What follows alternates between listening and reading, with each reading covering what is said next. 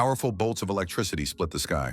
At the epicenter was a man who created this discharge, splitting the earth into pieces and scattering his opponents in different directions. He was King Fist.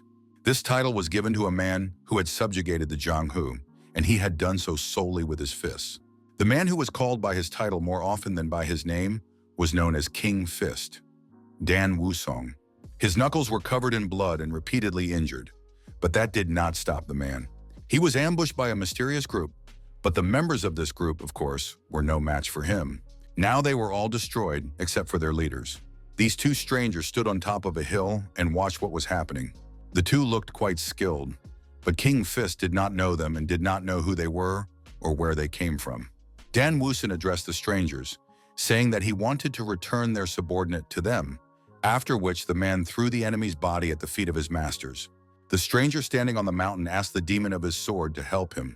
King Kulakov noted that the stranger had cut down his own ally with his sword without hesitation. It became clear that this warrior fought dirty and would stop at nothing. Wusong managed to see the symbol on the sword, and this symbol spoke of the great cruelty of its owner. Wusong asked his enemies if they were representatives of the demonic faction. One of the strangers jumped down from the mountain into the ravine and said that he was impressed by King Fist, who had held out for a very long time and truly deserved his title. Dan Wusong told the man to shut up because King Fist would kill him in just 10 blows. The opponent did not look surprised or frightened at all, but was struck by Wusong's arrogance. The stranger lit his sword and replied that he would see how well his opponent kept his word. After that, a battle began between the men, and the King of Fists prepared his fist. He landed several blows and his opponent was unable to respond, being genuinely surprised and amazed by his strength and speed. The man's breath faltered and pain pierced his entire body, and this was only the first blow. After that, King Kulakov repeated the action several more times, hitting his target perfectly. However, he soon noticed that all his blows were missing his opponent's weak spots. Dan Wusong thought that someone was holding him back, and he was absolutely right.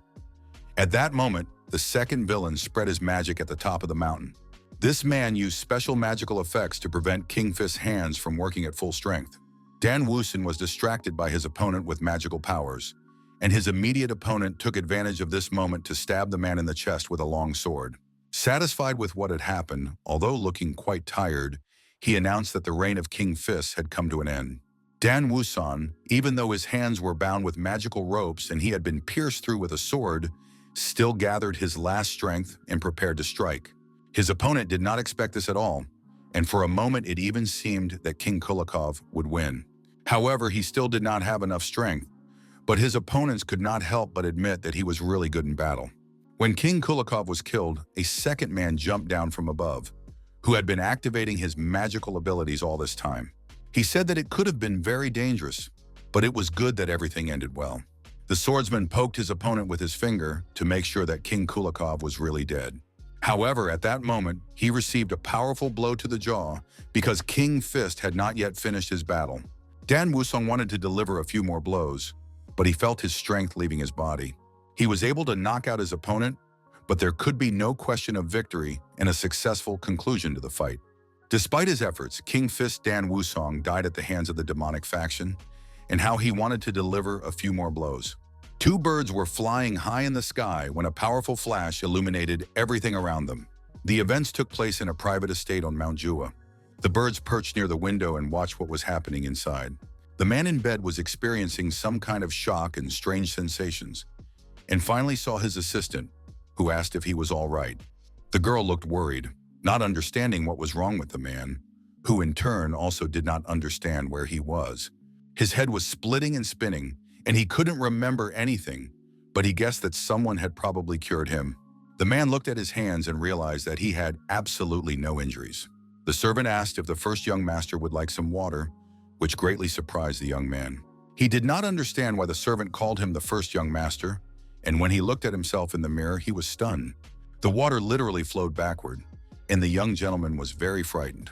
The man touched his face, pulled his cheek skin and hair, thinking that someone had put a mask on his head. After that, the man checked his neck and made sure there was no mask on him, but this did not alleviate his condition at all. Sitting in front of the mirror, he continued to pull at his cheeks, and things went so far that the servants ran to get a doctor. The frightened girl realized that her master looked particularly strange today and was behaving unnaturally. The man sat on the bed in front of the mirror and thought, those two people from the demonic faction couldn't have done this to him. Otherwise, they would have already taken control of the Jianghu estate. But then another question remained unanswered. He had absolutely no idea who the person staring back at him from the mirror was. The man began to pace around the room, trying to remember things and hoping that his memories would return. However, he couldn't go far. His body was weak, and he felt like a newborn fawn. The man sat down at the table, realizing that his body belonged to some weakling. On the table, he saw a folder with documents titled Yongha Trading Group. The name seemed familiar. He had heard it somewhere before. The Yongha Trading Group was a large retail chain located near Mount Zhuhua. They must be quite large since the man had heard of them, even though he had never had anything to do with trading groups. The name of the trading group's owner was written on the sheet of paper. It was Li Jinyang, who was apparently the owner of this body. There were also many letters on the table addressed to Jinyang, concerning money, gambling, and women. The young man had absolutely no desire to go anywhere, lend money to anyone, or spend time with girls. After reading the letters, the man clutched his head in despair, because it was a real shame if his life was now so primitive. Having finished with the letters, the man realized that it was not magic or the mask. He did not feel any strange energy in his body at all. The only thing left to assume was reincarnation. Perhaps Dan Wusun had received a new body after his death. Of course, it sounded like pure madness, but the man had no more logical explanation. At that moment, his thoughts were interrupted by a maid who addressed her first young master. She brought in a doctor named Gonsung Myung, and the man turned to his master, asking how well or poorly he was feeling. Li Jinyon did not recognize the doctor and asked who he was. The doctor replied, barely holding back tears, that the servants had reported that their master was unwell, and he was very worried, and that their master did not even realize how serious it was. The doctor wanted to check his patient's pulse, but the young man pulled his arm away and said that there was no need to worry about him. He was perfectly fine. The doctor replied that he was very glad to hear that, and that he had prepared his main patient's favorite meal, and the man ordered it to be brought immediately. It turned out to be chicken broth, which according to the doctor was excellent for strengthening the body. The young man immediately suspected something was wrong, because this chicken soup, called Phoenix Dragon Soup, could be an excellent dish for healthy people. But for someone as sick as Jin Yan, it was like poison. And on top of that, the doctor was secretly trying to check his pulse. Most likely, the doctor found it strange that his patient, Jin Yan, looked so healthy. The doctor continued to praise the soup, claiming that if the patient ate it regularly, he would become as healthy as the young people participating in martial arts competitions. Jin Yan asked the doctor how long martial arts competitions had been going on. The doctor replied that he did not know for sure, but it had been about 200 years. The young man thought for a moment, then announced that he had no appetite at all and that it would be better to leave everything on the table. After that, Jin Yang showed the doctor out the door, saying he wanted to sleep and forbade anyone from entering his room. The young man finally got rid of everyone and was able to analyze the situation. According to the doctor, the 200th Phoenix Dragon competition was approaching. This meant that not much time had passed since Dan Wusong's death, which was a very good sign. The demonic faction must still exist. Besides, he was very annoyed by this snake-like doctor, Mr. Myong. The young man understood that he was surrounded by people who simply had to be beaten up. But this time, the young man would kill them all with one blow. There was no doubt about that. Several days passed, the table was laden with delicious, hearty, high-calorie food, and the maids were very happy that their master was eating a lot again, because before that, he had only eaten porridge. Everyone was pleased that the master had regained his appetite and had started going for walks. Jinyan really did look much better than he had on the day he woke up. His body was getting stronger and stronger. The young man went into the dining room and asked if his breakfast was ready. He was very hungry and hoped there would be lots of delicious food. After that, the young master told the servants to prepare simple and hearty breakfast for him from now on. The maids were pleased. It seemed that their master was indeed feeling better. Jinyan was enjoying his breakfast when he was suddenly interrupted by a maid who said that Mr. Myung had come to see him.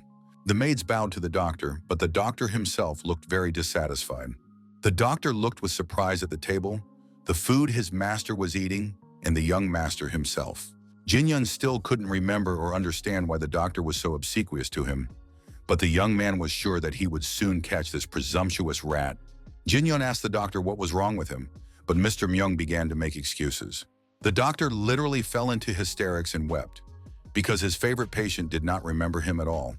The man could no longer bear the loneliness, so he came, but he was ready to note that the master's complexion had changed significantly, and now it was clear that all the doctor's efforts were futile. Jin Yun asked if the doctor considered the attempt to poison him with Phoenix Dragon Soup to be a futile effort. What he heard literally stunned Dr. Myung. He did not expect his patient to be so mistaken. The doctor said that there had been a misunderstanding because Phoenix Dragon Soup was a tonic food. The young man replied that he was very surprised because he thought it was poison, not food. After that, the doctor was literally offended because in fact he was not an enemy of the young gentleman, but his personal physician. The man could barely hold back his tears. He covered his eyes with his sleeves and said that if he was not welcome in these apartments, he would have to leave. The doctor was clearly waiting for his patient to stop him, and soon that happened. The doctor turned around happily, hoping to hear an apology. Jin Yun said he did not understand the doctor's behavior, who had come uninvited and was now leaving without permission. The young man did not understand which of them was the master, but seeing the doctor's frightened face, he said he was joking. After that, Jin Yun demanded that the doctor bring writing materials from the table because the young man needed to send several letters. The young man said he would dictate and the doctor would write down the letters. Due to Mr. Lee Jin Yun's serious illness, I must stay at the estate for a while. Since I am living here for so long, please advise me on what to do next. The doctor's face turned red, and the young gentleman asked why the doctor had stopped writing down the dictation. The doctor tried to say that nothing was wrong and that the gentleman was simply imagining things.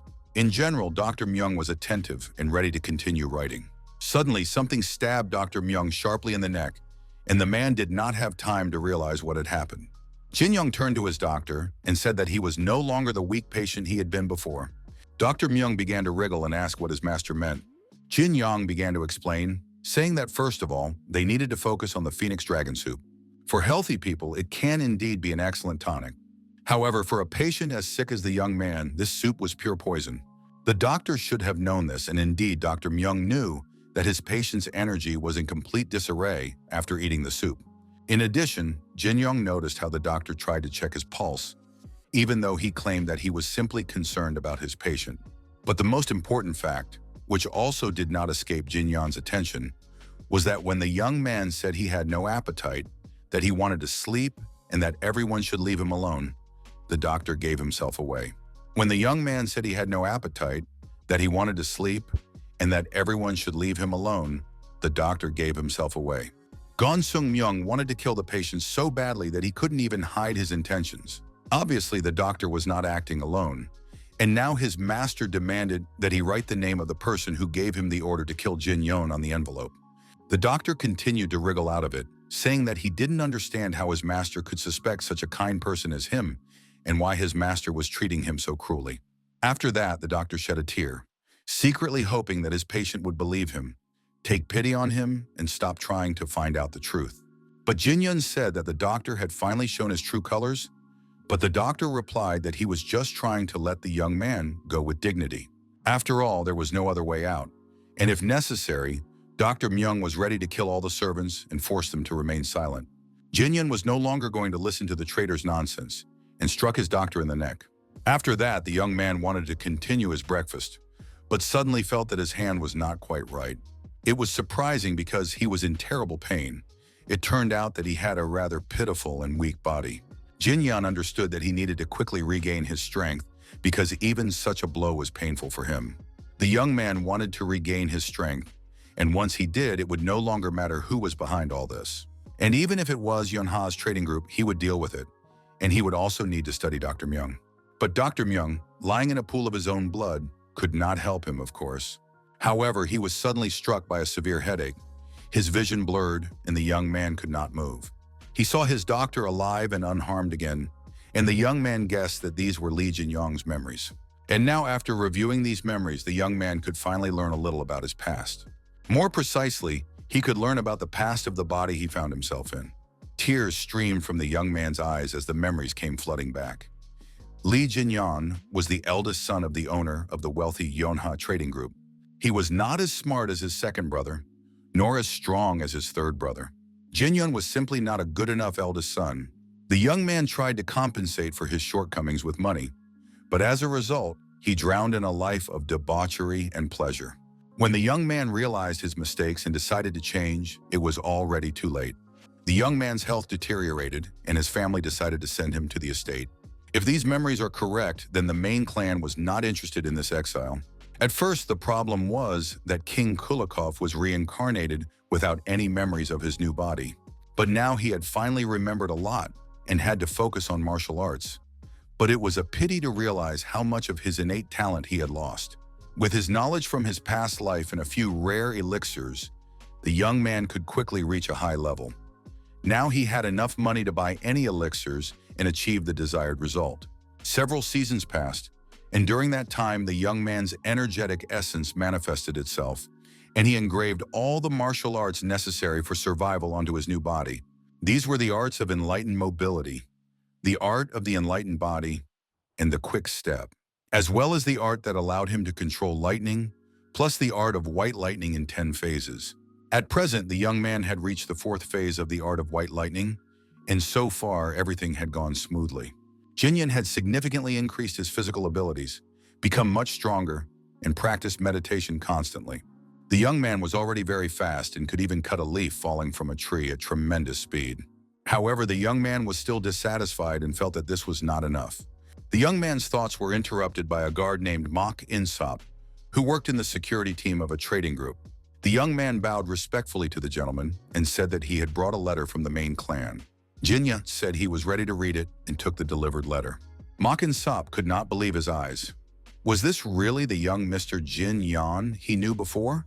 Because the young man coughing up blood was supposed to have died a year ago. Jin Yan stood there with his hand outstretched the whole time because the guard was literally paralyzed by the appearance of the first young master. Finally, the letter was handed over, and Jin Yan studied its contents. The young man learned that his father had fallen ill and was bedridden. This news greatly upset Jin Yan, although the letter did not reveal the cause of his father's illness. The guard in Siop suggested that the illness was most likely the fault of the Uang clan. It was no secret that the Yonha trading group regularly paid tribute under the pretext of paying for protection, and these payments had accumulated and now become simply unbearable. Jin Yan wanted to know if the Uang clan had done anything to deserve this increase in fees. The guard said that absolutely nothing had been done, and that they were not people at all, but real dogs. Even when the Small Gods sect recently tried to impose inappropriate trade taxes, they failed. The Uang clan simply said, "We will meet with the head of the Yonha trading group only in case of serious problems," but after that, nothing was done. The captain of the trading group's security guards couldn't even protest because it was Ouyang Hu himself. Ouyang Hu was quite famous in the Zhenghu. Many had heard of him. He was a fairly powerful man with great authority. Jin Yong understood that Ouyang Hu considered trading groups like theirs to be beneath everything else, so they just needed to deal with the Ouyang clan. The guard was surprised to hear that Jin Yang was going to deal with the Ouyang clan, but it turned out that there was another reason for the master's father's collapse. It turned out that the second and third brothers had fought with swords, and after the father saw this, he immediately fell ill. This, of course, sounded very strange, but the father was so enraged that his health could not withstand it. He couldn't believe that his sons would fight in front of him, and with swords at that. Jin Yan understood that this did not concern him and that he was not in any danger, but still the young man could not just sit and watch from the sidelines. Jin Yan told the guard to leave him a letter, and Insiap continued to be surprised because the eldest son's behavior had always been completely indifferent to his loved ones. But then the young man stood up and seriously declared that he would go himself to meet his father and deal with the rest of the family problems. Insiap was very convincing, gesturing and describing everything in detail, although his listeners did not believe a single word. The guard told his comrades that the first young master had changed a lot. He had become a perfect martial artist. His body was simply amazing. The guards literally imagined young Master Jin Yan as a young man weakened by alcohol and partying, completely incapable of defending himself and a complete failure. Of course, it was possible to assume that he had become a master of the martial art of sleeping techniques and had now learned to sleep anywhere and anytime. The guards did not believe such jokes, because jokes must be at least somewhat plausible. One could even say that the deputy captain of the guard had a mistress. However, everyone knew that this was unrealistic. Just like the joke about Jin Yan's legendary martial arts skills, Deputy Captain Han Yup asked once again if young Master Jin Yun had really regained his health. The deputy captain remembered the young gentleman from childhood, who had good physical abilities, and one could even be proud of his abilities as a child. Still, it was strange to hear that he had now become a martial arts master. I wonder when he finally plans to return so that everyone can see him. Just then it was announced that young Master Jin Yun had arrived, and now it was clear that the truth would come out. The guards went to greet the gentleman, although they did not like it because they did not consider it necessary to honor this worthless person. But Han Yap told them not to forget who feeds them and to hurry up and go meet him. Jin Yun stood near the entrance to his family home, where he had spent his childhood. Everything looked very rich and seemed absolutely insane.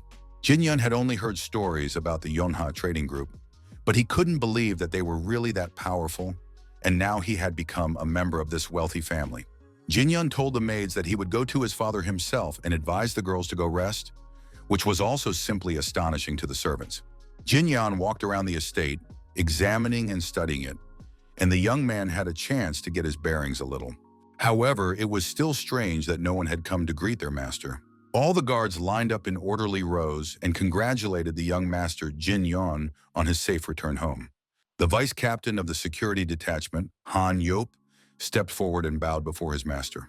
The man greeted his master and noted that he had become almost unrecognizable. Han Yop said he was glad to see his young master strong and healthy. However, one of the guards thought that the vice captain had no pride at all.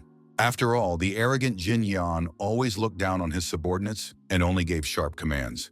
He would still laugh at his subordinates now. Jin Yan looked at the captain of the security guard group with warmth in his eyes. After that, the young gentleman held out his hands and said that it was a very warm welcome for a problematic person like him. Jin Yun thanked everyone present for the solemn meeting. The guards couldn't believe their ears. Their brains were literally boiling. Did this good-for-nothing idiot really thank them? Insop said that he had warned his comrades.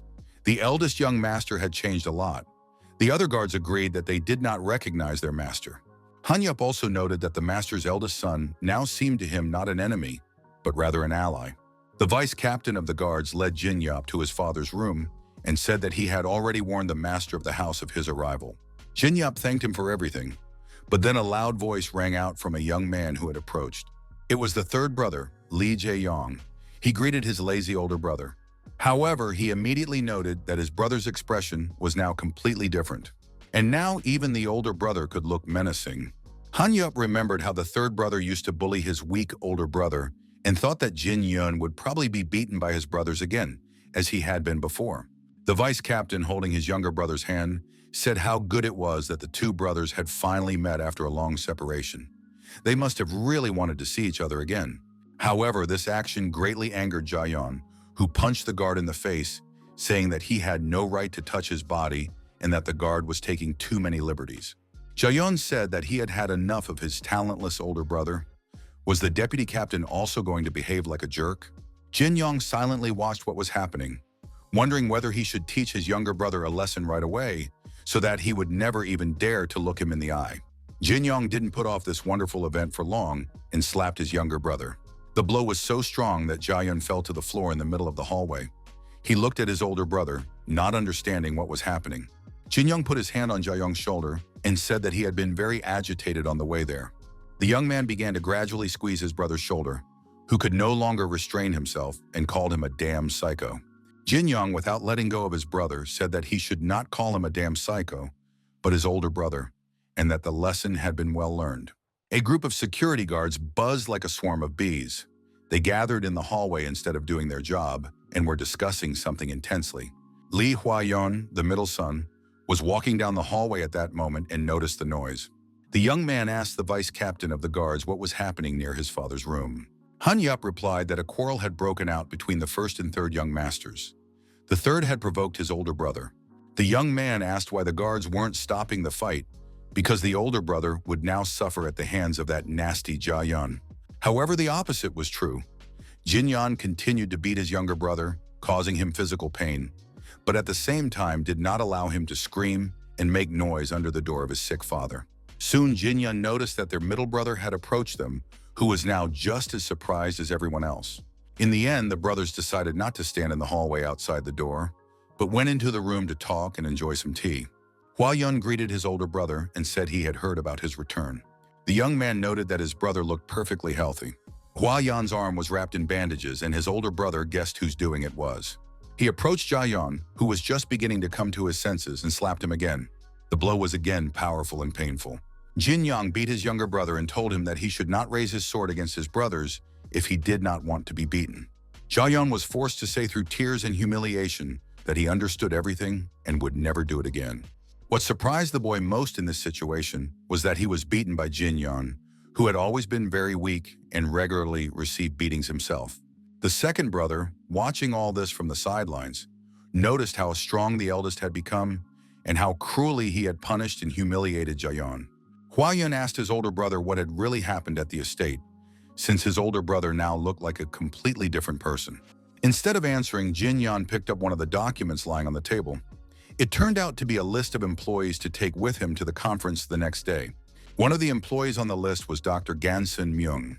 Jin Yang had previously wanted to know who had sent Dr. Myung to his grave, but now everything became clear. The person who recommended everyone, from the deputy security commander to the guards at the entrance gate, as well as the doctor, was none other than Uang Hu. Jin Yang turned to his brothers and told them to confess immediately if any of them were working with the Uang clan.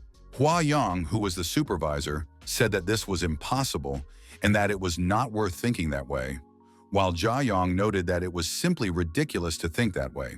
Jia Yang was ready to die rather than allow a member of another clan to take over their business, because the Yonha trading group was a precious business that his father had built up over many years.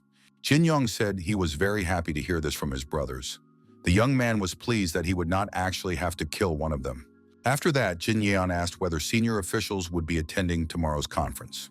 Receiving an affirmative answer from his brothers, Jin Young said that in that case, he would also attend the conference. And before the brothers had even had time to recover, the young man left the room, saying that he now had to spend time with his father.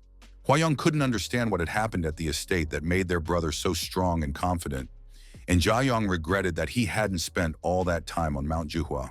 Finally, the doors closed, and Jin Yon entered the room where his sick father was. Li Xiongmin was happy to see his eldest son, who had not made his father very happy in previous years. The sick man asked what the noise was coming from outside his door in the hallway. However, the young man did not explain anything. Jin Yong said that he had heard that his father's illness was related to stress, and Seong Min confirmed that he had always been under stress, but now his aging body could not cope with it. His father touched his eldest son's face with his hand and said that he had changed for the better and now looked different. Was this really Jin Yon? Despite his illness and poor health, Lee Sanmin was very happy to see that the first young master was in good shape. Jin Yong confirmed that this was indeed the case, but something still felt strange to him. He remembered growing up without parents, so he didn't know what it was like to have a father. After all, he had been given up for adoption, and in that life, he had been unlucky with his family. And now, with his new memories of Li Jinyon's childhood, he knew that his father had always been there for him. Li Xiongmin was a great and important man, but now the hand of this sick old man looked fragile and small, like a bird's foot. Jin Yun didn't know when his father had gone from being a great and formidable man to being so small and defenseless. It hurt Jin Yun to see his weakness, and he asked his father not to worry about anything. The young man promised his father that he would eliminate the cause of his stress. After all, Jin Yun would take care of this problem, so there would be no need to worry or fear new stresses. Although Sun Min wanted to know what his son meant by eliminate stress, the young man smiled sweetly, looking at his father with loving eyes, and said that his father should not worry about anything. He just needed to rest. The next morning, the Yonha trading group held a conference. All the participants gathered in the large hall to discuss the current situation. Among the participants was Ouyang Hu, commander of the trading group's security squad and martial arts master of the Ouyang clan. He and his closest aides whispered among themselves, studying the unfamiliar young man who was also present in the room. It was the eldest son of the head of the trading group, Jin Yong. He looked like a very serious, respectable young man, radiating strength and health. No one present understood what the young man was doing there, as he had never shown any interest in the trading group's affairs before. Ouyang Hu suggested that the first young gentleman was probably concerned about his position in the group. Hua Yun, who was the supervisor of the trade group, took the floor and said that if those present had no comments, they would move on to discussing current issues. However, at that moment, a hand went up and someone said they wanted to express their opinion. It was Uang Hu. He reported that the first young master still had no guards even though he had returned, and now the guard commander wanted to recommend one person for the position. Some people noted that Uang Hu could not stop himself because half of the Yonga trading group was already made up of people from the Uang clan. People immediately tried to shut him up, but he said he hadn't made anything up. Indeed, that was the situation. Despite the fact remaining a fact, something knocked the cup of tea out of the speaker's hands, and this had a great effect on everyone present. Uang Hu said it was his fault and apologized to everyone. However, it immediately became clear what would happen to anyone who opposed his words. After that, the man addressed those present once again, asking if anyone had any particular opinions about his proposal. Of course, no one dared to speak up, and Uang Hu was about to name the person he recommended for the position of bodyguard to the first young master. But then his speech was interrupted by Jin Yong himself, who raised his hand and asked to speak. The young man announced that he had a complaint and that he also wanted to make a proposal. In the next moment, Jin Yong quickly approached the commander of the security detachment and said loudly that the essence of his proposal was to dismiss Mr. Uang Hu. Everyone present could not believe their ears. Either they thought it was some kind of joke, but most likely the problem was that the first young gentleman simply did not know how much the commander of the security detachment cared about the safety of the entire trade group. Uang Hu, despite his composure, was genuinely surprised and asked again if Jin Yong really wanted to dismiss him. Most likely the young man had simply forgotten, because he had been in bed for so long, that it was simply not his business. Upon hearing this, Jin Yong did not go into any further details, but swung his powerful fist to strike. Of course, none of those present had any idea what was going on, so the blow was indeed very serious, and the room literally shattered into pieces. Uang Hu, although he tried to maintain a calm appearance, was still in shock. The commander of the security detachment understood that the first young gentleman was probably not even aware of the current situation. But the fact was that at this stage, the Yona trading group already belonged to Uang Hu. The day before, when Jin Yong left his father's room, Hua Yong was waiting for him. The young man wanted to know why his brother was planning to join the general meeting, because in reality they were just a simple group of merchants, and the Uang clan was out of their league. Jin Yong stopped and asked his brother if he knew what happened when people underestimated the martial arts master Jung Hu. Those who underestimate and make such incorrect assumptions are likely to be devoured. Jin Yong suggested looking at the current state of the Yonga trading group. After all, right now, an absorption was taking place before their very eyes, which they might not have noticed. Hua Yun analyzed the situation and agreed that his older brother was right. The young man did not notice when the Uang clan grew to such a large number within their group. Jin Yun, seeing the concern on his younger brother's face, said that he should not worry, because now his older brother would take care of it. Hua Yun was very happy to hear these words and said confidently, "I hope that will be the case." And now, at the meeting, the young man watched how his brother planned to deal with the Uang clan. The clan representatives jumped up from their seats and armed themselves with swords. They were frightened by Jin Yun's behavior.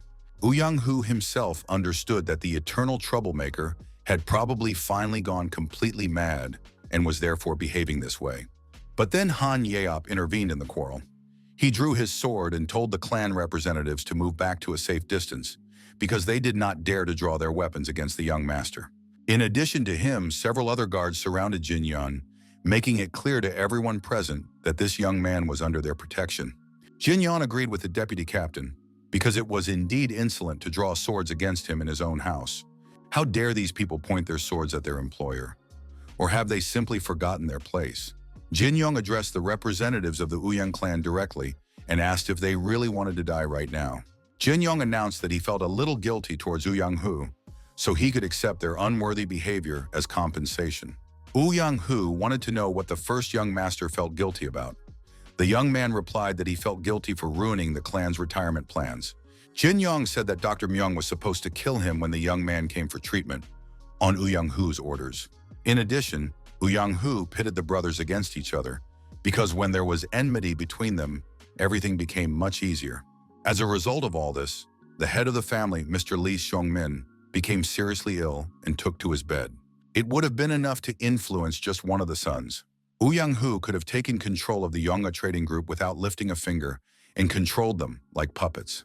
Uang interrupted the young man's speech with loud laughter, saying that the young master had a very vivid imagination. Jin Yong continued. He said that, unfortunately, Dr. Mayong, who was originally supposed to kill him, had died at the hands of Jin Yong.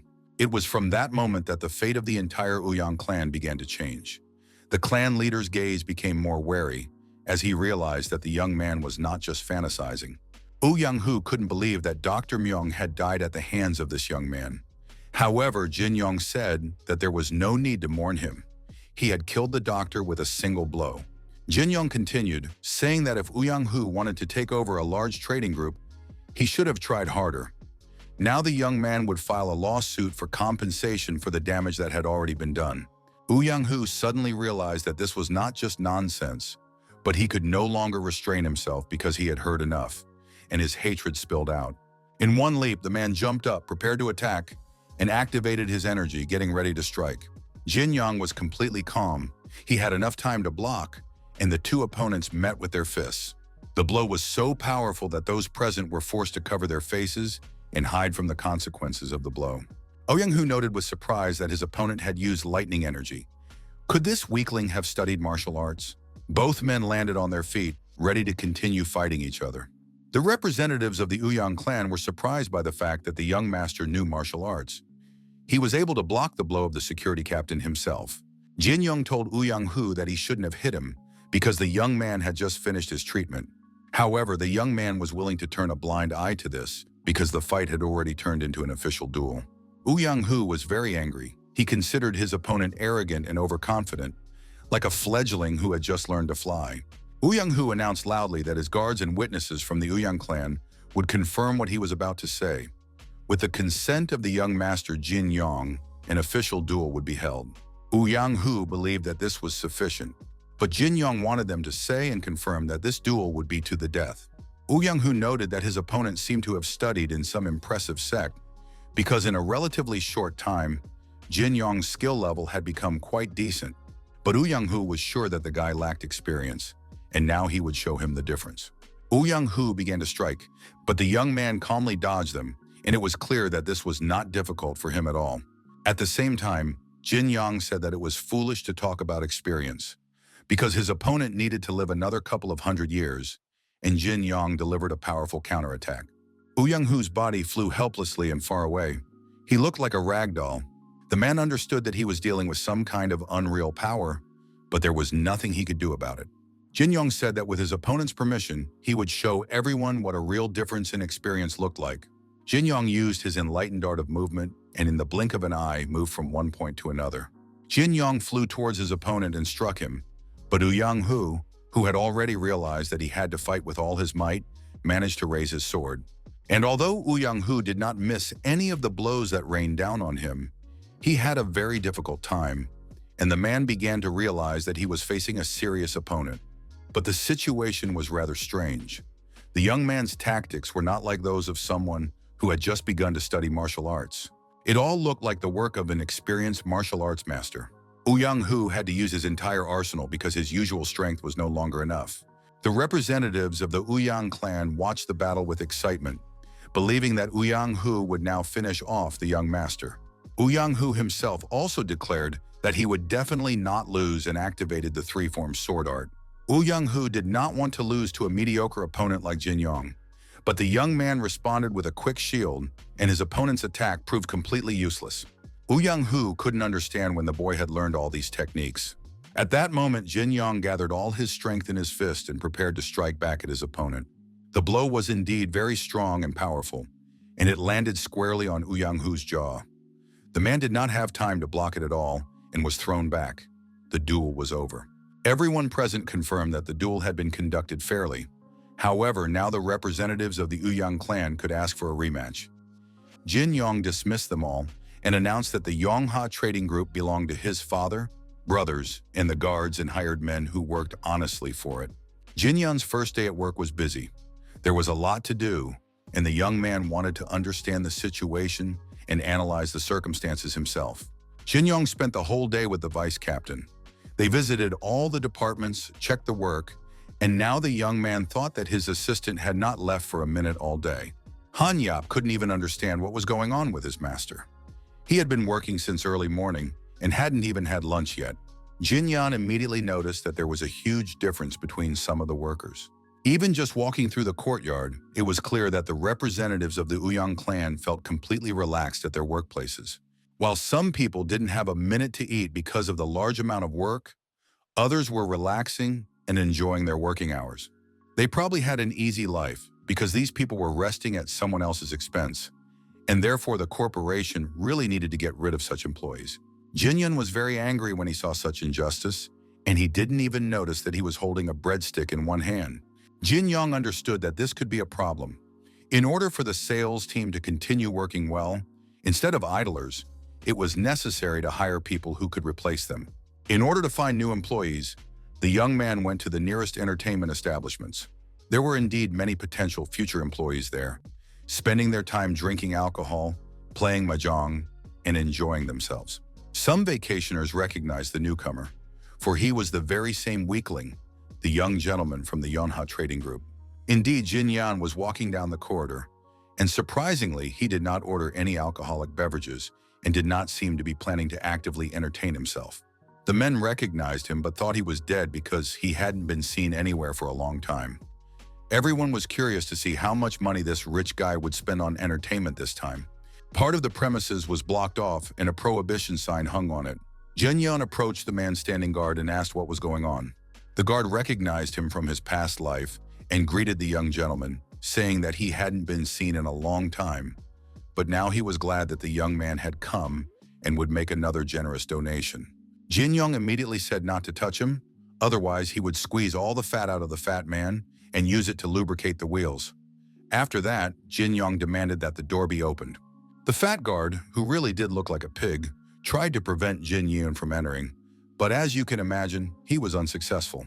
Jin Yong went inside. A poisonous fox named Chul Myung-ho immediately recognized the guest and said that he looked great and that the treatment had apparently done the guy good. With him were two brothers, Yuk Jinbo and Yuk Myungbo. They also recognized the guy and greeted him. The three men began to talk about how happy they were to see their friend, who had once been ill, but was now finally recovered. However, they did not even ask how he was doing and greeted him very indifferently. Poisonous Fox demanded that the brothers show more care and respect for such an important guest who had visited them. After all, Jin Yong and Chul Myung had been friends since childhood. Although this friendship included one-sided use of physical force and financial exploitation on the part of one of them, Jin Yong understood that the modern definition of the word friend among young people had changed somewhat. Myung-ho understood that his friend would want to have fun after a long absence, because there should be some great action after he had been sick for so long. Of course, in reality, it was Poisonous Fox who wanted to party because he had no one to give him money. So now the guy said he wanted to celebrate Jin Yan's return and had prepared something great for the occasion. Jin Yan remained silent the whole time, and Poison Fox said that it made him angry. Jin Yan continued to remain silent and said what he was thinking. This was clearly not typical for a young man and greatly surprised his former friend. Jin Yan was actually thinking about whether to kill Myung-ho or let him live. In fact, he had absolutely no need for Poisonous Fox, but the young man needed these twins who carried out all their master's orders. These guys live as bouncers under Myung-ho's command and do whatever they are told. In addition, they are very strong, dispassionate, and loyal. Jin Yun believed that they were too valuable to spend their lives with a loser like Chol Myung-ho. Jin Yong finally spoke up and said he had made a decision. First, the young man held out his hand and demanded that his former friend give him the key to the safe. Myung-ho began to pretend that he did not understand what key he was talking about, because it was complete nonsense. Maybe Jin Yong just needed money. Jin Yong said that yes, he needed money, and he wanted to take all the cash. When the bags of money were offered to him, the guy started counting. He had once invested thousands of coins in this gambling den, plus interest, plus extortion money and medical bills for being beaten up here. Jin Yun announced that he considered about 100,000 yen to be fair compensation. In response, he heard only loud laughter from Poisonous Fox. It was very funny. Most likely Jin Yun studied arithmetic while he was recovering. After laughing his fill, Myung-ho said that there was not only 100,000 yang in the safe, but also jewels, gold, and silver.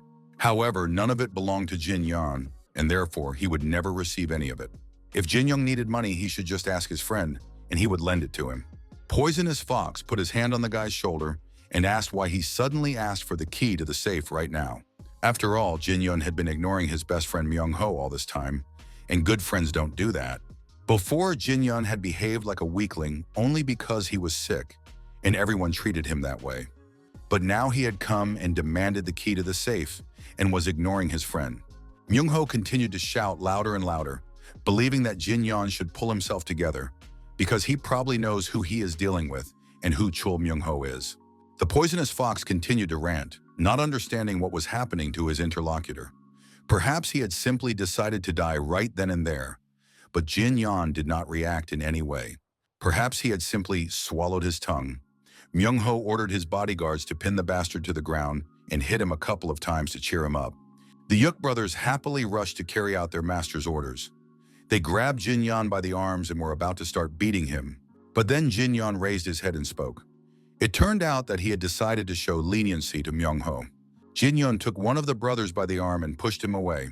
Myung Ho's eyes immediately bulged with surprise. Then the young man threw the guard aside as if he were not a huge man, but a volleyball. Jinbo flew across the room and crashed into the wall, breaking everything in his path. Myung Ho was furious and was going to avenge his brother. He rushed with his fists at Jin Young, who managed to crouch down, preventing him from striking. In the next moment, the young man counterattacked his opponent with his foot. This blow was not just strong, it was enough to break the bodyguard's leg, who howled in agony. Jin Young looked at those present, assessing their behavior, and was surprised by what he saw. Both twin brothers, despite serious injuries, immediately got to their feet. Both guards had broken wrists and ankles, but they moved to continue the fight despite the pain. There was not a trace of fear in their eyes, and it was striking. Jin Young immediately decided that these were the kind of people he needed. The young man planned to make an effort to get them. The Yuk brothers, now together, simultaneously raised their fists and rushed to attack their opponent.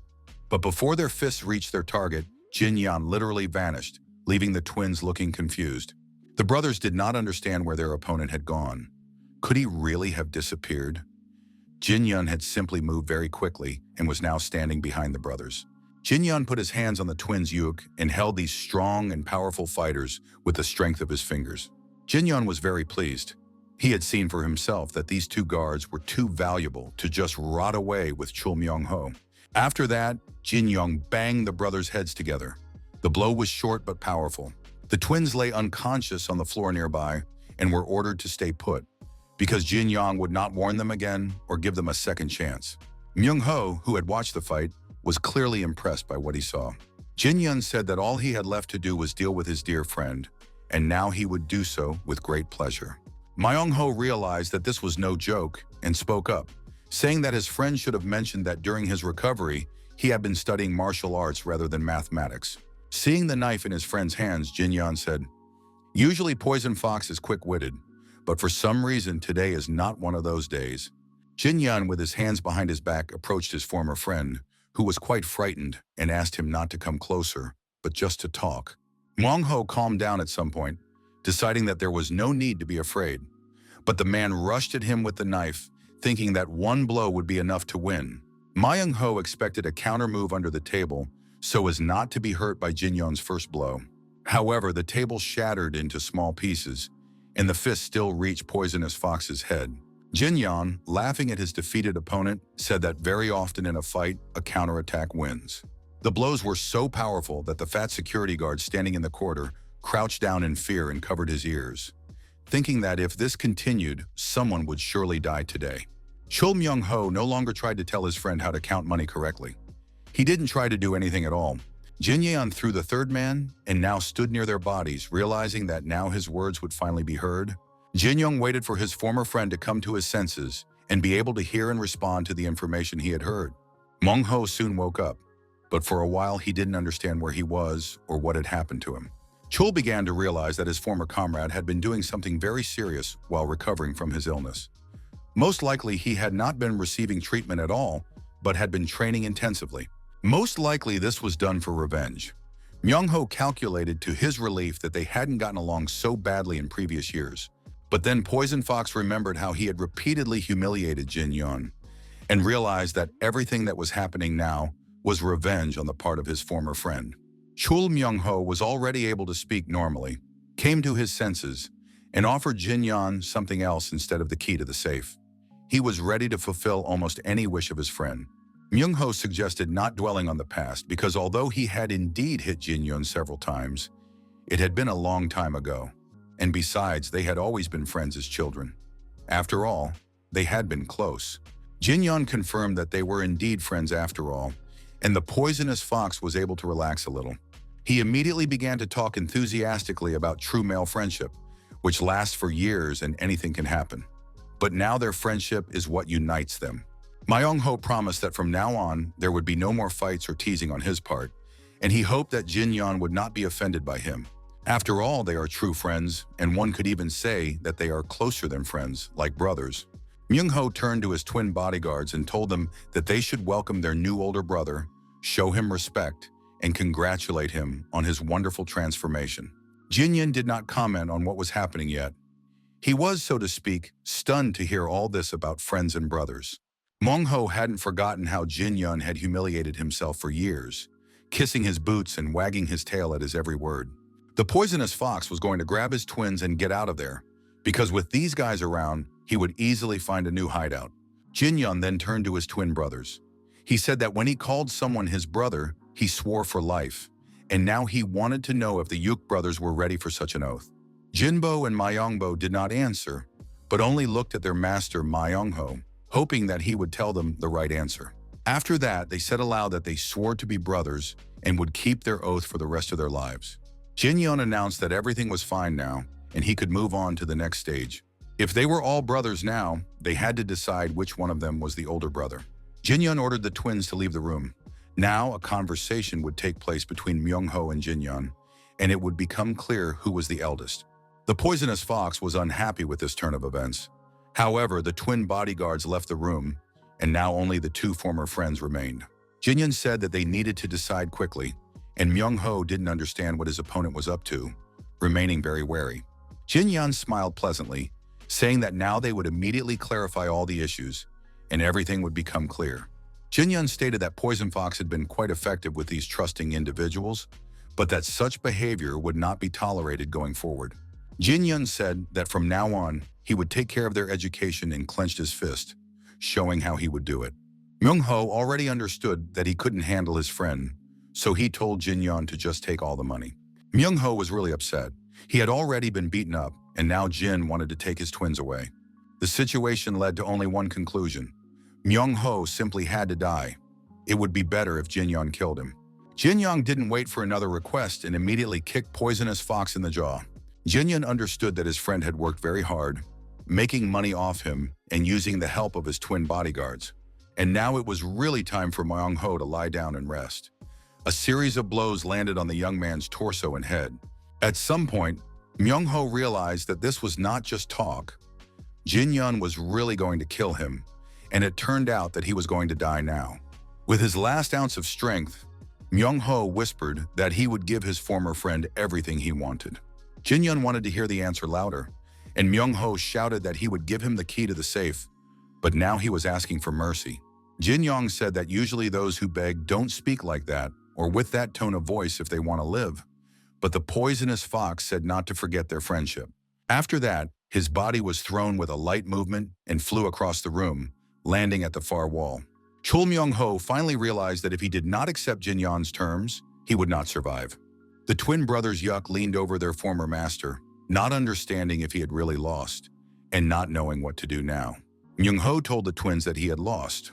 From now on, Jin Yan would be their older brother, and they were obliged to serve him well. Poisonous Fox lay beaten and exhausted on the floor, tears streaming down his face. He felt terribly humiliated.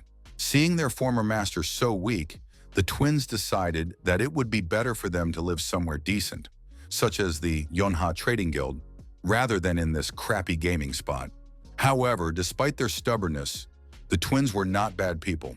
They had spent a lot of time with their master, Myung-ho, and now there was still a friendly bond between them. They thanked their former master for everything. It took some time before Poison Fox came to his senses. He climbed the steps of the gambling establishment, thinking that the old men were right when they said that one should never mess with black-haired people. Chul Munho walked through the main hall of the gambling establishment. Everyone present whispered.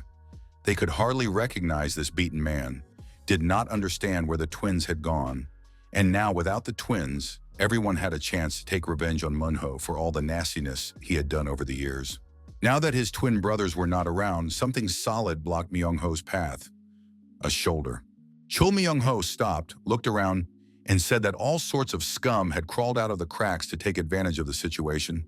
However, they were not facing some weakling, but the poisonous fox himself. And if the men wanted to attack, let them do it right now. Those present were surprised by this reaction. Myung-ho looked like a walking corpse, but he still behaved arrogantly. Several men actually took out their knives and swords and prepared to take revenge on the poisonous fox. Myung-ho understood that these guys were now capable of actually killing him. He deeply regretted that Jin-yun had beaten him badly, and now he was very weak. Chul Myung-ho didn't have time to do anything when suddenly someone's powerful fist flashed in front of him instead of a blow. The punch was so strong that the attackers flew in different directions along with their weapons. Someone's voice announced that these people in the game room used to be afraid to look poisonous fox in the eye, but now they were attacking him in a crowd because he was weak. Jin-yun thought this was wrong. If the men wanted to kill Myung-ho, they should fight him when he was not half dead, but make official announcements of a duel and wait for him to recover. Jin-young ordered the twins to take everything of value from their former master's private rooms. Myung-ho felt relieved by the situation, but Myung-ho still felt humiliated because now Jin-yun and the twins were acting like heroes. The poisonous fox left without saying goodbye. After a while, Jin-yun left the gambling house, and the twin brothers Yuk carried boxes of valuables on their strong shoulders. One of the brothers turned to Jin-yun and thanked him for helping Myung-ho.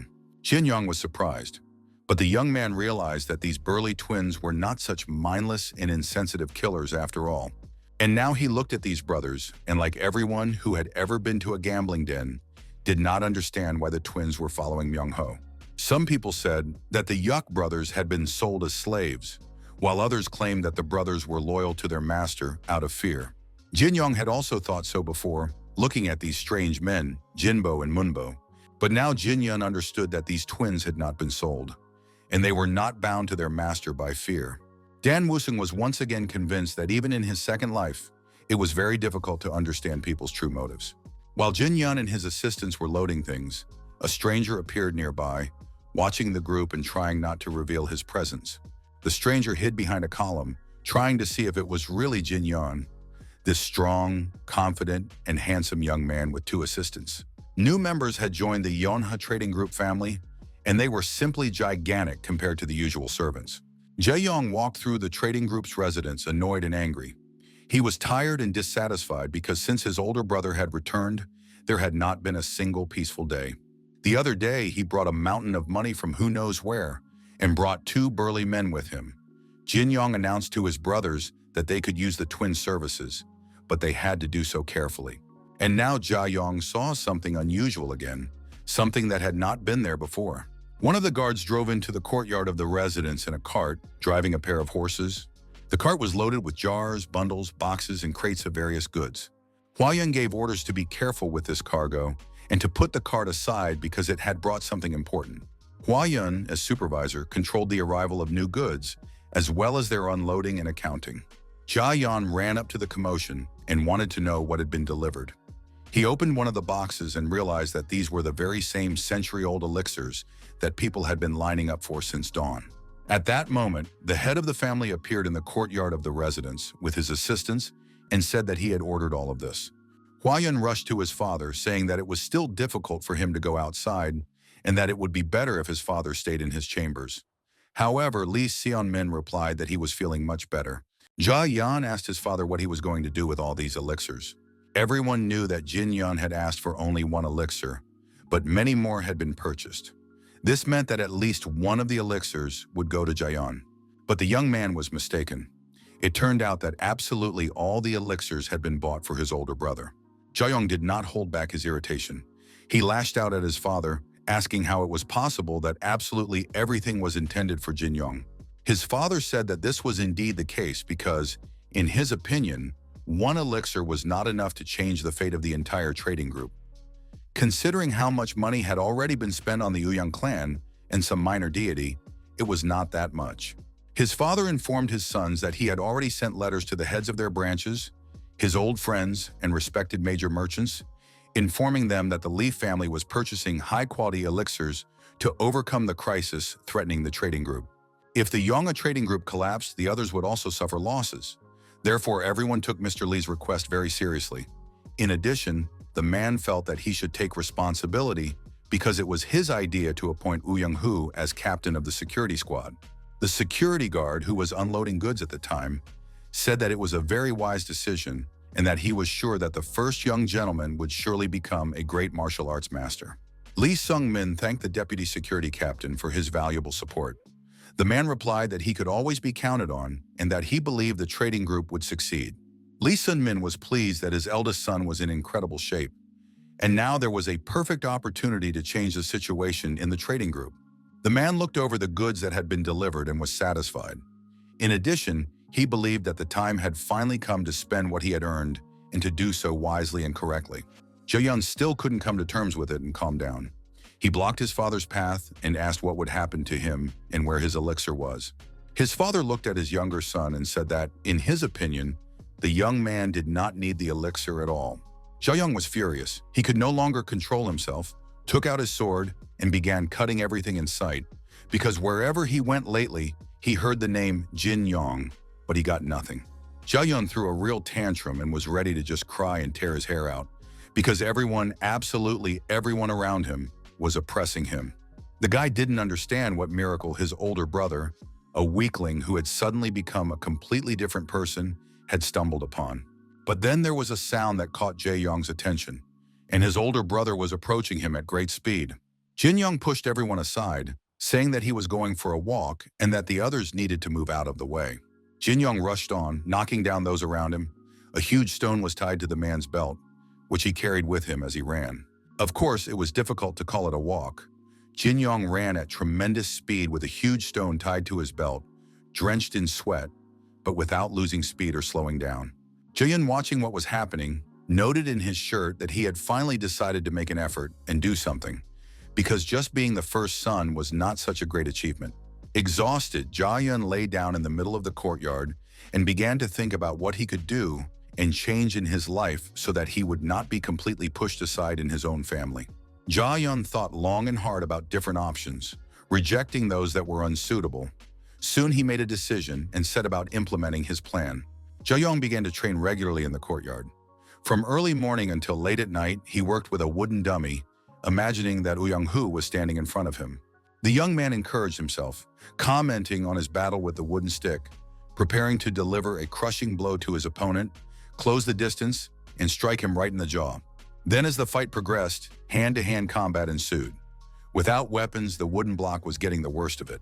Jae-yeon finished the fight with the trainer and said that he didn't understand this damn bastard at all.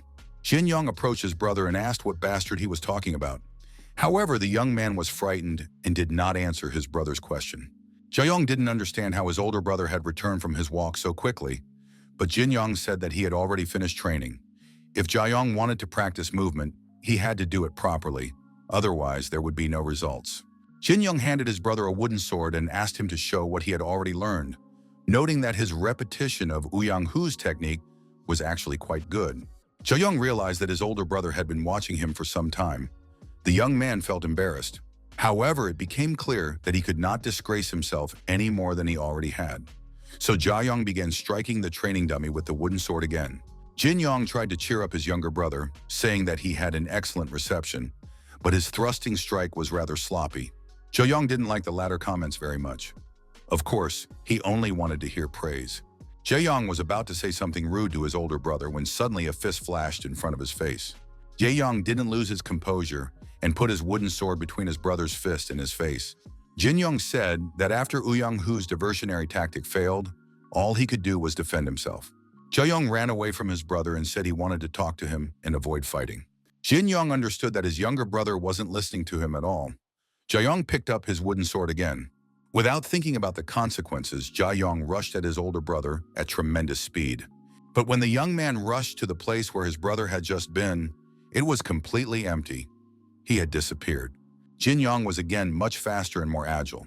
He appeared behind his younger brother and declared that when people lose their advantages and find themselves backed into a corner, they act rashly. Jiayong turned around in surprise, not expecting his older brother to be standing behind him. Jin Yong said that the goal of any fight is to force your opponent to reveal their best hidden trump card. And now his older brother was ready to strike Jiayong in the head. If, of course, he didn't treat this fight as just a training exercise. Jiayong was frightened and understood that in a real fight, this would have killed him. Jin Yong added that stabbing blows are less likely to hit than slashing ones. In addition, the three-form sword art that Uang was trying to use must be used with great caution. After all, if the opponent is faster at that moment, the outcome of the fight will be predetermined. Jin Yong showed his younger brother an example of this. Jin Yong thought that if he were now in the same physical shape he had been in his previous life, none of his opponents would even have time to draw their swords from their sheaths. However, now his body was not even a quarter of what it had been when Dan Wusong was the king of fists. That's why Uang wasn't a victory to be proud of, but it was important not to forget something else. There were also a large number of people in his past life whom he could not surpass, even as the king of fists. This had to be remembered at all times. Jin Yong understood that he had to become even stronger, much stronger than he had been before. At that moment, the young man's thoughts were interrupted by a servant who announced that a guest was waiting for the first young master. Jin Yong, still very serious and pensive, said he would come right away. After that, Jin Yong approached his brother and looked at the abrasion on Ji Yong's forehead. But instead of feeling sorry for his younger brother, Jin Yong slapped him, reducing him to tears and resentment once again. Perhaps this is what brotherly friendship and love look like. At that moment, several people were arguing inside the residence. One of them demanded that they stop talking nonsense, because everyone knew that Jin Yong did not know martial arts. After all, this was the guy who did nothing but chase girls, drink, and party, and now he had suddenly started practicing martial arts. No one would believe that. A representative of the Yun family named Gu said that he saw it with his own eyes when he got drunk the other day and passed by a gambling house. He saw Jin Yong and two twin bodyguards loading all the valuables onto a cart and heading straight for the Yonha Trading Guild. The voice of the man giving orders to the twins sounded very familiar. Soon the young man turned around, and it was indeed Jin Yong. But the man did not have time to talk to Jin Yong because he left very quickly. Ju Jia-young and Sima Gyeok decided not to argue because they had come here precisely to investigate the rumors. Besides, they wanted to see for themselves and compare how much the information corresponded to reality. Was Jin Yong really the same person? The guests entered the room where the training was taking place and saw Jin Yong in all his glory. The guests rushed to the maid to confirm that this was indeed their young master and the head of the trading group. Had he adopted another child? The maid confirmed that it was indeed Mr. Jin Yong. The guests decided that they were hallucinating because it was impossible to believe what they were seeing, and they had been drinking the night before. Most likely, these were the consequences. It was too absurd. This strong, powerful, athletic, perfect man was one of the city's womanizers. Jin Yong got dressed after his workout and went out to his guests. He ordered the servants to take the twins to the dining room and feed them well, because the boys eat a lot. The girl confirmed that she would gladly carry out her master's orders and led the twins to the dining room. Jin Yong then turned to his old friends. Why were they still standing outside? The boys were somewhat reluctant to go inside because they feared that this new master would harm them. They were the self-proclaimed four heavenly kings of wine and women. Sima Gyeok hoped to join the Murm Alliance. Ju Jae-young suffered from irritable bowel syndrome and was always retaking exams. Gu Yoon, a representative of the West Wind Security Agency and the youngest heir to his family, led this group of Jin Yong, who were the members of the womanizing group. They all gathered when they heard the incredible rumor that their friendly loser friend had returned. There was complete silence at the table. Everyone ate in silence, not knowing how to start a conversation. Jin Yong didn't really want to start a friendship with them again. In his memories of the past, he remembered what they used to do. They were always hanging out, talking about drinking and women. They also called themselves something like four drunk idiots or something similar. Finally, Jia Yang broke the silence and said that they had come to visit their friend after learning that he had returned. Jia Hama noted that his friend really did look very good, even better than before, but he had a rather stern look on his face. Gu Yong admitted that he still couldn't believe that this muscle-bound hunk was really his friend. Had Jin Yong been training non-stop all this time? Gaiwook understood that such a level of physical fitness could not be achieved through training alone. Jin Yong admitted that it was all thanks to the martial arts he was now practicing. His friends had already heard about how Jin Yong defeated Uang Hu. Everyone wanted to know who had taught him martial arts because it was impossible to learn it on your own. Jin Yong said he was just lucky, but his friends thought it was one of those fateful encounters you only hear about. Jin Yong hardly commented on his friends' questions, giving them the opportunity to fill in the blanks themselves. Jia Yang asked what their friend would do now and what his plans were. Jin Yong said that he still had some debts to pay off. In the meantime, he would help his father's trading group and prepare himself. Right now, he was interested in nothing but becoming stronger. His friends did not understand what had happened to their partner. Perhaps they had come to the wrong house because it was practically impossible to change so dramatically. Gegwook remembered how his friend had announced that he was going away somewhere to recover. In reality, it was practically exile because the young man had greatly disappointed his father. Gegwook supported his friend at the time, saying that it wasn't such a bad thing and advised Jin Yon to use this time to recover and change. Jin Yon said that it would indeed be great to change and become a different person. And now Gook watched with satisfaction as his friend had indeed changed a lot and become a completely different person. All of his friends agreed that huge changes had taken place and that it was worth celebrating. Gu Yong suggested kidnapping Jin Yon before he was sent somewhere to work. Yuk wasn't talking nonsense because he himself liked to get drunk and disappear for a few days. Although Gu Yun always claims that he had very important business to attend to, in reality he was drinking heavily. Jin Yun listened to his friends' conversations and realized that he really did have true friends. The young man told his friends that he had indeed changed a lot. What about them? Were there any changes in their lives? His friends said that if they changed easily, they would no longer be themselves, and they remained as Jin Yun remembered them. After that, they decided not to talk about change, but just to celebrate their reunion. After all, the boys used to think that they were all just frogs thrown into a well. But one of them had already gotten out and seen the world, so the others also had a chance to change and transform their lives. Their old friendship helped make this evening a success, which everyone present really enjoyed. As they were about to go home, the guys told Jin Yon to ask them for help and keep training hard. Still, the friends were very happy for Jin Yon, who was able to change his life. It was amazing. Of the whole group, the most hopeless one had returned as an adult. It felt as if the guys' youth was coming to an end, and they needed to become serious. Haewook noted that today was somehow particularly melancholic, so they needed to leave urgently. The guys went out to the guests, intending to go home and prepare for the exam, but on the way they came across a house with sweet aromas, and they decided to stop by for one last drink. In the House of Sweet Aromas, a representative of the Uang clan was giving a presentation. The leader of the small deities sect, Yomji Sang, was furious when he learned that Uang Hu was dead. It didn't make sense. Could the heir to the Yona trading group really be so strong as to defeat such a formidable opponent? It turned out that Jin Yong had indeed defeated the captain in less than 30 blows. The bodyguards and attendants rushed to the body of their master, Uang Hu, but there was nothing they could do. It had to be admitted that the opponent was an incredibly skilled warrior. Yumjin Xiong was impressed by the story and asked what weapon Jin Yong had used. It was unbelievable. A professional swordsman had lost to a young fighter who fought only with his fists. It was a real disgrace. The young man asked the leader of the sect of minor deities how they would proceed with revenge. Yumjin Song believed that there should be no revenge for an honest and open fight. After all, they were not really bandits, but honest warriors.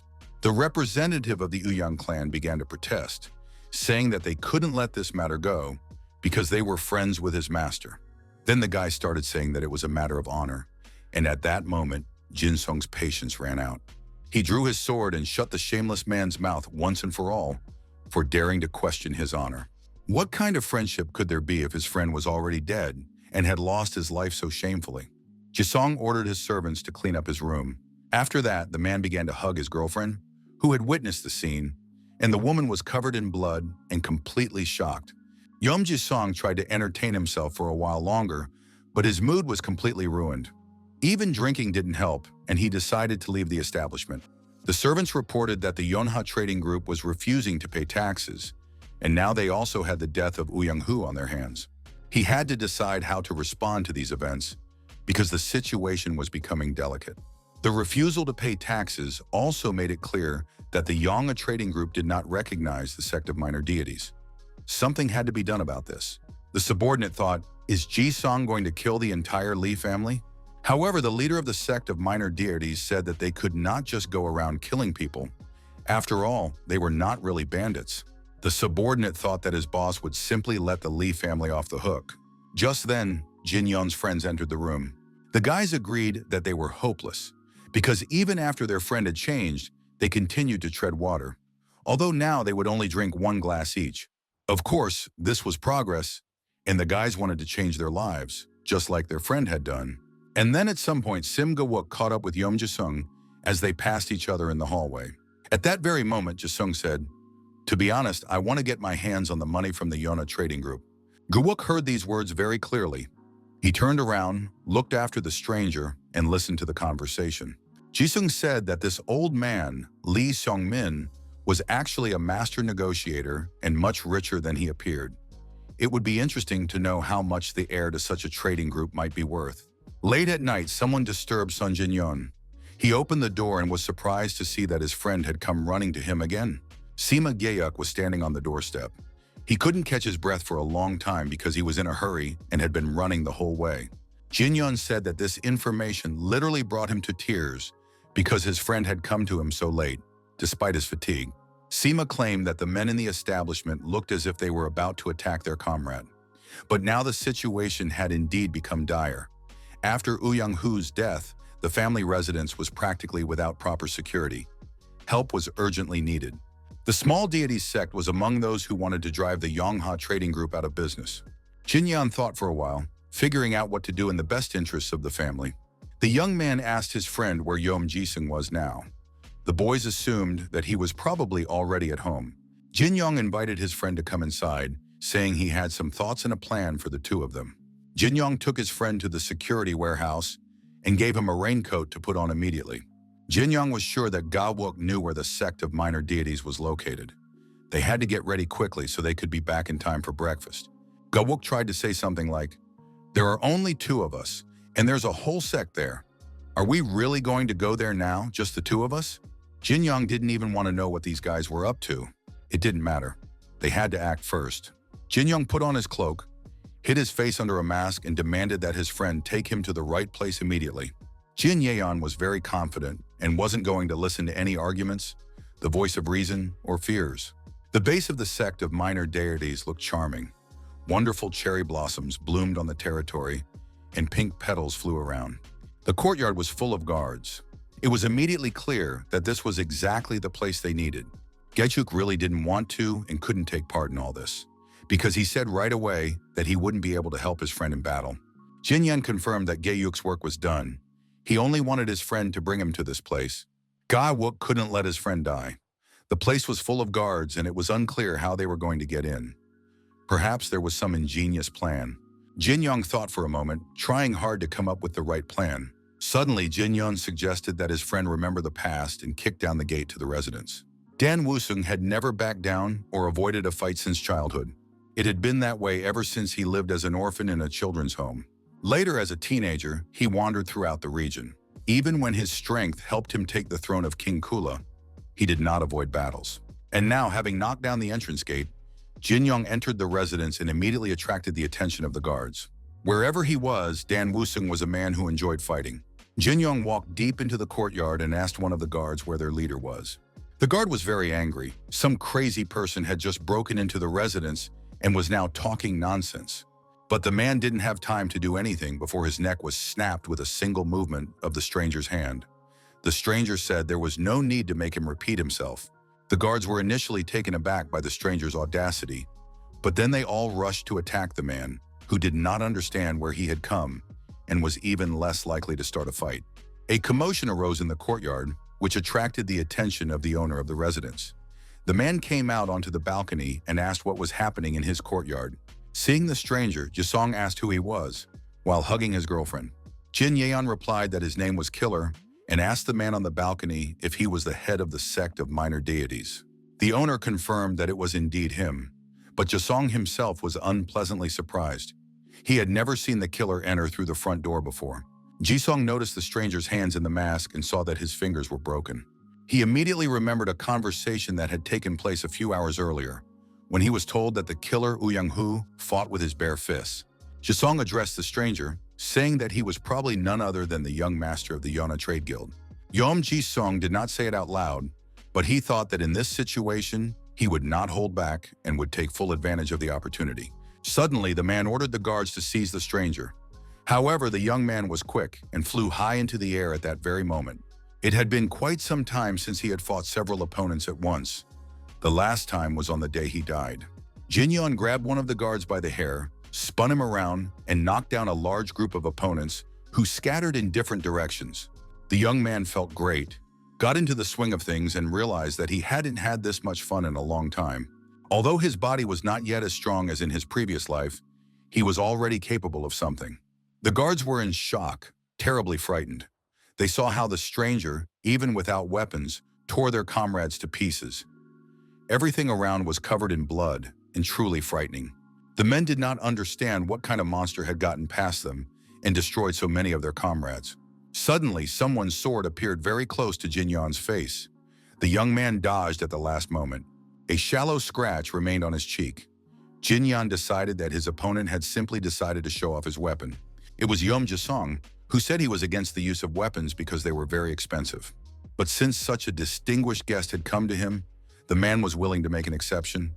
He now held a powerful and dangerous crossbow in his hands. Jin-yeon was very tense. The guards grabbed him by the legs from all sides and pinned him down. They hoped to hold the enemy in place so that their master could hit him with an arrow. If this continued, Jin-yeon could really die here. Yeom Ji-sung understood that he was facing a very strong opponent, and now he was curious to see how the battle would end. All the guards prepared their crossbows, and it was extremely difficult to dodge. The order was given, "Fire!" and a rain of arrows was released from the balconies of the residence onto the enemy. Jin-yeon immediately noticed that this man was not fighting fairly. His own students and subordinates were now under attack. Even in the underworld, such behavior would be repulsive. At that moment, a piercing cry rang out, "Jin-yeon, catch!" And from somewhere to the side, a long dagger flew into the young man's hands. Jin-yeon cut through all the guards who were holding him by the legs with a single movement, and also deflected all the arrows that were supposed to hit him.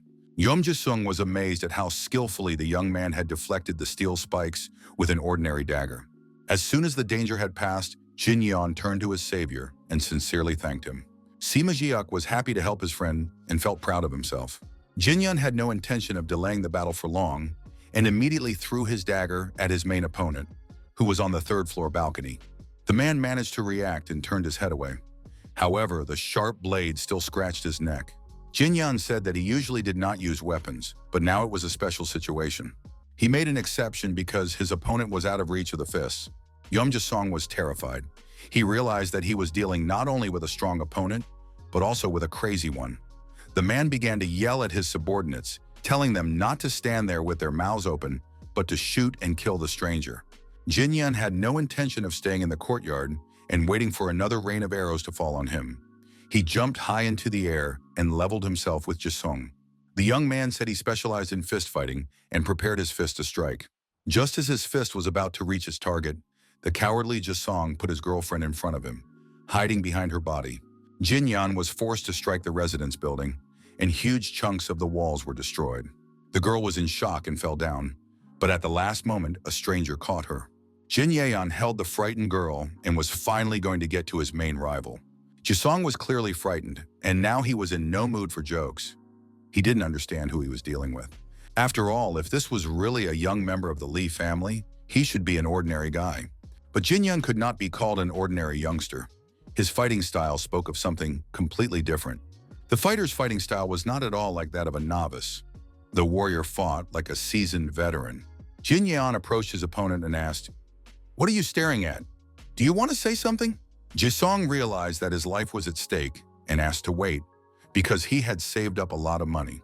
Yeom Ji-sung promised to pay generously if his opponent spared him and said he would spare no expense. Jin-yeon responded to this lucrative financial offer with a kick to the head. Then the young man leaned over the body of his defeated opponent and asked why the cult leader was converting human life into money. Jin-yeon raised his fist to strike and said that he did not need money. Ji-sung could keep it for himself. After that, the young man pinned his opponent's head with one hand. With 2 fingers of his other hand, Jin-yeon delivered the final blows and ended the battle. From his hiding place, Gayuk could not see what was happening on the upper floor of the residence. It was still early morning when the three men returned to the Lee family residence. Gawuk accompanied the girl home, while Jin Yan was going to move on and solve the next problems. The young people said goodbye and went their separate ways. Suddenly, the girl called out to her escort and asked if he was really Simguk. The guy took off his mask and asked how she had guessed. The beauty said that she had often seen him in the house of sweet aromas and also knew that he was a close friend of Jin Yun. Then the girl suddenly bowed her head in a sincere bow and thanked her savior, saying that next time she would definitely treat him to a bottle of fine wine. Gayuk was certainly proud. He was pleased, but he said that he had done nothing to help her win, and besides, Jin Yun no longer wanted to come to such establishments. The stranger confirmed that Jin Yun had indeed changed a lot. Gawuk realized that he also needed to change, and soon. After all, his closest friend had become a different person, and Gawuk cherished their friendship and did not want to lose their good relationship. A delicious, nutritious breakfast awaited Jin Yun when he returned home. The young gentleman sat down at the table with his servants, his twin brothers, and told them to eat and not be shy. In addition, Jin Yun told his brothers that they could eat any time they felt hungry. This was a very cool rule, and the brothers confirmed that they were ready to eat even 7 times a day. Jin Yeon also enjoyed his breakfast and confirmed that the Yuk brothers could eat at any time. The men noticed the cut on their master's cheek and asked what had happened to him. Had something unusual happened during the night? Jin Yeon said that nothing terrible had happened, although the attack had indeed come as a complete surprise. The young man was ready to admit that the crossbow shot had momentarily confused him. In his previous life, something like this would never have happened to him. To maintain his leadership of the guild and prepare for the demonic threat, Jin Yan must become even stronger. The young man understood that he needed to add something more than simple training. At that moment, a servant reported that a shipment had been delivered to his master. Jin Yan wasn't expecting any deliveries and was very surprised to hear this. The young men delivered a box along with a rag bundle. First, he began to unpack the box. Inside was a letter from his friend Gu Yun. It said that after they parted ways, the guy went to a tavern and drank only 1 glass. This was huge progress. Jin Yan smiled as he read the naive letter. But in reality, Gu Yun had stopped by to deliver what Lee Seon-min, the head of the family, had asked him to. However, the guy got distracted and forgot to leave the gift. And now Gu Yun had sent this box, ordered by the father for his eldest son. Inside the box were multicolored ginseng roots. Thanks to them, Jin Yong would definitely become stronger and be able to protect everyone around him. Jin Yun took out one of the roots and said that it looked as if it were already 500 years old. And if everything went well, the young man would reach the 5th phase of the White Lightning art. How good it is to have true friends. After that, his gaze fell on a red cloth bundle, which had also been delivered by the servants. Inside was a note from the Tai-Ho Trading Group. It was addressed to Lee Seong-min and contained a gift for his tremendous trust and long friendship. The Tai-Ho Trading Group was one of the richest in the Central Plains. It seemed that Lee Seong-min had sent them a request directly. Jin Yeon did not expect such actions from his father. The young man opened the box and found a vial of azurite essence inside. Azurite essence is the most coveted elixir sought after by all martial artists. Only the true moonflower liqueur and 1,000-year-old snow ginseng can compare to it, and all these plants are very rare. Azurite essence turned out to be a top-class elixir. Jin Yong opened the bottle and inhaled its aroma. Then he turned to his twin brothers and said he had something important to tell them.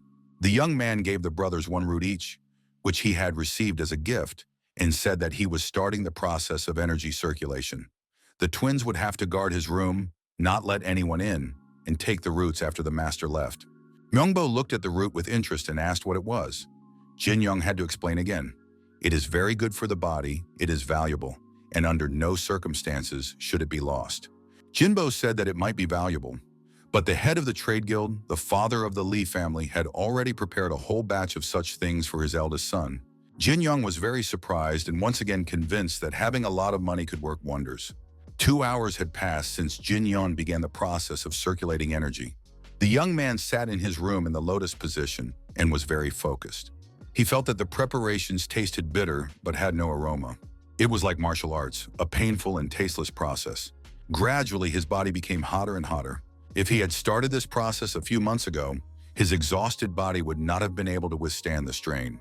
The heat gradually turned into a burning pain that consumed his entire body. As soon as a person tried to suppress this pain, it only intensified. When the pain reached its peak, it became clear that it had been overcome. Finally, the process of energy circulation came to an end. The pain receded, his mind cleared, and the young man felt that he had reached the fifth phase of the art of white lightning. Jin Yan was still dissatisfied with his body because the alcohol he had drunk earlier was still coming out of him. But soon there would be nothing left of it, and the old Jin Yan would be no more. Jin Yan realized that it was time to use the essence. The guy began to absorb the azurite essence and felt his body changing. It was as if someone had placed a clay cup he had just made with his own hands and immediately placed it in a kiln heated to the limit. Under the intense heat, the clay cup could break at any moment, but if it had enough strength to withstand the heat, the effect would be extremely powerful. Jin Yan could literally feel the energy of the azurite essence testing him. Of course, he should have been less greedy, but he endured it anyway in order to feel the new power stored in his body. Jin Yan thought that if he overcame all these unpleasant sensations, he would become even stronger, and it was worth enduring for that. 7 days had passed since the young man began consuming the elixir and roots prepared by his father. Huayan stood behind the closed door of his brother's room. Many hours had passed, and at the beginning of the energy circulation process, there was no news about his brother. The twin brothers came out to meet and greet the chief administrator, Huayan. The man said that the master had given orders not to let anyone, absolutely anyone, into his room, so unfortunately, they could not even let his brother in. At that moment, there was a powerful explosion inside the room, and a bright white light illuminated everything around. This explosion was accompanied by a powerful surge of energy. The twin brothers shielded the chief administrator with their bodies. The door flew open, or rather, was blown apart by the explosion, and deep inside the room, everyone saw the silhouette of a man. It was Jin Yan, but he looked rather sinister. Huayong did not understand why his brother looked that way. The twin bodyguards also looked at their master with surprise. In addition, a terrible smell began to spread from the room. Perhaps it was being cleansed of toxins. All three could no longer hold back and rushed into the room to help Jin Yan up close. Jin Yan was lying face down on the floor. His younger brother was very alarmed and tried to revive him. Gradually, Jin Yan began to get up. The Yuk brothers asked their master if he was all right. Without answering anyone's questions, Jin Yan got to his feet and walked away, saying that it was very hot here and he wanted to take a walk to cool off in complete solitude. Jin Yan left the residence in 2 leaps, and of course, no one was able to follow him. Huayan did not understand how it could be hot on such a cool day. Because the weather was not conducive to heat at all, Jin Yan continued to jump from one building to another. He felt like his body was boiling. Jin Yan had already completely left the town and was now moving over fields and forests. The young man understood that his immature body was not able to fully harmonize with his inner strength. His body was literally rumbling, as if something inside was about to boil over. Jin Yan couldn't control this power, so he just ran wherever his eyes took him. Jin Yan understood that if he stayed in the city, the entire residence and the entire village could be in trouble because of him and burned to the ground. So he kept running. The young man felt that he needed to get as far away as possible. He reached the mountains and stopped at a place where the ground formed a basin. Jin Yan realized that he could not run any further because he could no longer contain his inner energy. Moreover, he had reached the place where King Kulak Dan Wusong had been killed. Jin Yang understood that if he was unable to accept this energy, he had to release it. From the outside, this phenomenon made a terrible impression. People who were far away from the epicenter thought that a cataclysm had occurred. Not understanding what was happening, they thought that lightning was striking the same place over and over again. When the electrical discharges ended, a completely exhausted young man stood in the middle of the epicenter. He looked at his body and realized that he had already reached the 7th stage of white lightning energy. The young man understood that he was capable of producing enormous power, but if that was the case, he would soon reach his maximum. After all, the art had 10 stages, and now, judging by his feelings, he was in the 8th phase. After that, it started to rain, and it poured down in sheets. People in the city, dressed in clothes and hiding under umbrellas, looked in surprise at the half-naked guy walking barefoot and almost without clothes. Jin Yan realized that he needed to buy clothes, if only to avoid attracting too much attention from the residents. The young man made his way to the nearest store and completely revamped his wardrobe. Now he looked simply gorgeous. Jin Young put on the outfit and asked the salesperson how much the clothes cost, but the salesperson did not want to accept money from the young gentleman. The salesperson wanted to thank Jin Young in this way. Since the leaders of the Uang clan and the sect of minor deities had been beaten up, there were fewer hooligans on the streets causing problems for businesses. The salesman confessed to the young man that as a result, he could now bring his children to the store without worrying about their safety. It was a way to thank Jin Yon, but it was raining outside, so the shopkeeper's daughters offered the man an umbrella as a gift. Jin Yong understood that it was necessary not only to be able to give, but also to accept gifts, and he did so with great gratitude. Hiding under a large red umbrella, Jin Yong went on with his business. The young man noticed that the city had indeed become calmer than before, but at the same time, he had never cared what the streets looked like. Now he remembered the words of the shopkeeper and realized that he had done good deeds not only for himself and his family, but also for everyone around him. People were no longer afraid to walk the streets with small children. It was a wonderful step towards universal happiness. And the feeling of gratitude from strangers was very pleasant. Of course, he wanted to experience it again and again. At that moment, in all this idyllic silence, a cry rang out, demanding that everyone disperse along the road. Jin Yeon looked back and saw a group of men running, trying to catch some villain and prevent him from escaping. Jin Yong recognized the fugitive. It was his former friend, Chul Myung-ho. Myung-ho recognized his former friend, so to speak, and stopped next to him, saying that they hadn't seen each other in a long time and that the situation really seemed very funny.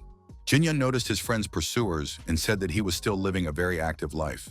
At that moment, all was quiet and peaceful on the grounds of the Moyeon clan's residence. An imperial meeting was being held inside the Great Hall. The head of the Dongko-myeon clan said he was pleased to welcome the elders of the Imperial Assembly, who had finally gathered after a long time. He noted the excellent work of Mo Yeon-bin, who had organized this meeting on the grounds of his residence. Everyone present had heard about the recent unpleasant incident that had happened to the head of the Uang clan. Yang-hu challenged a member of the trade group to a duel and lost in front of everyone.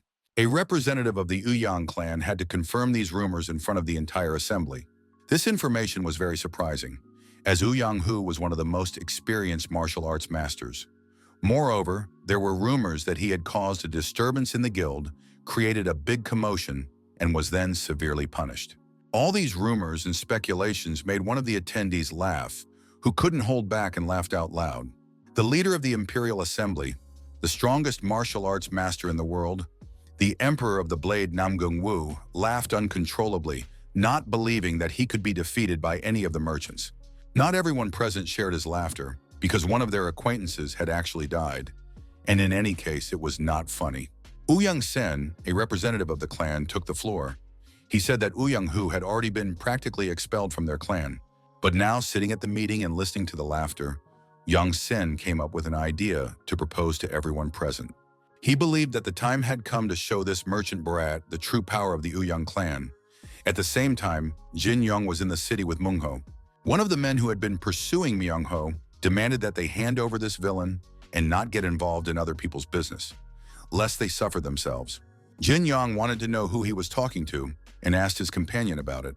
He replied that at the moment, they were the most notorious gangsters in the criminal world from the Crimson Reaper Alliance. These villains kept the entire population in fear, and recently they had been trying to take over the city center. Myung-ho said that he had once been involved in the auction business, but after checking the accounting books, he realized that these guys had stolen from him. Jin Yen listened to the story and asked how his former comrades' hands were doing.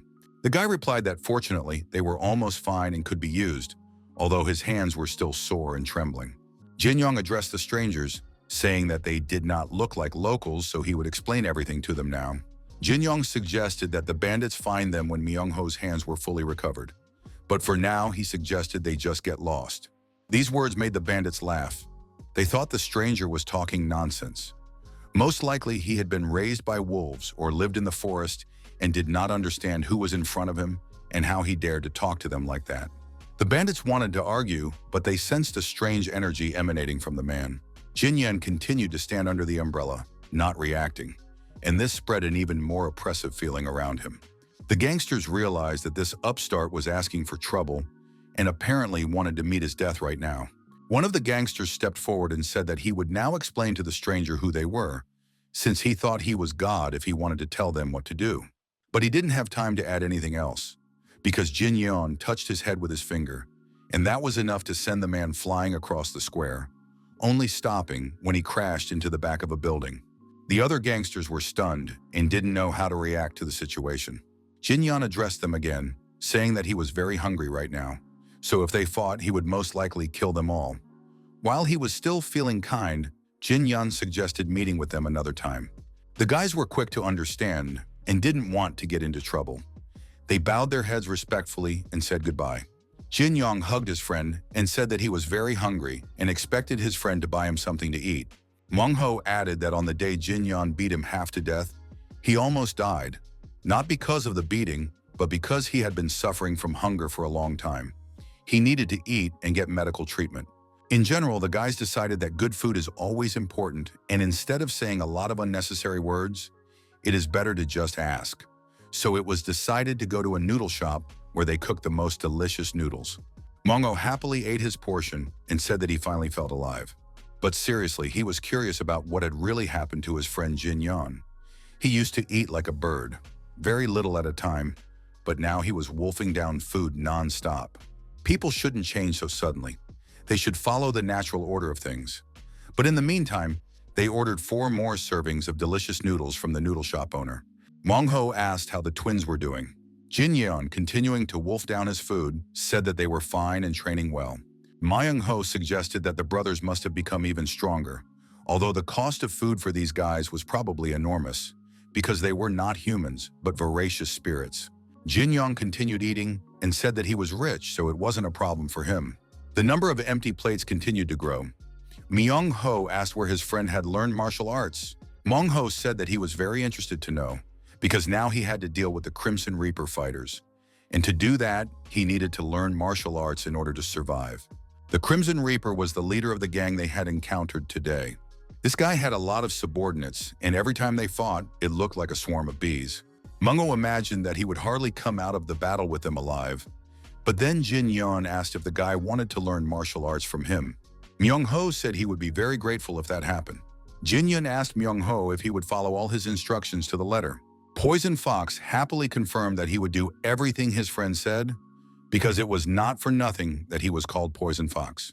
Jin Young pointed his finger at the floor and ordered his comrade to bow to him. The situation was very humiliating. Ma Young Ho even paused for a moment and scratched the back of his head.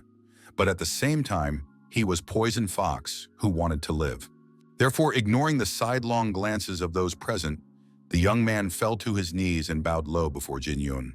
After that, the young man returned to the table and said that if Jin Yan did not teach him martial arts, he would relieve himself in front of the gate of the Yona trading group.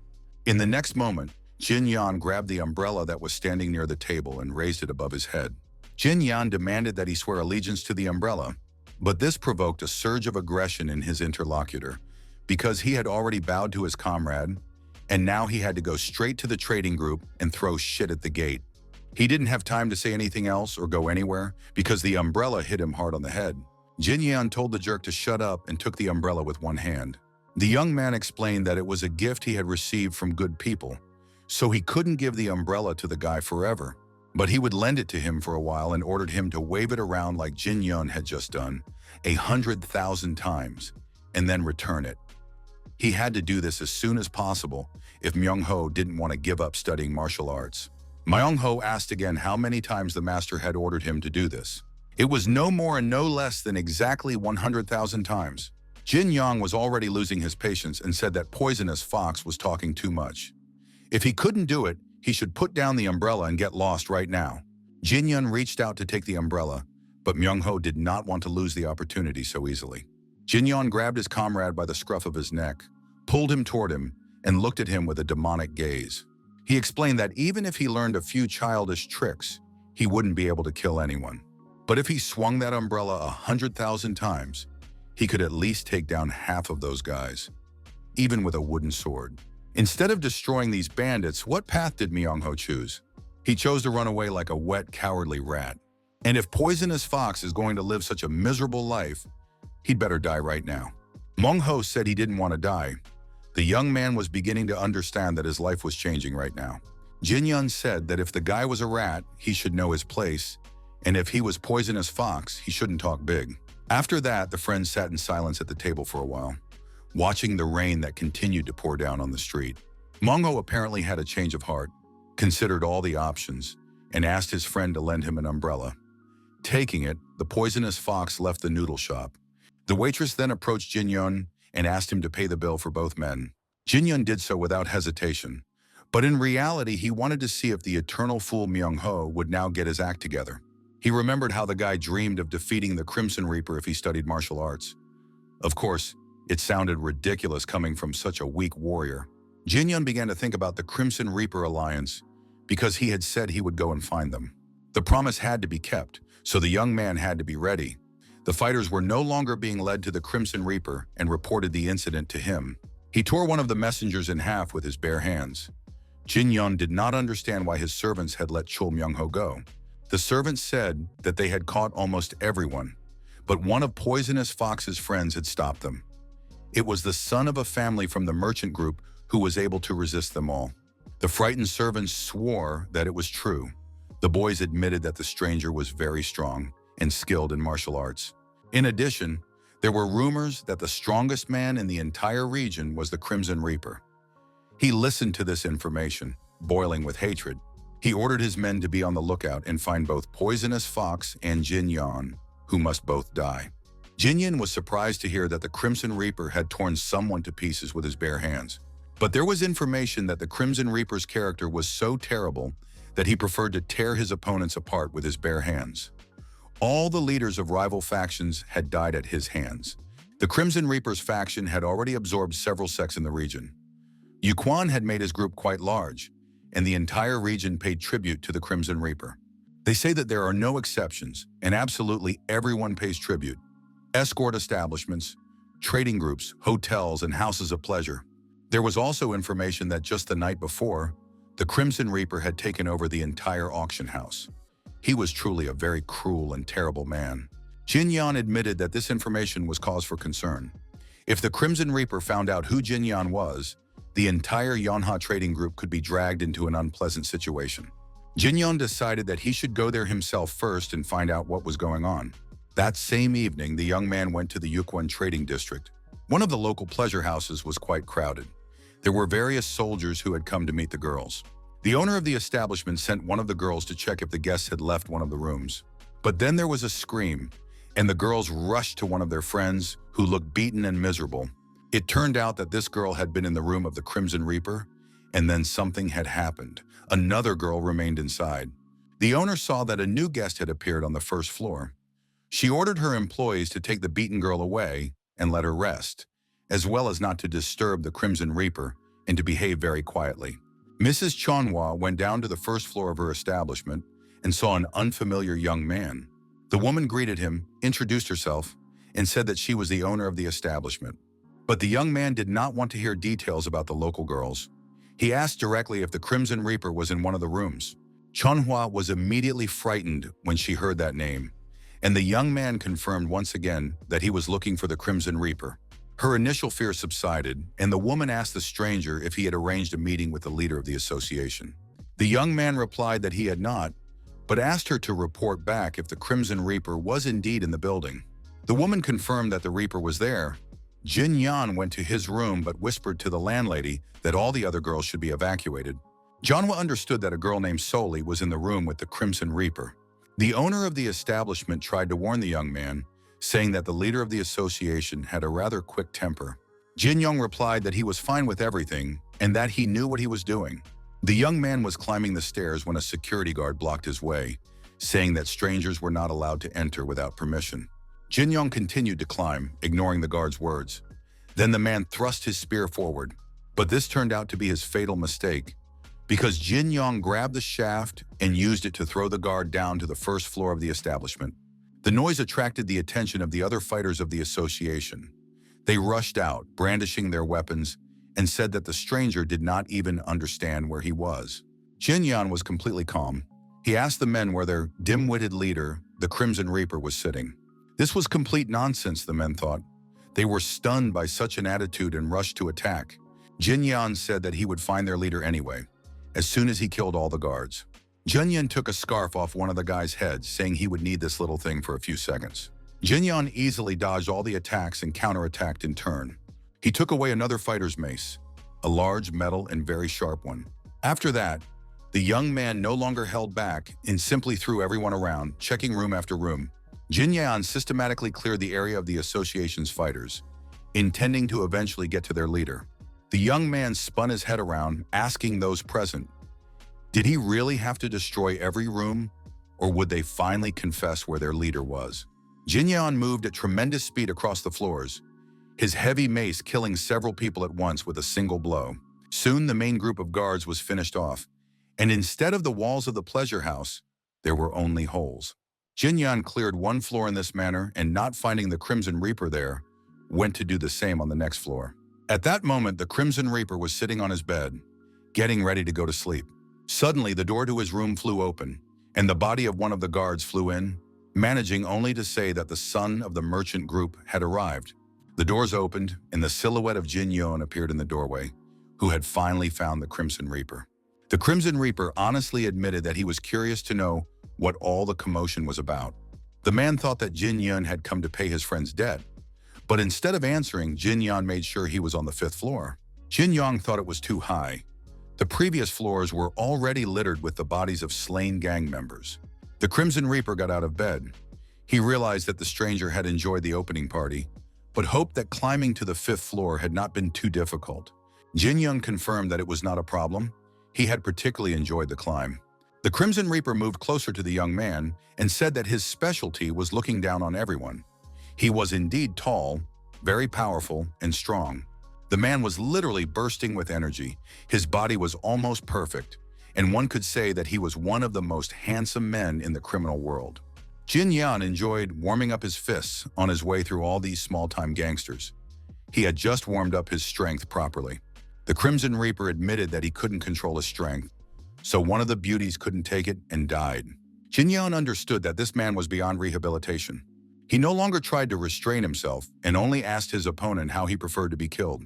The Crimson Reaper said that he really liked his opponent's gaze, but that all the people who had tried to kill him had had the same gaze. However, the Crimson Reaper had torn all his previous opponents to pieces with his own hands, and he was going to do the same now. The frightened girls ran out of the house of pleasure, screaming and squealing, scattering in different directions in fear. People asked each other what was happening and said that some madman was destroying the house of pleasure. The man did not have time to comprehend the situation when a strange man with an umbrella in his hands appeared behind him. He said it would be best to leave quickly. The man struck him with the umbrella and uttered a rather strange phrase, 2,874. It was Chul Myung-ho. He took off his mask and announced that he had come here to crush his enemies one by one. Several more people were lying on the ground. Myung-ho knew that when he finally delivered the required number of blows, there would be a long trail of dead and crippled enemies behind him. Myung-ho once again brought the umbrella down on the gangster's head, when suddenly a powerful explosion sounded nearby and caught his attention. Myung-ho raised his head, trying to understand what was happening while he was busy hitting the villains on the head with his umbrella. And at that moment, to the guy's surprise, the Crimson Reaper flew out of the building's window, thrown from the 5th floor by someone. Following him, a man with his hands wrapped in bandages jumped out of the window. One after another, the men landed right in the middle of the street, and the powerful impact caused the asphalt to fly high into the air. The Crimson Reaper, standing in the middle of the destroyed road, said that it was quite amusing, and now looked at his opponent with interest. Fighters from the Crimson Reaper sect lined up nearby, and their leader took a spiked ball, the weapon he intended to use in battle. The man spun the metal ball and approached his opponent, but Jin Yan managed to dodge before the ball hit him in the back, as the Crimson Reaper had intended. Jin Yan grabbed the spiked ball by its chain while it was in flight, preventing the weapon from harming him. Without letting go of the ball, the young man began to pull the Crimson Reaper toward him. The villain resisted and dug his feet into the ground, unable to understand how a boy from a simple merchant family could possess such powerful strength. Realizing that he would not be able to hold the chain for long, the Crimson Reaper let go of the weapon and rushed to attack, knowing that he would have to act very aggressively. The Crimson Reaper prepared his fist for a strike, realizing that it was almost impossible to block it. Jin Yun commented on the fight and said that they had already practiced the meteor hammer technique and were now starting to practice the meteor fist technique. Jin Young noted that the villain's movements were very clean. It seemed that he had been trained by a true martial arts master, but this was practically useless against an opponent like Jin Young. After all, it was not for nothing that the young man was the king of fists. Crouching down to avoid his opponent's blow, Jin Yong delivered a powerful punch to the Crimson Reaper's torso. The villain couldn't hold back a cry. The blow was so strong and painful that it made the bandit double over in pain. The Crimson Reaper now understood roughly who he was dealing with. His young opponent had also trained hard in fist techniques. Therefore, it was decided to fight seriously and not hold back. It was a good experience for the fighter. The Crimson Reaper stood up to his full height, approached his opponent, and said he would tear him to pieces. But Jin Yan simply grabbed the villain by the throat with his hand and began to gradually squeeze his fingers, squeezing the life out of the Crimson Reaper. After that, Jin Yan, without loosening his grip, lifted his opponent and, throwing him in the air, slammed him back onto the ground. The Crimson Reaper, of course, did not die, but he understood that things were bad. He had given it his all, yet he found himself lying on the ground. Jin Yan towered over the villain and asked how he liked looking up at the young man from below. Jin Yan pressed his knee into his opponent's throat and, without letting up, said that the Crimson Reaper could at least sometimes treat people like human beings. In that case, Jin Yan would not have been so angry and he would not have broken out. After that, the young man put his hand on his opponent's face, saying that now he would feel all his anger on his skin. Jin Yan explained to the Crimson Reaper that he would start immediately with the second phase. A powerful discharge of white lightning shook the villain's body. He felt as if he had stuck his hand in a socket, and the phases gradually increased. The members of the Crimson Reaper sect watched in horror as their leader was killed and wondered if they should intervene. However, something amazing caught their attention. The art of white lightning reached the 10th phase, and a powerful roar lit up the sky. Jin Yan, having reached his peak, prepared to unleash all this lightning energy on his opponent. From the outside, it looked like pure madness, but the people could only acknowledge the fact. Where the Crimson Reaper had been lying just a moment ago, there was now only a scorched spot in the silhouette of his body. Jin Yan stood over the pile of his opponent's ashes and considered it a cleansing of the dark world. Jin Yan couldn't understand what these gangsters thought they were doing, collecting tribute from honest, hard-working people. By what right did this group of idiots treat peaceful citizens this way? Jin Yan wanted to know why they were squeezing the blood out of the weak, and he asked these questions to the members of the Crimson Reaper sect. Of course, the bandits were speechless. They had not yet recovered from the execution of their leader, which they had just witnessed. Jin Yan said that if the guys just wanted to show off their strength, they should start with him, and he would do the same thing to them that he did to their leader. The members of the Crimson Reaper sect turned out to be completely stupid. They decided to attack the guy because he was alone, and they could handle him with their whole crowd. Rumors had already begun to spread throughout the city that the Crimson Reaper was dead. Everyone was interested in the name of their savior and liberator. People began to realize that they no longer had to pay tribute. And if the Crimson Reaper was dead, and these bandits would soon be dealt with, then people would not have to pay anything to anyone at all. But soon they thought that, most likely, this young savior would also want to receive tribute from them. However, Munk was in the crowd. He told the people that the young savior was not like that. The young savior was not one of the villains, and besides, he already had plenty of money, so the people had nothing more to worry about. Ma Young-ho remembered that he had to continue waving his umbrella and immersed himself in the process, while the townspeople thought that this guy was just crazy. At that very moment, Jin Yan was fighting incredibly skillfully, and a sense of justice burned in his heart. Mong-ho remembered how his friend had saved him from the gang's pursuers, and Jin Yan said that you can behave in completely different ways. You can fight or you can run away like a wet rat. However, it is everyone's personal responsibility to ignite this flame of justice. Everyone wants to become stronger, and best of all, to become so strong that it drives them crazy. You have to make a choice and go towards your goal. Mong-ho decided that he would not be a wet rat because it was not for nothing that he was called the poisonous fox. The young man rushed to wave his umbrella, killing several villains in the process. It was quiet and peaceful at the residence of the Yonha trading group. Huayan tried to find out from his older brother where he had been the day before. Jinyan, his clothes covered in blood and his face smeared with blood, said that he had just gone out for a drink and had only recently returned. Huayan wanted to ask something, but the sight of his bloodied brother confused him. Jinyan reassured him, saying that it wasn't his blood. Huayan realized that the elixirs were apparently very effective. The young man was going to prepare a gift to thank the people who had sent these elixirs. He thought long and hard about what they could offer in return to the Taiho Trading Guild, because their elixir was very valuable. Giving gifts to people who already had everything turned out to be very difficult, so this simple question made the brothers think. Hua Yan voiced his options, but none of them appealed to Jin Yan. The young man wanted to do something that was not only expensive, but also useful, and then he had a brilliant idea. Jin Young told his brother that it would be a good idea to create a trade alliance. Hua Yan, although he was a supervisor in the company, did not understand what a trade alliance was. Among those who provided the elixirs were large trading groups, but also small ones, such as the Western Wind Security Agency, which did not have its own security. If an alliance were created, it would be possible to provide protection to all those in need, and that would be sufficient gratitude. Hua Yan thought this was too ambitious a plan. Jin Yan suggested not starting with something grandiose, but including only the Taiho Trading Group and the West Wind Security Agency for now, because in reality, the Yanha Trading Group had received something that could not be compensated with money. It was necessary to come up with other ways to pay for the help. It was decided to create rules for the participants. It was also necessary to consider and articulate the main goal of this alliance. Jin Yan couldn't forget the conversation with the clothing salesman, who was happy when the streets of the city became calmer. In addition, the young man remembered how he was asked for protection in case he became even stronger. Jin Yan announced that the main goal of his trade alliance would be to protect the lives of merchants. In addition, it was necessary to create a rapid communication system. This was necessary for better communication and to enable problems to be solved immediately. However, if a problem arose with a large trading group, various sects would be called in to take action. This was especially true for those gangs that possessed the dark powers of Jianghu.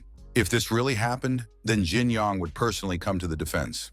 Of course, it sounded very strange, but the medicine sent by his father's friends was truly priceless, and it gave the young man enormous power. Jin Yang confirmed to his brother that these elixirs had indeed made him stronger. Hua Yang decided that they would form an alliance. All that remained was to come up with a name for it. Nothing good came to mind, so Jin Yan told his brother that he had to come up with something suitable himself. Hua Yan replied that he already had much more work to do after his brother returned and took over the management of the trading group. But in fact, this was very good for a merchant, because the more business there was, the better it was for business. At that moment, there was a knock at the door, and the brothers' conversation was interrupted by unexpected news.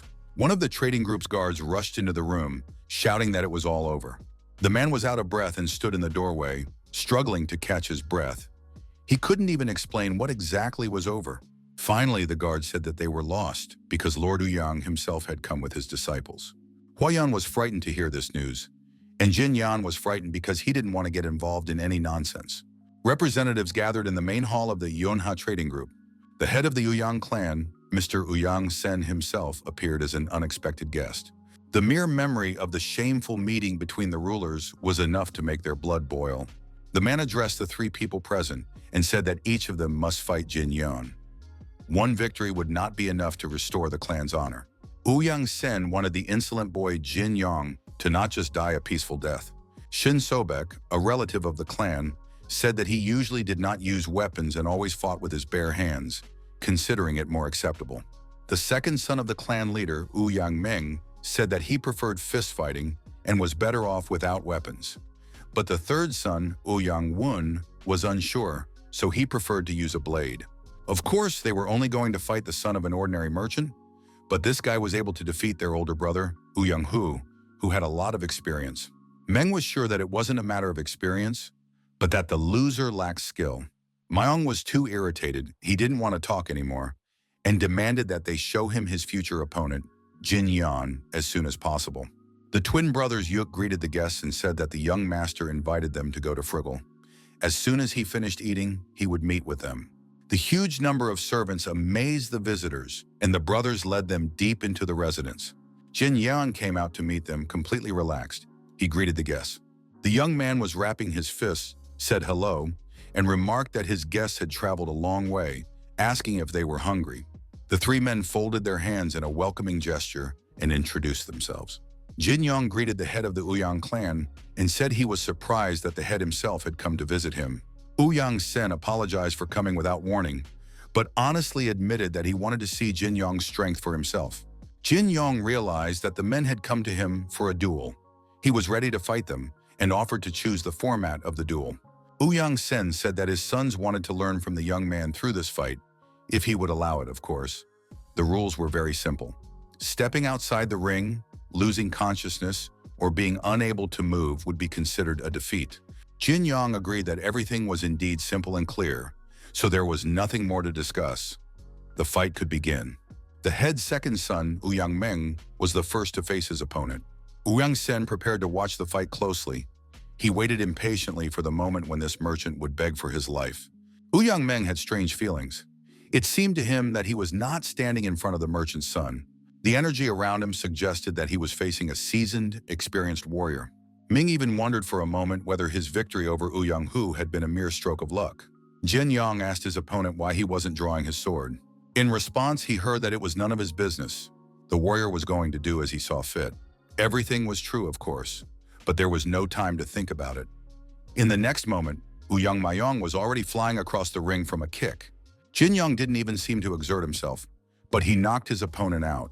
The latter was only able to stop when he crashed into a stone wall. Uang Sen, in his anger, smashed a cup in his hands and could not find the words to comment on what he had seen. It was like a joke. If it weren't true, it would seem that Uang Meng was holding back. Jin Yong invited the next fighter to the duel. Uang Wang volunteered to participate next and asked Mr. Shin to take care of his older brother. Wang entered the ring and announced that, judging by his opponent's skills, there was no need to hold back his techniques. Jin Yong did not comment on these words, but suggested moving straight on to the fight. Uang Wun drew his long sword and rushed into the attack. He did it very quickly, lightning fast, one might say. Jin Yong assessed the man's movement, saying that it was a bold move and that he was facing a man who was very skilled with a sword. However, he had no intention of messing around, so he began to activate the energy of the white lightning and parry the sword blows with his bare hand. As the white lightning phase rose, he deflected Uang Wun's attacks faster and faster. He had only reached the third phase when his opponent realized that the fight would indeed be difficult. Jin Yong used the art of white lightning and created a roar of lightning that proved to be very powerful. As a result of just one strike, the opponent lay motionless and showed no signs of life. It was clear that he was unlikely to get up to continue the fight. Shin Sobek understood that even the third young master had been easily thrown back by the opponent. Jin Yong was truly an extraordinary merchant's son. Uang Meng, still exhausted and sitting on the ground, asked if perhaps it was time to stop and end the sparring. If all three lost, it would cause a huge stir in society. But Shin Sobek did not respond and immediately rushed into the ring without warning. He took his place opposite his opponent, intending to spar differently than his comrades. Shin said that the older young gentleman was an outstanding master, but as a practitioner of palm-striking techniques, he could not miss such an opportunity. Sobek took his stance and hoped that Jin Yan would fight him once. Jin Yan assessed his opponent and thought that at least one of the guys looked like a more or less skilled warrior. The guys rushed at each other and started fighting. They were quite skilled. Both tried to strike while having to dodge counterattacks and plan their next moves. Shin Sobek soon noticed that his opponent was not attacking at all. Was he just going to block the blows? Even if that was the case, Shin Sobek decided to deliver a blow that he believed would be impossible to block. It was a spinning, crushing palm strike, like a wheel. Jin Yan was clearly enjoying this fight. He dodged again, noting that his opponent's movement was not bad, but too sweeping. To prove his point, without moving from his spot, he simply grabbed his opponent's ankle with one hand. Jin Yan squeezed his opponent's leg until a loud cry and scream rang out over the ring. The young man noted that it was indeed a good fight and thanked Mr. Shin. After that, Jin Yong threw his opponent to the ground with all his strength, thus ending the fight. Uang Meng was very upset. Now 3 guys had lost, and there was clearly nothing good about that. Jin Yong turned to the head of the Uang clan, Uang Sen, and said that the fight was over. However, Mr. Uang looked extremely dissatisfied, if not boiling with hatred and anger. Uang Sen still couldn't believe that the young master from the Merchant Guild had defeated them several times in a row. This was clearly no ordinary person. Even if the Uang clan brought in someone else, it would still not be enough. At this rate, not only would the pride of the Rulers' Association be trampled on, but everyone around would begin to endlessly mock the Uang clan. Such a terrible outcome had to be prevented. Uang Sen suggested that Mr. Jin Yon take a walk with him around the city. He said that it was a peaceful city and that the Yonha Merchant Guild probably had many suppliers here. Uang Sen decided not to beat around the bush and directly asked the young gentleman to join the Rulers' Association.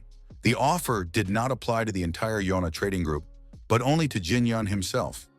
If he joined, the Rulers Association would protect the Yona trading group. The Rulers Association was an organization headed by 4 great clans: Donko, Myung, Shimen, and Nam Gun. In fact, it was a group of organizations that competed with the Murim Alliance. Uang Sen honestly said that the people who had previously been under Uyang Hu's command were spreading rumors everywhere, and because of this, the reputation of the entire clan was ruined. The Uyang clan had only recently joined the association, and it was obsessed with saving face. Of course, Jin Yong could not be blamed for spreading rumors, but in order to stop them, Jin Yong must join and help restore the honor of the Uyang clan. After all, it's not such a huge request. The cunning Uyang Sen hoped to bring Senior Master Li into the association and make it appear that the young man was personally subordinate to him.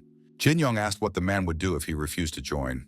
Uyang Sen did not understand why he should refuse. After all, the young man had nothing to lose. On the contrary, the son of a great trading guild should be able to calculate profits and losses. Jin Yong didn't understand what he would do in the association. The young man already had enough money, and now he was being offered the position of an ordinary warrior. Jin Yong didn't want to listen to anything else. If Uyang Sen wasn't going to fight him, the conversation was over. He said that the walk had not been a pleasant one, turned around, and went about his business. He heard Uyang Sen shout after him, saying that he was giving the young man one last chance. In fact, Sen wanted to say, "Does Mr. Li really want to see with his own eyes how the entire Yonga trading guild is wiped out?" With the power of the Uyang clan, only one guy could be spared by declaring him an enemy of the entire martial world. Uyang Sen asked him not to doubt that he had the power to do so. He also asked if the guy was strong enough to stop Sen, and even if he was he sure he was ready to make the Rulers Association his enemy? Uyang Sen didn't have time to say anything else. No threats, no tricks, because Jin Yong rushed at him to attack. The young man grabbed the man by the throat, squeezed his hand, and asked what Uyang Sen thought about the possibility of being killed right there in the middle of the street, followed by the entire Uyang clan being wiped off the face of the earth. Jin Yong said that he could pin all the blame for what had happened on Uyang Sen's eldest son.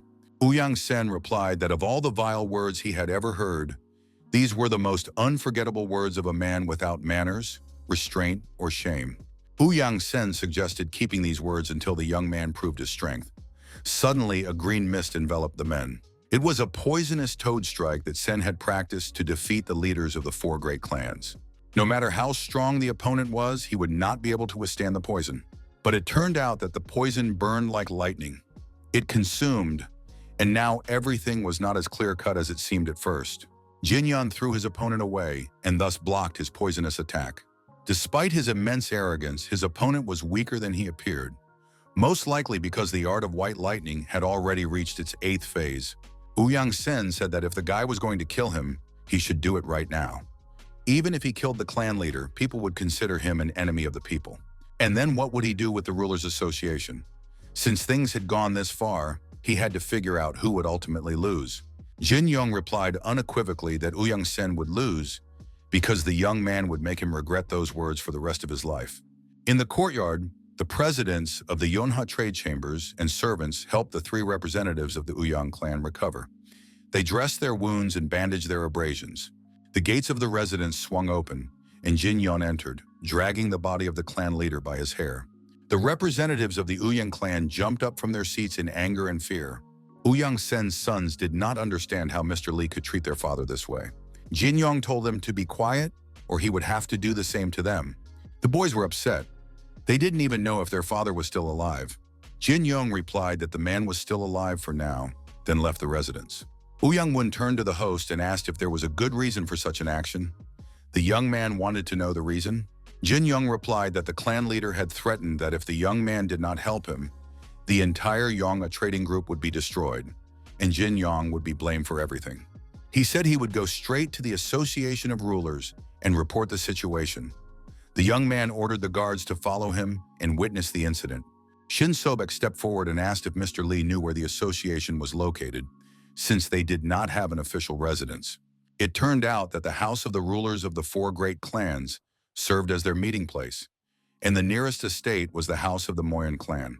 Jinyun instructed his guards, as well as his twin brothers, to keep an eye on the members of the Uyang clan so that they would not do anything foolish. Huayan was tasked with handling the current case and submitting a report to the Muram Alliance. After giving all the orders, Jin Yan set off in the direction of the Moyan clan. Jin Yan looked out the window with interest at the nature and land they were passing through. He had spent too much time in taverns before. Uang Sen was riding with him in the carriage and wanted to know where they were going. The man said he was dying of thirst and asked for water. Shin Sobek did not even try to move to find water for his clan leader. He only said that young Master Li would most likely not allow it. Jin Young turned to the young man, noting that the clan leader himself was asking for water, yet his servant remained so indifferent. What was the matter? The thing was, these three young men were not warriors of the Uang clan. In fact, they were just hired assassins. At that moment, the carriage in which the men were traveling was illuminated from within by a white flash of lightning. The servants asked what was going on, but Jin Yong said everything was fine and ordered them to continue driving.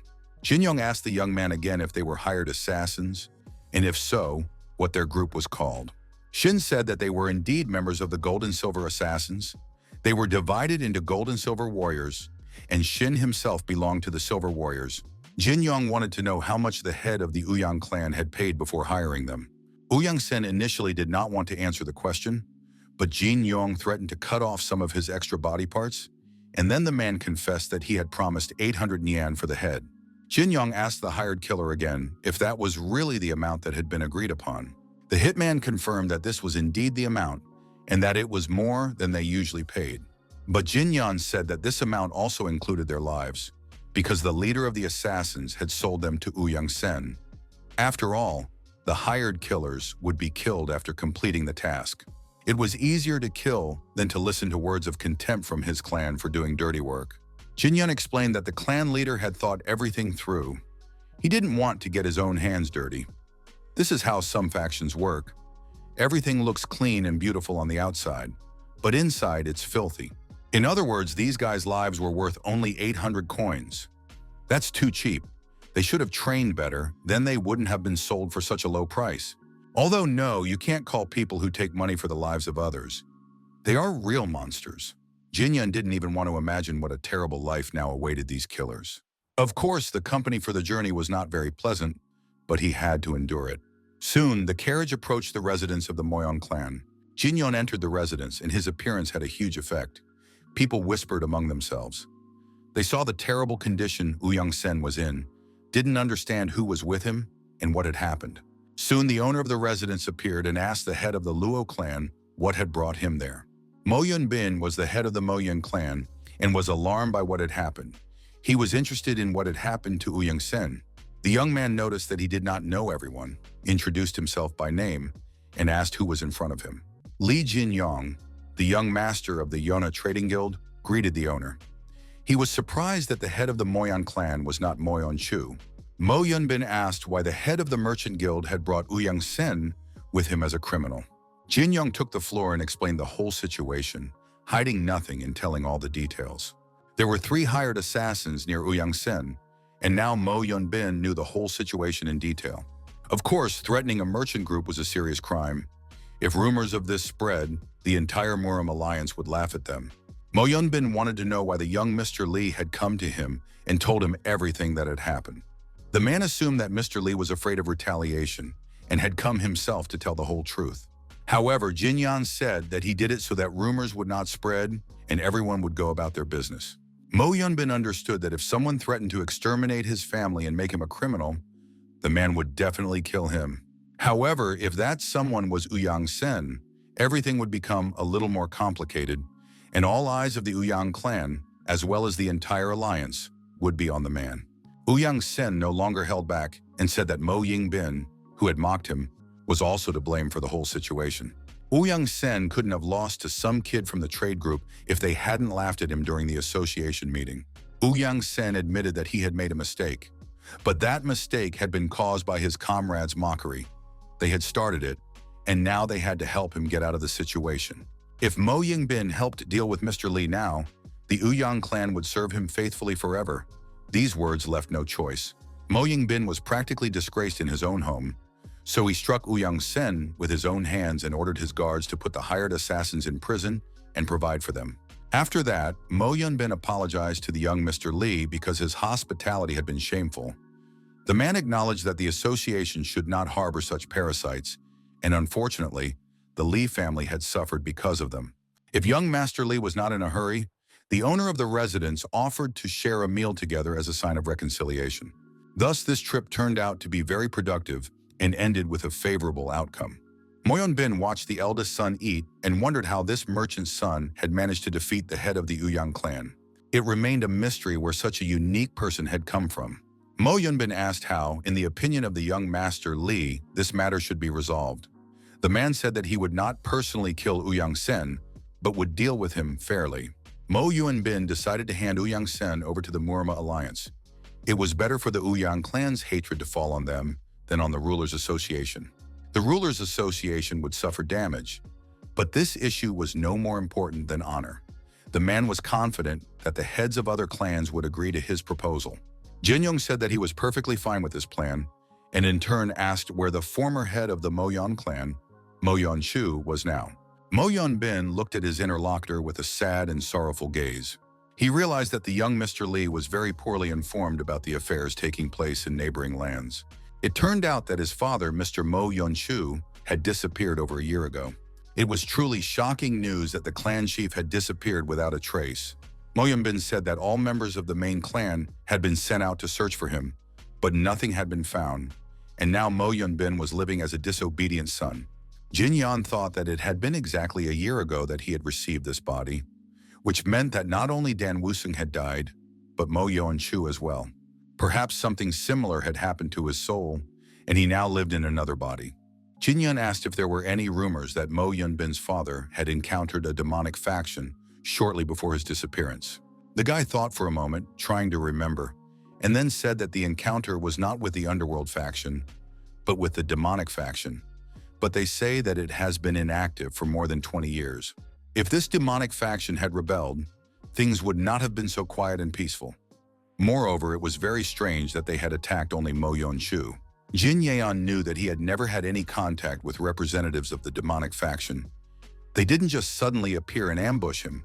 Jin Yan wondered if Mo Yun-chu would have been able to handle it if several swordsmen had attacked him at once. His son said that the fight would have been quite difficult, but his father would not have died from a few swordsmen. But if those swordsmen had bodies that were impervious to blades, then the outcome could have been completely different. Jin Yan recalled his past life. Some of those he had fought survived even after being struck by the lightning energy of the 9th phase. This meant that their bodies were subject to some kind of demonic power. Even in Jin Yang's body, the energy of the 8th stage was unbearable for ordinary people. And considering Dan Wusong's previous level of power, it was unnatural that the swordsman did not die from his blows. At the very least, they must have possessed bodies that were impervious to blades. If such people joined forces with those who possessed magic, something terrible would happen. The only ones who could oppose them would be those outside the heavens. It was also strange that the son searching for his father could not find any traces of the demonic faction. It was unclear why they were hiding. Perhaps it all comes down to their goals and motives, which they pursue and serve. In his past life, the sword demon was happy that they had finally found the one they were looking for. And what they were looking for then was the Sword King. The sword demon thanked the heavenly demon for his excellent work and ordered him to prepare for the performance. The two demons agreed that it was time to hunt down the Sword King. Jin Yun continued to stay at the Mo Yun clan's residence. The guys got along great and now tried to figure out for themselves what had happened to Mo Yun-chu. Jin Yun also wanted to know about the current situation of the other strongest martial arts masters. Mo Yun-bin said that he had recently met with Emperor Blade, who was in good health. Uang Sen had recently accused the young man of mocking him, but to be precise, it was Emperor Clink who had laughed at the situation. The others just exchanged awkward glances because the atmosphere was very tense. Uang Sen might have felt out of place at that moment, but Emperor Clink was not the type of person to pay attention to such things. He usually ignored those he did not like. As for the sword god, he had gone into seclusion about a year and a half ago because this man had practically reached heaven, so he could no longer improve, and the imperial sword wanders without a permanent residence, so it is impossible to know its whereabouts. However, it is aware of Mo Yun-chu's disappearance. As for the Sword King, he is half retired and is now teaching students. The King of Fists had a very fierce temper, and even his father found it difficult to control him. but there has been no news from him for a long time. He is probably either wandering the world in search of students or smashing some sex from the underworld to smithereens. Mo Yun-bin said that it was very difficult to befriend such a person. Jin Yun wanted to know what it was about King Fist's character that prevented other people from getting close to him. It was known that King Fist often beat younger disciples of orthodox sects for their arrogance. He also punished senior fighters from the demonic faction if they annoyed him. He also destroyed every representative of unorthodox factions he encountered. Even the young heirs of noble clans received slaps from him. Indeed, it was hard to disagree that this man was not very good at making friends. Mo Yun-bin did not personally communicate with King Fist, but his father was on good terms with this eternal brawler. Judging by his father's stories, it seemed that King Fist lived a rather lonely life. Jin Yun suggested that perhaps King Fist wasn't as lonely as he appeared to be. Jin Yun then tried to change the subject, saying that the food was very delicious. Jin Yun began to say goodbye to the host, saying that he needed to return to the Yonha trading group, which was now unprotected. Mo Yun-bin suggested that the young man visit the Murim alliance with him, and it really seemed like a good idea. The next day, the Mo Yan clan's estate was preparing for departure. Mo Yun-bin suggested that the young Master Li testify directly to the alliance, and then the case could be steered in the right direction. The Mo Yun clan delegation was just returning from a nearby assignment, so it would be convenient to go to the Murim alliance together. Mo Yun-bin introduced an alliance member named Bayek Han-gyong. He was a guy with his head bandaged. As for Uyang Sen, the Moyan clan was going to personally escort him. They would follow behind and arrive a little later. Jin Yan asked the Mo Yan clan to look after the Yonha Trading Guild in his absence. Mo Yun-bin said there was no need to worry about this because his clan's fighters should have already arrived to protect the trade group. Jin Yan thanked the clan leader and said he would never forget his kindness and concern. Jin Yan also thought that the hired assassins who had come to settle scores with him belonged to an organization called the Gold-Silver Assassins. Jin Yan wanted the Rulers Association to investigate the matter, and if they found the headquarters, the young man wanted to join them. In conclusion, Jin Yan said that he had arrived the day before at the Moyan clan, a clan ready for open confrontation. But the head of the Moyan clan, Bin, showed rare wisdom, and now the young man was leaving with a light heart. Mo Yun-bin thanked him for his kind words. After that, Jin Yan and Han Gyong left, using special techniques for fast movement. Mo Yun-bin, left alone, thought about how the senior young master of the trade association had come alone, ready for battle. Li Jin Yun was truly an interesting person. 4 days passed, and the travelers finally reached their destination.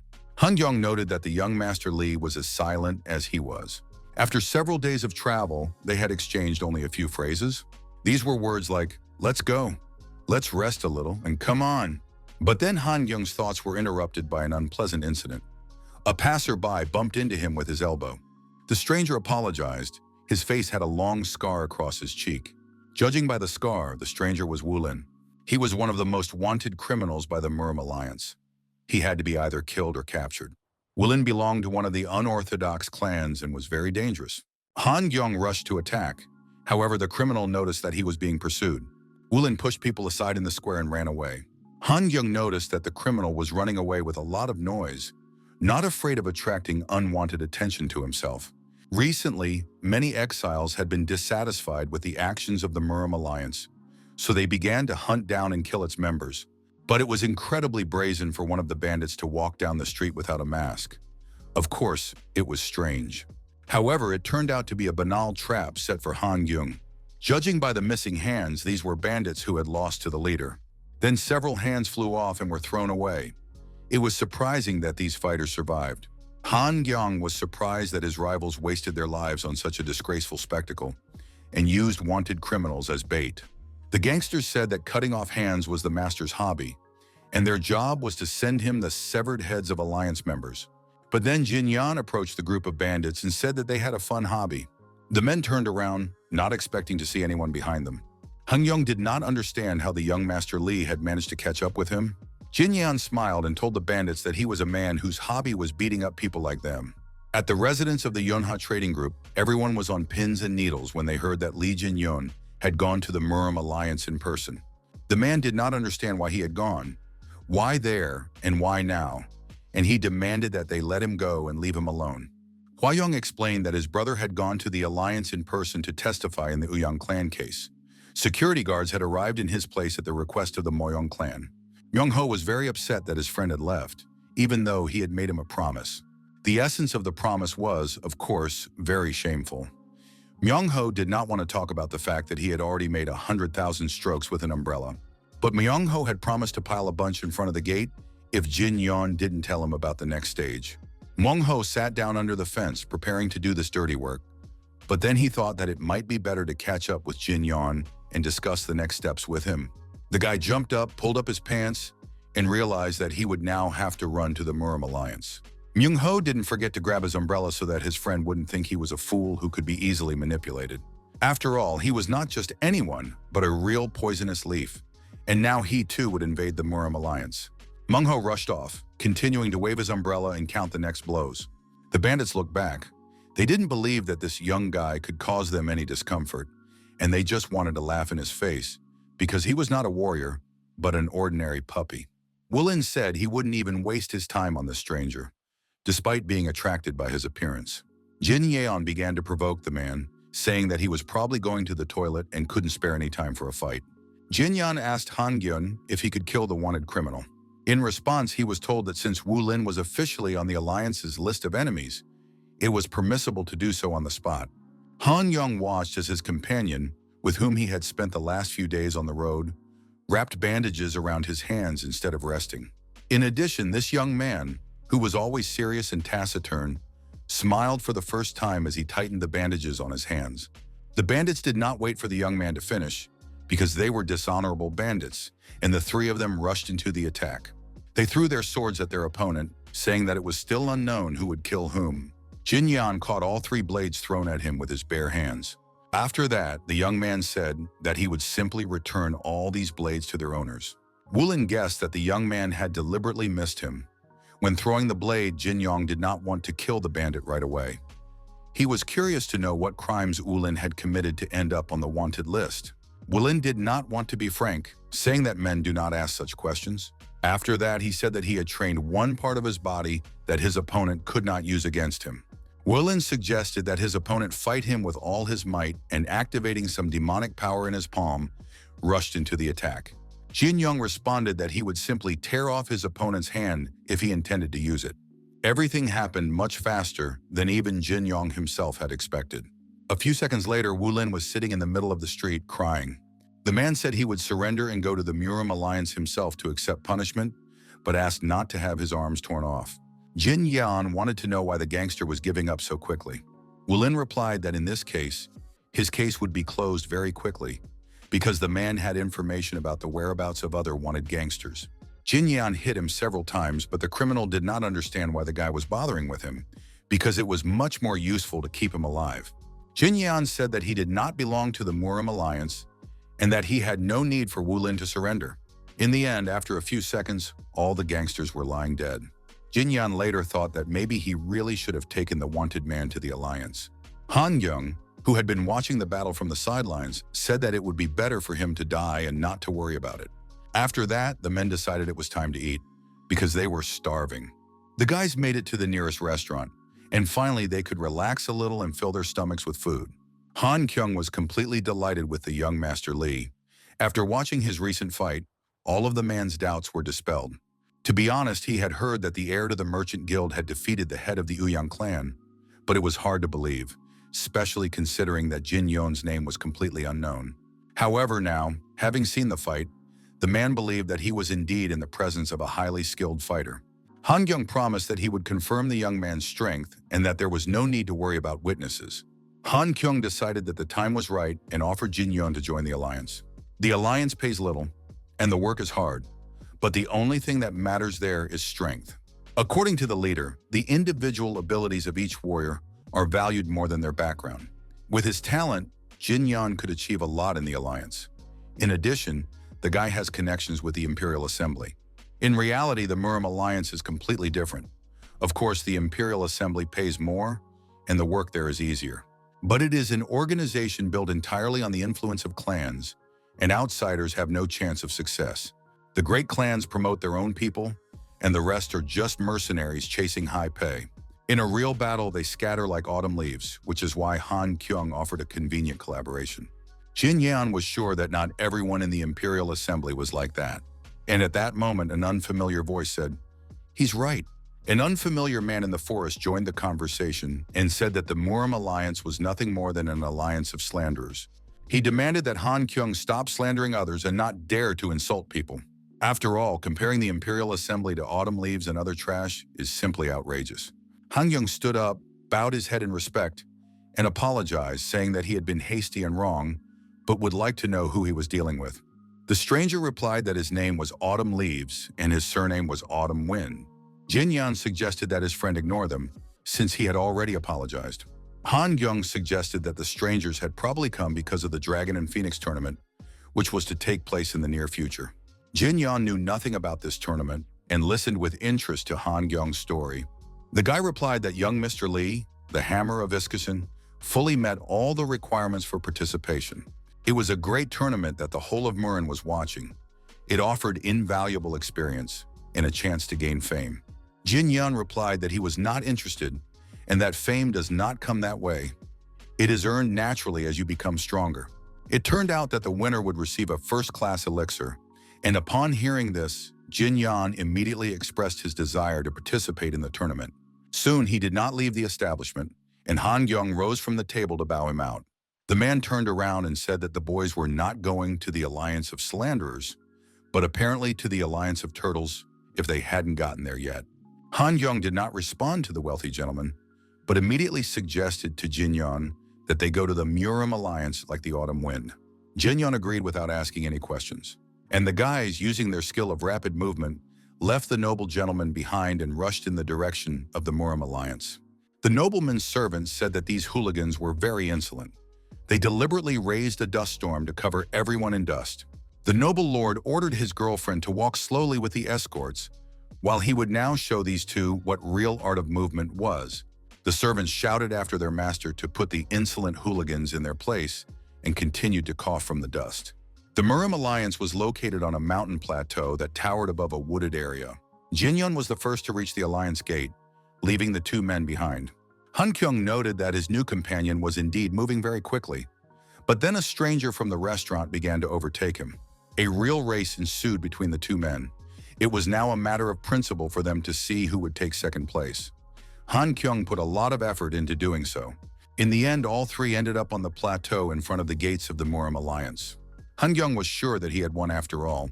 It seemed to him that, even if only slightly, he had pulled ahead. Jin Yan had to judge the race and decide who would take second place. Young Master Lee watched this and did not understand the point of this race, because they were just showing off in front of each other. But then the leader himself came out of the Alliance gate. He said that the only winner was undoubtedly the young master who had reached the Alliance first. All the warriors present bowed their heads in respect to the Alliance leader, Murim. The stranger, who by fate had become a participant in the race, introduced himself and said that his name was Hua Inwol from the Hua clan. He greeted the leader of the Alliance. Everyone looked with interest at Jin Yon, the young gentleman from the Yona trading group, whom they had already heard about in connection with various events. Hua Yunwol also studied the young man because he understood that it was this young man who had defeated the Uang clan. The leader of the Alliance, Murim, greeted the young men and introduced himself, saying his name was Yu Jong-hun. Mr. Yu asked what the men were doing there. They probably wanted to participate in the Dragon and Phoenix tournament. The Alliance leader told the young Mr. Lee and Han Kyung to go to the main hall, where he was ready to take them now. Hua Yunwol said goodbye to everyone, but said he looked forward to meeting young Master Lee at the Dragon and Phoenix tournament. Jin Yan understood that he didn't even need to decide. The decision had already been made for him, and they wanted to reconcile with him by force. The guy didn't know how necessary it was for him personally.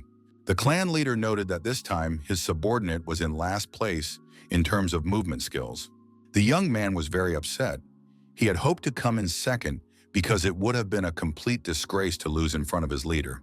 The Alliance leader replied that Mr. Hua had come here for the tournament and most likely wanted to conserve his strength while testing the abilities of his opponents. The Alliance leader did not know exactly what had happened, but it seemed to him that Han Kyung had simply run alongside the man, not wanting to lose. Jin Yeon was of the same opinion and agreed with the Alliance leader. Han Kyung blushed and became very upset, but Jin Yeon reassured him, saying that his opponent was using tricks, that he was going to participate in the tournament and was hiding his strength. This was normal and natural. This calmed the upset Han Gyong a little. The leader of the alliance listened carefully to the boys' conversation. Soon they reached the main hall of the Murim alliance. Everyone present bowed their heads respectfully as Mr. Yu Chong-hoon walked through the hall. The head of the alliance ordered everyone present to leave the main hall. He wanted to keep only young Master Li for further conversation. It concerned the matter of Uang Sen. The man promised to make a decision after personally seeing the fighting abilities of young Master Li. Soon everyone left the main hall, and now Jin Yeon stood before the head of the alliance. Mr. Yu ordered the young man to approach him. Jin Yeon approached and thought that it had been a long time since they had stood so close to each other. The leader of the Murim alliance, Yu Cheon-hoon, was second only to the three gods in terms of fame. He was the one who led all the righteous sects in the final battles against the demonic faction, known as the Battle of the Five Tombs. He was the one who personally led the three gods and the saint to the front lines. He was a truly respectable man, and now the man noticed the stern expression on Jin Yeon's face. Mr. Yu said that he often meets young men like young Mr. Li. However, he prefers young people who behave calmly and confidently despite their age. Jin Yeon felt embarrassed and didn't know how to respond to these words. But the head of the alliance laughed, saying that people always look better and more pleasant when they smile.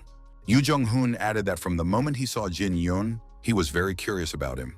The head of the alliance suggested that the young Mr. Li was the successor to the King of Fists.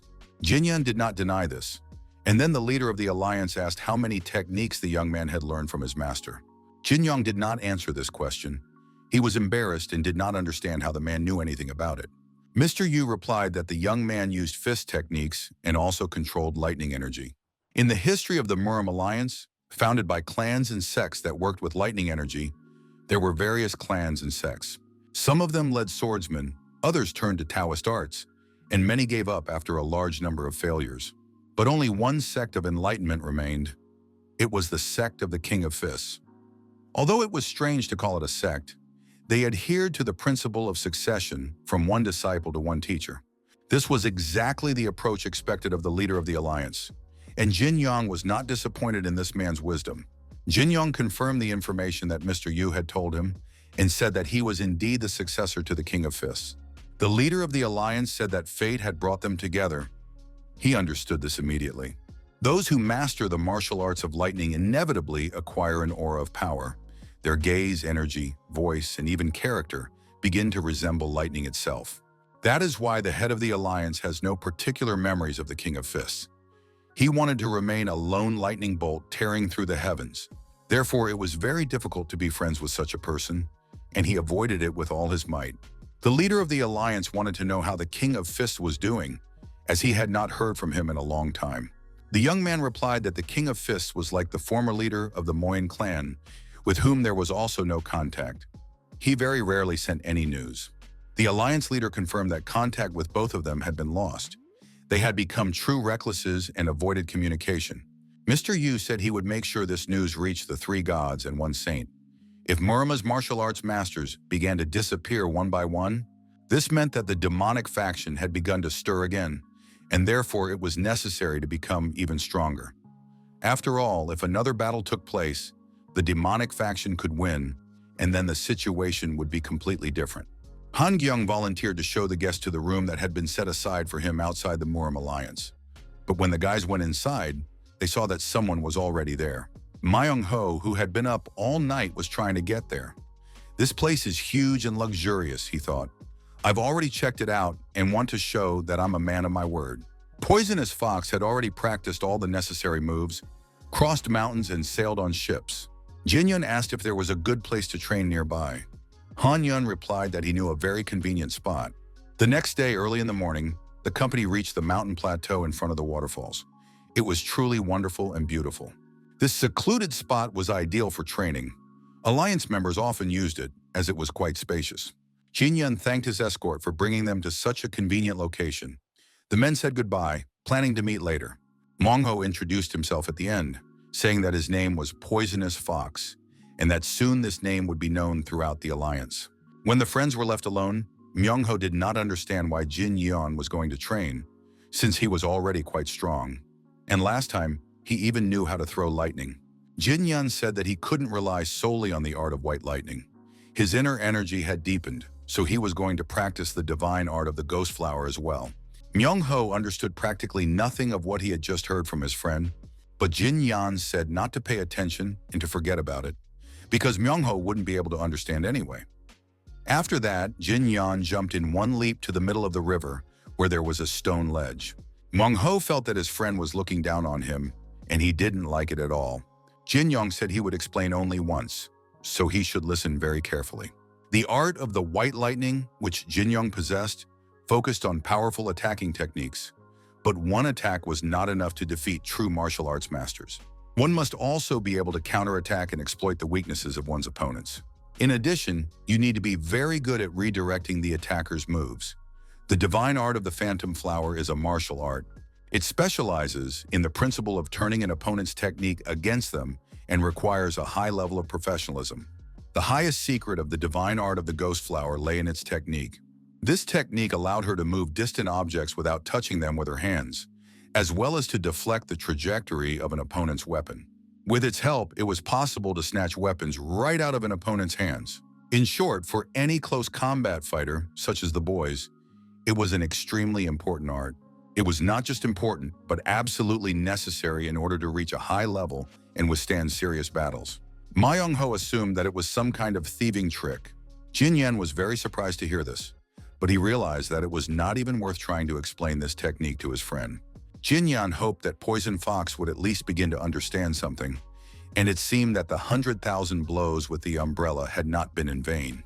But Myung-ho rolled up the sleeve of his kimono, showed his friend his powerful biceps, and said that he felt absolutely nothing.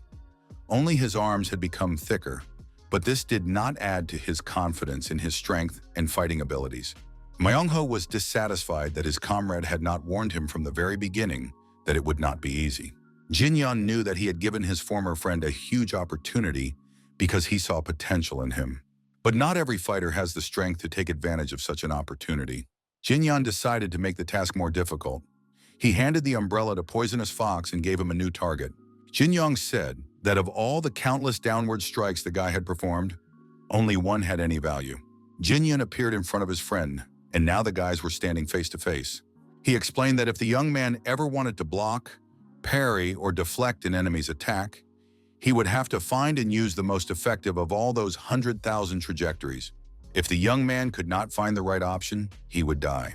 And the most effective strike is the only one out of all of them that is truly effective. The young man needs to replay all the movements he has made in his head. It should be just one precise slashing blow, as well as the fastest and sharpest thrust among those he will still deliver. During training, every warrior must extract useful techniques, then refine them, hone them, connect them, and rebuild them, forming a complete sequence. And when Won-ho has mastered all of this, he will have achieved what is commonly referred to as the basic form. After that, the martial arts masters of each sect study, modify and refine these basic sequences through endless repetition until they achieve perfection, which is called the art of the sword. But even then, mastering the art of the sword is not the ultimate goal.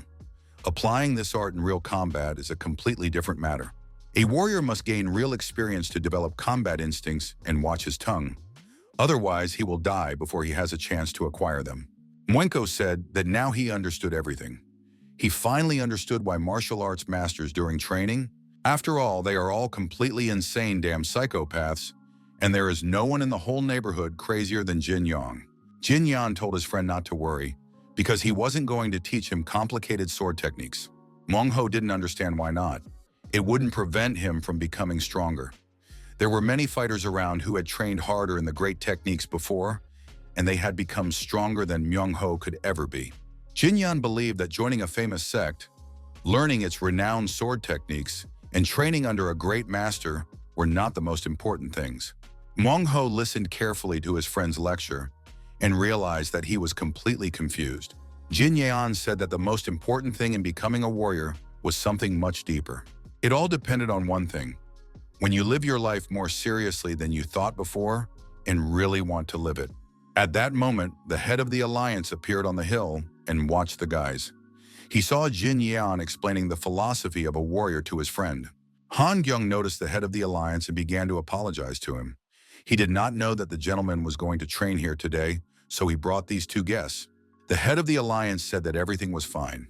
He was not going to conduct training, but on the contrary, he was greatly enjoying the show he was watching. Jin Yan did not notice the arrival of the observers and continued his explanation. In any case, when it comes to the greatest sword techniques, 9 out of 10 fighters would name the 9 strikes of Dako as the best techniques. Meng Ho said he had heard this name since childhood, but Jin Yun continued his story and said that there was another sword art that surpassed even this one. It was the art of Jin Sohan, a man known for his obsession with swords. Few people had ever heard of him. Jin Yan said that this man did not belong to any sect, and if Myung Ho really wanted to understand the power of combat, he would first need to study his history. Jin Sohan grew up among wandering artists and studied sword dancing from childhood. Sword dancing is a dance in which swords are used to cut people's clothes off. Jin Sohan danced with the older women who raised him. One can only imagine what thoughts were going through this guy's head. He was a young man who practiced sword dancing for more than 10 years, just so he wouldn't hurt those who took him in. He was a complete orphan in this world. A man who trained with the sword solely so as not to hurt anyone. When this man finally learned to wield a sword meant for killing, his insight flashed in an instant. He surpassed even the master of the 9 strikes of Dako and created the greatest sword art in the entire country. The story was very beautiful, but did the sword dance itself make this guy a great and skilled warrior? Of course not. The greatness of sword art or the prestige of a great sect, neither of these things matter. What matters is that he lived sincerely all those 10 years of sword dancing. That's the main thing. How strong you become depends on how you decide to live your life. Whether you will be an ordinary rat or become a real poisonous fox, that's the whole philosophy. Chul Myung-ho seemed to finally understand the essence of it all. The young man handed the umbrella to his comrade and said that he was ready to take the next step and was awaiting his teacher's orders. Jin Yan asked once more if his friend would regret it. The answer was no. Jin Yan used the umbrella and demonstrated several techniques, explaining how to act as if holding a sword instead of an umbrella. He told his student that this time he would have to make not 100,000, but 1,000,000 swings with the umbrella before the young man could finally achieve the desired result. The alliance leader realized that the young Master Li was truly impressive. The young man had mastered the technique of 3 swords. Mr. Yu watched the training with longing and envy. He could no longer remember the last time he had had the opportunity to train calmly with one of his students. After all these years in the Murim Alliance, Mr. Yu's friends had disappeared one by one. Their closest subordinates followed suit. Some died of natural causes, others were killed by enemies. And now the leader of the alliance watched the training of a simple guy with longing and envy. Yu Chun-hong said that today's performance, which he had accidentally witnessed, had given him great pleasure, and that he must prepare a worthy gift in return. Jin Yun was sitting on a rock at that moment, trying to concentrate on his meditation. Not far from him, Myung Ho was also panting and trying not to scratch or fidget. Jin Yun immersed himself in the process, and soon he was able to move stones and lift them with the power of his mind, directing them to the right place. The alliance leader could have watched the training for a long time, despite the rain that suddenly covered the entire area. But then someone called out to him. Jin Yan noticed Mr. Yu and rushed over to greet him, saying that he had been busy training. Meng Ho looked suspiciously at the leader of the alliance and was surprised that he was such a frail old man. Moreover, it was unclear how Jin Yan knew Mr. Yu. Meng Ho folded his hands in a welcoming bow, bowed before the head of the alliance, and stated his name. The old man asked where the scar on the young man's face came from. It looked like a sword wound. The young man replied that it was a wound from a dagger. The alliance leader wanted to know the details, but the young man tried to avoid talking about it. The alliance leader continued to insist, offering suggestions. Perhaps it happened during a duel, or maybe it was just an accident during training. Meng Ho decided to tell the truth. He said that he used to run a mountain hideout, and then he got into a fight with a guy who didn't want to pay back a debt, and the guy stabbed him in the cheek with a dagger. This story was very surprising. The alliance leader was shocked that such a negative person was among Jin Yan's friends and students. Meng Ho was very upset because he had to put himself in a bad light in front of the alliance leader and everyone present. But at the same time, the young man did not want to make up some story about a duel, training, or something more respectable. The guy was generally embarrassed, and it was unclear what was running down his face. Raindrops or tears of shame. The alliance leader was a wise man. He understood the young man's condition and said that he also had a scar that would not heal. The man showed everyone his hand and told them that his father used to own a brewery. He delivered drinks to taverns and sometimes transported the goods himself.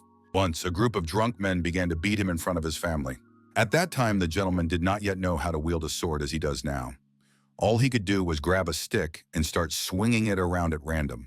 Fortunately, the drunks in the tavern were not particularly strong men, and the young man was able to scatter them with his club.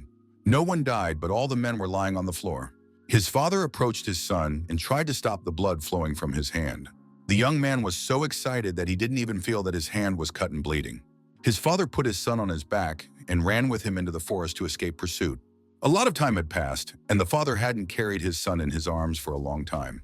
The boy noticed that his father's sleeve was torn. In addition, his father's sleeve was soaked with sweat. As they ran through the forest, the boy's hand kept touching the rough, sweat-soaked fabric, and the wound became more and more irritated. Perhaps that was why the scar never disappeared. It was saturated with his father's blood and sweat. Every warrior who joins Jangwoo brings their own story with them, and it is not always perfect and pleasant.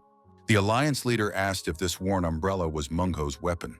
The young man admitted that he had borrowed the umbrella from his teacher, Jin Yan.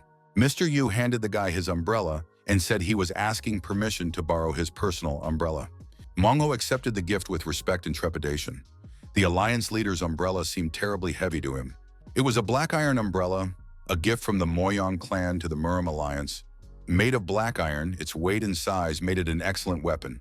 The young man could swing it many times and the umbrella would never break.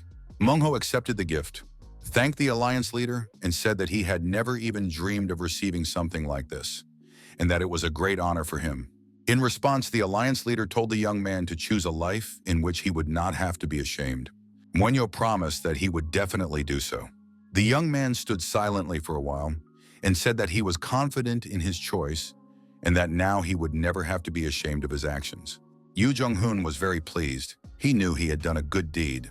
The alliance leader added that if yesterday's mistakes could be corrected, today's life would be much better, and it was always possible to become a good person. There was no need to blame oneself for the past. Mungho was very moved by this situation. He thanked the head of the alliance and promised to become a worthy person. Mr. Yum then said that he understood that it was very tiring for young people to spend a long time talking to an old man, so he was leaving them. The head of the alliance turned to Jin Yon and said that he was looking forward to meeting him at the Dragon and Phoenix tournament. Mr. Yum walked away from the young men and said, "It doesn't matter whether they wave their fists or umbrellas, but they will definitely meet me again, and it is desirable to do so on the side of the Orthodox faction." Both young men were very pensive when the alliance leader left them. After that, Jin Yan suggested that his friend go to lunch, but Myung-ho refused and said that he would train a little longer and then join him. Myung-ho couldn't contain his excitement and emotions because the alliance leader himself had entrusted him with a weapon. Now the young man had to prove to everyone around him, including himself, that he was worthy of this weapon. From the outside, it was unclear whether he was crying or laughing. Several days passed and the eve of the Dragon and Phoenix tournament arrived. Jin Yan stood on the balcony and watched. The herald stood in the ring and announced that since the beginning of the Dragon and Phoenix tournament, a large number of people had already gathered to participate. Due to the large number of applicants, a festival was held on the eve of the tournament where anyone could challenge anyone they had long dreamed of fighting. But that wasn't even the most important thing. If a warrior realized tonight that he was not yet ready, he would not even dare to show up at the tournament the next day. After all, no one needs random weaklings who will drag the competition out until sunset. Jin Yun heard about the festival on the eve of the main tournament for the first time. It sounded quite amusing. At that moment, Myung-ho was in the crowd among the spectators. One of the guys turned to him and said that the young man had already told everyone about his weapon and could now demonstrate his umbrella skills. Jin Yun heard his friends start to distract them and say that the guys had started it and were coming at him with their weapons. But the unfamiliar warriors did not calm down. They continued to laugh and whisper about the umbrella weapon, confident that nothing could be achieved with an umbrella. Myung-ho now stood in the center of the circle, confused. Did the Murim alliance really forbid the use of umbrellas as weapons? Jin Yon understood that his friend's character had not changed. Meanwhile, Myung-ho began to tell everyone that they had no idea where he had gotten this umbrella. Myung-ho waved his umbrella and said he was ready to satisfy everyone's curiosity. The young man raised his hand with a black iron umbrella and said that he was Chul Myung-ho, the one who had swung a sword 100,000 times and had recently learned how to slash and stab. The spectators watched him and thought he was crazy. He was talking about training for children, but perhaps it would be better to leave him alone. He would grow up in time. But then a warrior approached and said that he was interested in the three-ball technique and wanted to know who was teaching the boy this technique. The stranger said that the teacher was probably a fool, because he had only taught the boy what all street gangsters knew. The man continued to provoke Manhwa, adding that he had no intention of interfering, but simply could not stand by and watch such a fool disgrace the Dragon and Phoenix tournament. Manhwa said that he didn't give a damn about this tournament, but he would never turn down a good fight. The stranger accepted the challenge, and soon an unusual fight was about to take place. Jin Yeon watched the situation with concern. Now Manhwa stood in the ring with an umbrella in his hands against an unknown warrior. It was announced that whoever struck first would be considered the winner. Myung-ho swung his umbrella and jumped up. His opponent had time to think that the young man was moving very fast, while the umbrella appeared right next to his face. However, his opponent managed to dodge the blow, and now Manhwa was practically lying on the floor with his umbrella. Manhwa thought that the umbrella was shorter than usual, which is why he couldn't reach his target. The opponent began to laugh, because the guy with the umbrella couldn't even handle his own weapon. At that moment, a real circus began, and all the spectators watched in amazement, not understanding where they had ended up. Manhwa grabbed his umbrella and ran away. It was a very strange sight of a fight. His opponent noticed his retreating adversary and was completely confused, not knowing what to do next. According to the rules, no one could be declared the winner, because no blows had been struck. Therefore, Monk's opponent was forced to chase after him. Soon the duel became simply comical, because the guys did nothing but run around in circles after each other. The guys ran in circles until the stranger was able to trip Manhwa with his spear, and Manhwa fell to the ground. The warrior immediately rushed to attack his small opponent, who was going to run around the tiny stage forever. The man approached, saying that his opponent was running around like a funny little rat, but now he would get up, and finally they could show how real men fight. Manhwa replied that his opponent had first knocked him down with a dirty sweep and now demanded that he get up. This is some kind of twisted joke, thought the young man. How can I even compete with this? Situation was becoming increasingly comical and absurd. But then the stranger rushed into the attack again with his spear, preparing to deliver the winning blow. Munch grabbed the spear shaft, preventing the blow, and immediately counterattacked with his opponent's spear. Unfortunately, the distance was too great, and Munch was also unable to strike. The enemy laughed, saying that Manhwa had recently boasted about his horizontal strike, but now he was showing such clumsy technique. It was clear to everyone that his lunges would be just as clumsy, but it was unclear how the guy with the umbrella was going to continue fighting. The stranger said nothing more. He jumped up and struck with all his might. Then the blows rained down one after another, and the crowd watched with excitement as the confident chatterbox was literally beaten up. Manhwa was barely standing and looked truly beaten. Blood ran down his face, and the young man tried to cover himself with his umbrella. His opponent approached him and prepared to kick him. He kicked Myung-ho in the head, and it no longer looked like a fight. It looked like a real murder. Jin Yeon watched the fight from the balcony, and before losing consciousness, Myung-ho saw that his friend was aware of his humiliation. Myung-ho regretted having lived his life like a complete fool. Gathering all his remaining strength, the young man got to his feet, leaning on his umbrella. Blood was literally pouring out of him. His opponent waited for Manhwa to get to his feet. The crazy bastard couldn't seem to come to his senses. But finally, the time had come to end this fight, and the stranger rushed at his opponent with his spear. Was Manhwa's whole life going to be like it had been before? Like a real fool? Manhwa now regretted the previous years with a vengeance. That's why, from that moment on, he decided to live a completely different life. The guy raised his umbrella and managed to dodge the spear. The next moment, he thanked his opponent for closing the distance just enough to deliver the decisive blow. Manhwa brought his iron umbrella down with all his might on the fighter's head. Spectators again did not understand what was happening. This is what it means to let your guard down, and it is unclear what power this umbrella possesses. Myung-ho crouched down, leaning on his umbrella. His breathing was uneven, but his defeated opponent lay at his feet. Myung-ho raised his umbrella, pointed it toward the balcony where Jin Yeon had been standing all this time, and addressed his teacher with the words, "Thank you, my teacher, for sparing me once. I will definitely repay you for your kindness and for your lessons too. I will do this because I am not some kind of rat that is always running away. I am a poisonous fox who always repays his debts, and today I have won. Jin Yeon watched his friend with a smile and satisfaction. He understood that he had once correctly understood his friend and given him the opportunity to believe in his own strength. Finally, the audience began to come alive. The spectators realized that the winner was the guy with the umbrella, and he had defeated his opponent with just one blow. Mung Ho stood swaying over his opponent's body, calling him a pathetic weakling. Although the young man himself could barely move and was struggling to stay on his feet, he didn't have time to relax before he heard someone shout.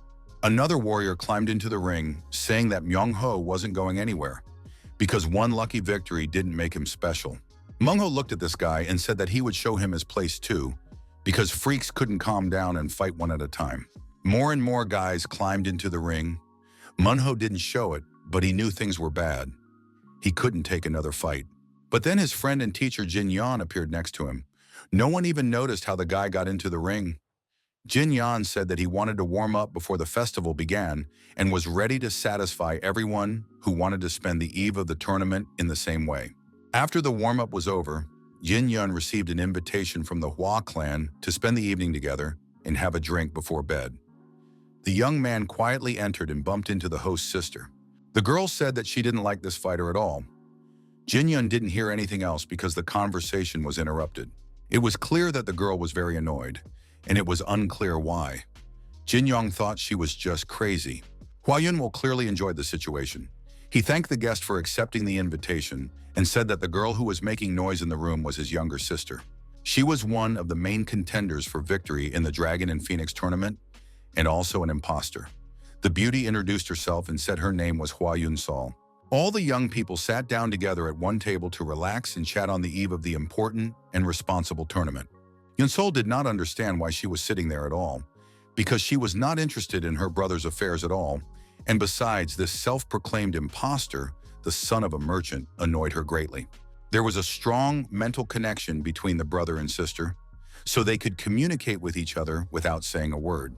Insol suddenly told the guest that the day before, his sister had confessed that she had watched young Master Li's battle, and it had made a big impression on her. Therefore, the girl had something she wanted to give him as a memento of herself. Jinyun did not understand what she was talking about, especially since he had done absolutely nothing. Yunsol explained that it was a treasure belonging to their clan's fist guard. She handed the young man a pair of handguards. They were not metal offensive gloves, but ordinary leather guards designed to protect the knuckles. The girl asked him to accept this small gift as a gesture of goodwill. Jinyun expressed his gratitude, accepted the gauntlets, and said he would try to use them wisely. After that, the conversation became much livelier because the young people relaxed a little. The hosts asked their guest if he knew who the favorites were for tomorrow's Dragon and Phoenix tournament.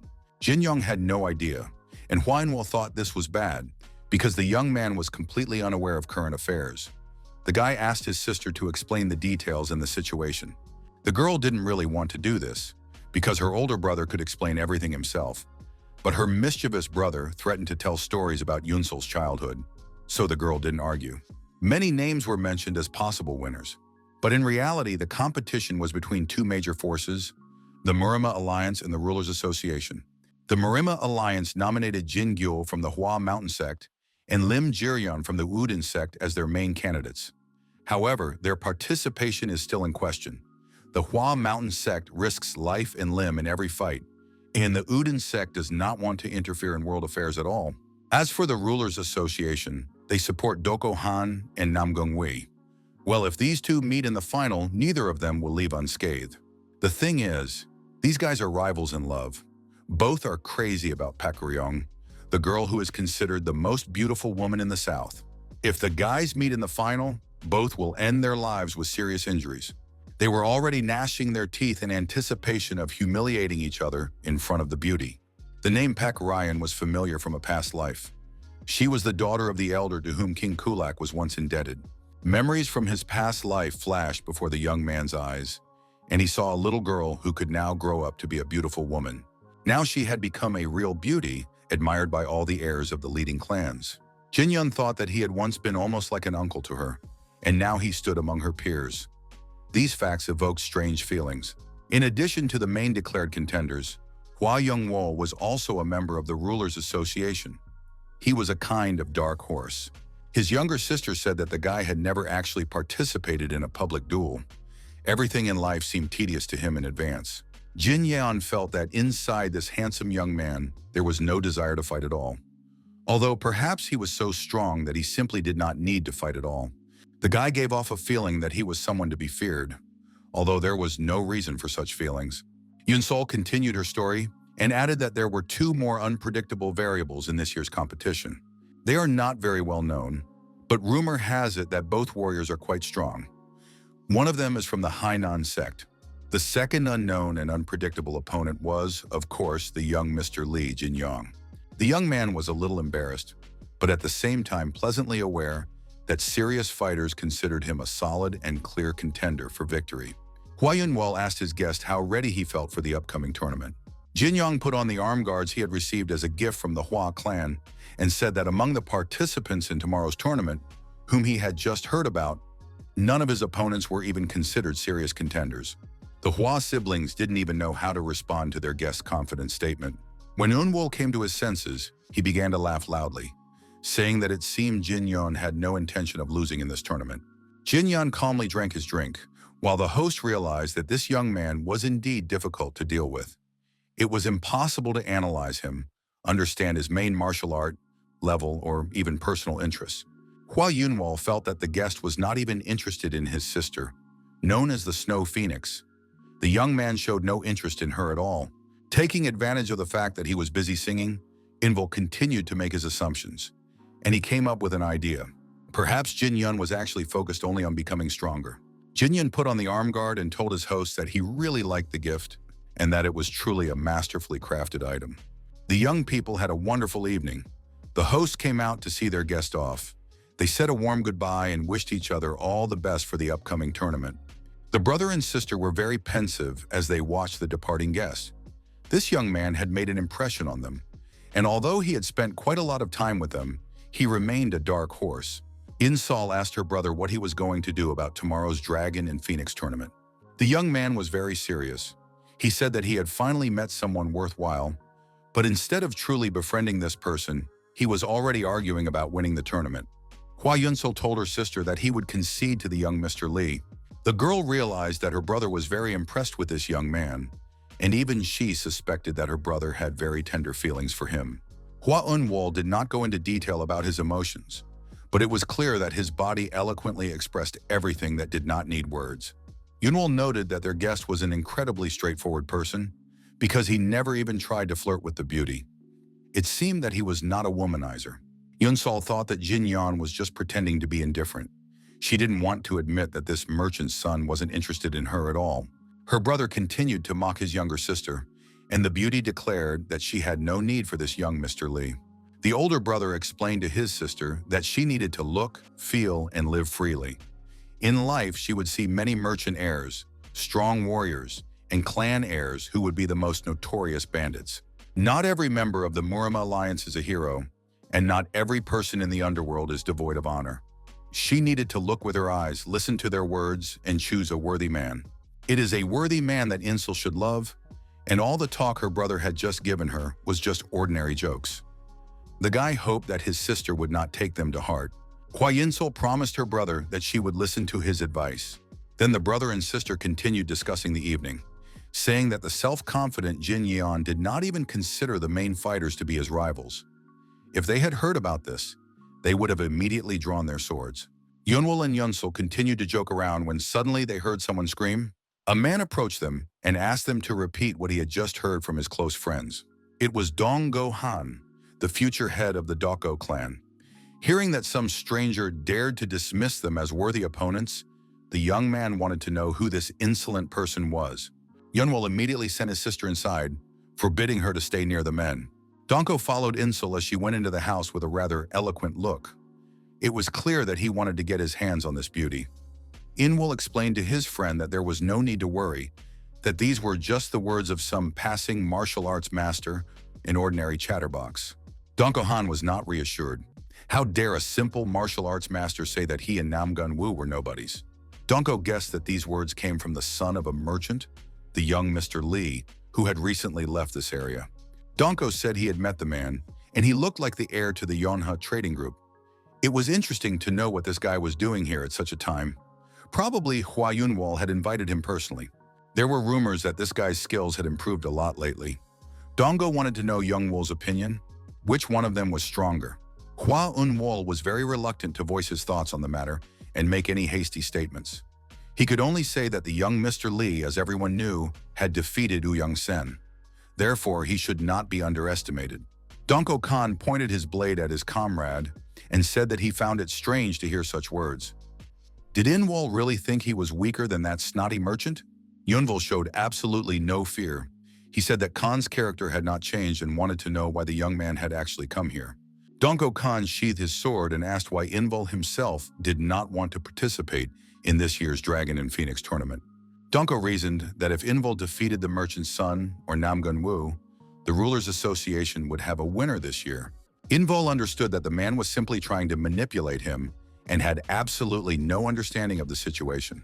Yunwal laughed in the young man's face and advised him to just participate and relax. This year, neither the Rulers Association nor the Murim Alliance would win the championship. Hua Inval smiled mysteriously, without going into further explanation, and said that this was his prediction as the future chief strategist of the Association of Rulers. Donko didn't know how to respond to that, but he wanted to know how confident Inval was in his prediction and whether he could back it up with action. Donko Han decided to bet 10,000 coins that the winner would come from either the Murim Alliance or the Rulers Association. Hua Inval assessed the situation and declared that he was willing to bet 30,000 coins that the winner would not belong to either of these groups. These guys were now bound by their agreements, and their financial situation also depended on the outcome of tomorrow's tournament. Donko advised them to prepare the money in advance and say goodbye to it, so that it wouldn't hurt so much the next day. Hua Inval wished his opponent luck, confident that his prediction was indeed correct. The next day, the Dragon and Phoenix tournament began with the qualifying round. The contenders gradually gathered in the city center and registered for the preliminary fights. If the warriors collected 3 name tokens, they could advance to the main round of the tournament. Li Jinyang also came to register. He was asked what name he would like to see on his name tag. The young man did not know, but it turned out that he could use a pseudonym. It was not necessary to give his real name in the preliminary fights. Of course, the young man wanted to register as King of Fists, but he couldn't afford such a name because he hadn't yet reached the level he had in his past life in relation to the title of king. Jinyan asked to write Warrior of the Fist on the sign. They wrote it down for him, wished him luck, and handed him the sign. When the registration process was complete, Jinyan moved towards the ring where the preliminary fights were to take place. The atmosphere before the tournament was very tense. The stakes were too high, and all the participants wanted to win. Jinyang paid attention to the fighters. Some of them looked quite strong. The internal energy of the young masters had grown significantly in recent times. However, the presence of internal energy did not guarantee victory for these guys. Jin Yan put on protective gloves and thought about what he would prove. Internal energy alone was not enough. This time he was going to test the body techniques he had perfected. The young man approached the ring and noticed how the referee broke one of the fighters' scorecards. The referee explained that the guy had neither the skill nor the character to advance to the main round. Therefore, he needed to have pride, stop throwing tantrums, and calmly leave the tournament. The young man did not understand why he was disqualified after winning and asked for another chance. However, the judge was adamant. He stated that this was the Murim Alliance. The guy was disqualified and had to leave. The referee accused the young man of attacking his defeated opponent with extreme cruelty, which was not the behavior of a martial arts master. After that, the referee called the medical team to help the beaten warrior stay healthy. Jin Young noticed the guy's violent temper. He knew that sometimes Orthodox schools were just as annoying as the Uang clan. Nevertheless, thanks to righteous elders such as the judge, the world remained in balance. Jin Yeon understood that he could never truly hate the Orthodox side. Jin Young was lost in thought and did not notice where the referee had gone. He turned to the stranger, wanting to know where the referee had gone. However, the man said that a spot had just opened up in the ring due to an injured participant, and therefore Jin Yong had to enter the fight immediately. Li Jinyan stepped into the middle of the ring, bowed his head in greeting, and saluted his opponent. At that moment, the malicious judge appeared, saw this, and said that he had not seen such a well-mannered young man in a long time. The old man asked for the sign with the fighter's name. The referee read the name written on the plate and wished the fist warrior good luck in the tournament. The old man was very attentive and meticulous. He noticed the young man's protective gloves and said that he had not seen such gloves in almost 50 years. The judge said that the material of the gloves resembled the rarest thread of the heavenly silkworm, which was once produced by the Bakli clan. Jin Yun learned that these gloves were very valuable, and now understood that the gift from Yun Sol was not just a souvenir. But it was time to stop talking and get straight to the first fight. The old judge announced that the fight could be considered started and thoughtfully left the ring. Jin Yong's opponent said that, judging by the gloves, his rival also fought with his fists. It looked like it was going to be an interesting fight. The young man did not have time to finish his sentence, because at that moment Jin Yong jumped at him. Li Jinyong hoped that his opponent was ready to start the fight. The guy threw a punch, although it seemed that the stranger was not expecting it. The opponent was knocked down by this light blow and lay motionless in the ring. The referee immediately rushed into the ring and announced that the fight was over and that the winner was the fist warrior. The referee thought about how he had sensed this guy's unusual aura and how his punch had been executed perfectly. The next opponent was the Reaper of Life. He entered the ring hoping to win and advance to the qualifying stage. Jin Yeon did not look at his opponent at all. He was completely focused on the fight. The Reaper of Life saw the last blow Jin Yeon delivered and realized that he was facing an unusual fighter, but one whose level was unclear. The man understood that in such moments, he needed to put all his inner energy into one decisive blow, and he rushed into the attack. Jin Yeon blocked the blow and managed to seize the initiative, preventing the strike from reaching its target. Jin Yeon managed to whisper to his opponent not to waste his energy on a wooden stick. At that moment, Jin Yeon's fist was already approaching his opponent's face. The young man believed that if he didn't waste his strength on the stick, he would be able to stop the blow. But for now, there was little chance of that. Spectators had already gathered around the ring, amazed that the fight had ended with just one blow again. Among the spectators were some of the most famous warriors. They watched the merchant's son's technique with interest, assuming that this was perhaps all he was capable of to defeat his opponents. However, it became clear to everyone that the rumors about his strength and martial arts skills, which had spread around Jin Yeon's name, were not in vain. The old judge clearly sympathized with Jin Yeon. He really liked what was happening in the ring, and the man did not hold back his emotions and announced that it was amazing. After that, the judge invited the next participant. But the contenders realized what would happen in the next round, so the next contender withdrew from the qualifying tournament. The old judge scolded him, saying that the player dared to come to the Dragon and Phoenix tournament with such a weak will. He demanded that he leave his token and leave the ring immediately. The judge understood that most of the tournament participants did not even have basic fighting skills. He handed out 3 tokens and said that in his entire life, he had never seen a participant who passed the preliminary test with only 2 strikes. But now the old man had seen such a warrior and was happy to welcome Jin Yeon to the tournament. He added that he would be happy to see him in the main round. The first day of the tournament was taken up with the qualifying round. It was already evening, and it was possible to draw up a fight schedule for the warriors who had passed the qualifying stage. The judges had to distribute the participants according to their combat power ranks, so that fighters of the same level would not meet each other in the first round. The old judge said that of all the warriors he had evaluated, the only gap was the fist warrior. He was the first warrior to advance to the main bracket. Rumor had it among the participants that the young man had made it through the preliminary round with just 2 punches. Realizing the strength of this warrior, it was necessary to distribute the remaining participants correctly so that the tournament would be as fair as possible. At that moment, the alliance leader entered the judges' room. He thanked all the judges for their excellent work on the first day. The judges reported that they had done a lot of work. Enough participants had been selected, but many had been excluded for lack of character. The alliance leader wanted to know if there had been any interference from unorthodox sects at this stage of the tournament, but the elder judge said that nothing of the sort had been noticed. This was excellent news. The Flying Dragon Squad, the Cloud Dragon Squad, and the White Dragon Squad were supposed to track the positions of those who had passed and cover them so that they would not be ambushed or drawn into senseless fights. The elders were supposed to make sure that no one dared to threaten the participants of the next stage of the tournament, neither from the orthodox sects nor from the forbidden ones. In case of violation of the rules, the culprits were to be captured and locked up in the dungeon. The subordinates accepted the orders from the respected leader of the alliance with joy and respect. As he was leaving the judges' meeting, Yu Chung-hong asked Marim, for the sake of the alliance's honor, to ensure that none of the passing warriors were harmed. After that, the alliance leader left the room, leaving the judges to draw up the tournament bracket. Silence reigned in the room for some time. Everyone felt the weight of responsibility and understood the importance of the upcoming tournament for the life of the entire alliance. The next day, the main stage of the Dragon and Phoenix tournament began. The judges worked all night to draw up a fair tournament bracket and distribute the participants fairly. Spectators gathered in the stands, coming with their entire families to enjoy the martial arts festival. Yu Chonghong was alone in his chambers. He did not want to share his thoughts with anyone.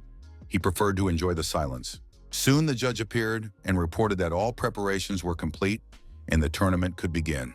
The alliance leader turned his head and saw light coming into the room through the unlocked doors. Myung-ho continued to complain. He couldn't see well from his seat. The guy wanted to be seated in the front row because he had already passed the qualifying stage. Jeon-woong approached his opponent and offered to make a bet on the upcoming championship. Jeon-hoon was confident of his victory, so he didn't understand why he should take such a risk. The friends teased each other, calling each other braggarts.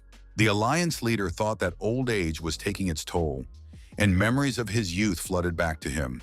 Before his eyes stood the face of a friend who was almost like a brother to him, and then that same face was covered in blood, with a look of pain in his eyes. And then one of his friends, Jong-won, is mortally wounded by a sword that pierces his back. Dying in his friend's arms, Jeon-won asked Jeon-hong to lead the battle. Yu Jeon-hoon had to find the greatest sinner in the entire Oran company. He had to become the leader of the alliance and prevent the villains from the demonic faction from escaping.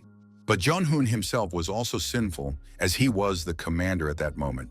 His fighters obeyed their commander and willingly gave their lives. But how could martial arts masters start this war? The weak could have simply run away and saved their lives. And now the alliance leader understood that in the world of Jianghu, it would have been enough if the strong had gathered and sorted things out among themselves. There was no need to drag ordinary people into their merciless fights. The alliance leader was struck by the fact that such thoughts still tormented him. The man went to the tournament, hoping that perhaps the outcome of today's competition would be his liberation and his last battle. The spectators were happy to see their idol alive, because the alliance leader was almost a god to ordinary people. People chanted his name, welcomed him, and called him a great hero. Yu Chonghong simply waved calmly to his subjects in response, knowing that he was not really a hero. The alliance leader began his welcoming speech. He said that 45 years ago, a young man with tousled hair came here, borrowed money to participate in the competition, and now stands before all the people. Jin Yan, like the others, listened attentively to the leader. He respected this serious and fair man. In those days, even winning 1 or 2 fights was considered a feat. Sometimes it happened that someone died in an accident. Something like that happened in the very first fight, when a martial arts master won. He belonged to a respected clan, and in the second duel, a master from the Golden Blood sect won. The man who took second place began to live in the Muram Alliance, and his name was Chong-won. Over time, this warrior received the Star Sword. At that time, Cheon-hong already possessed the Water Moon Sword. The winners were not awarded prizes, but the alliance leader and elders voluntarily gave the swords to the young men. Many events took place later, but since then, the young Yu Chong-hoon has been unable to leave the alliance. The joy of receiving the Water Moon Sword made the young man strive to become even stronger. And now, alliance leader Mirim announced what prize would go to the winner of today's tournament. Yu Chonghong was going to present the century-old Chonghua Ginseng from the Ime sect.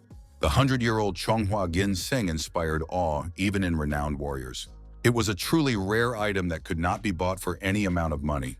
The alliance leader explained that for Abbess Hyun of the Ime sect, who did not even have the means to support her disciples, giving the 100-year-old ginseng to an unknown winner was a great gesture of trust. In addition, the alliance leader was going to present the Star Sword to the most outstanding swordsman of the tournament. He was sure that his late friend, who was now in heaven, was happily watching this event. The alliance leader also wanted to present the best swordsman with his Water Moon Sword, which unfortunately he himself could not give away. But the blacksmiths of the Gu clan had specially forged a new sword for the alliance leader to present at this tournament. Everyone knew that the blacksmiths of the Gu clan created unforgettable swords, which were wielded by the best swordsmen of the Hua Mountain sect. The winner who received this sword would be able to name it himself. The young, still unknown man's hair had long since turned gray, but his sword remained as sharp as ever, for it was the Water Moon Sword. No matter how many years pass, The blade of the water moon sword will never tarnish. We should all follow his example and keep our hearts pure for as long as possible. Every warrior must remember that someday he will go to heaven, and there wars will be judged by personal qualities, taking their rightful place. Thus, at this tournament, 100-year-old ginseng, the Star Sword, and the Sword of the Gu Blacksmiths will be awarded. These awards are given without any conditions for one reason only. And this reason is clear to all pious warriors, for they all belong to Orthodox sects. After that, the Alliance leader announced that the Dragon and Phoenix tournament could be considered open. Manga was also impressed by the Alliance leader's welcoming speech and said that the old man really looked impressive. Jinyan smirked when he heard this phrase. He did not like to value everyone equally and treat them all the same. It was not about the pride, authority, or righteousness of the Orthodox, but about the statement of an old man who had already lost so much. However, this old man chooses to follow the path of the Orthodox to the end.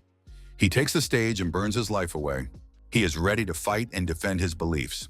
He respects crazy and stubborn martial arts masters, but the Orthodox are not always right.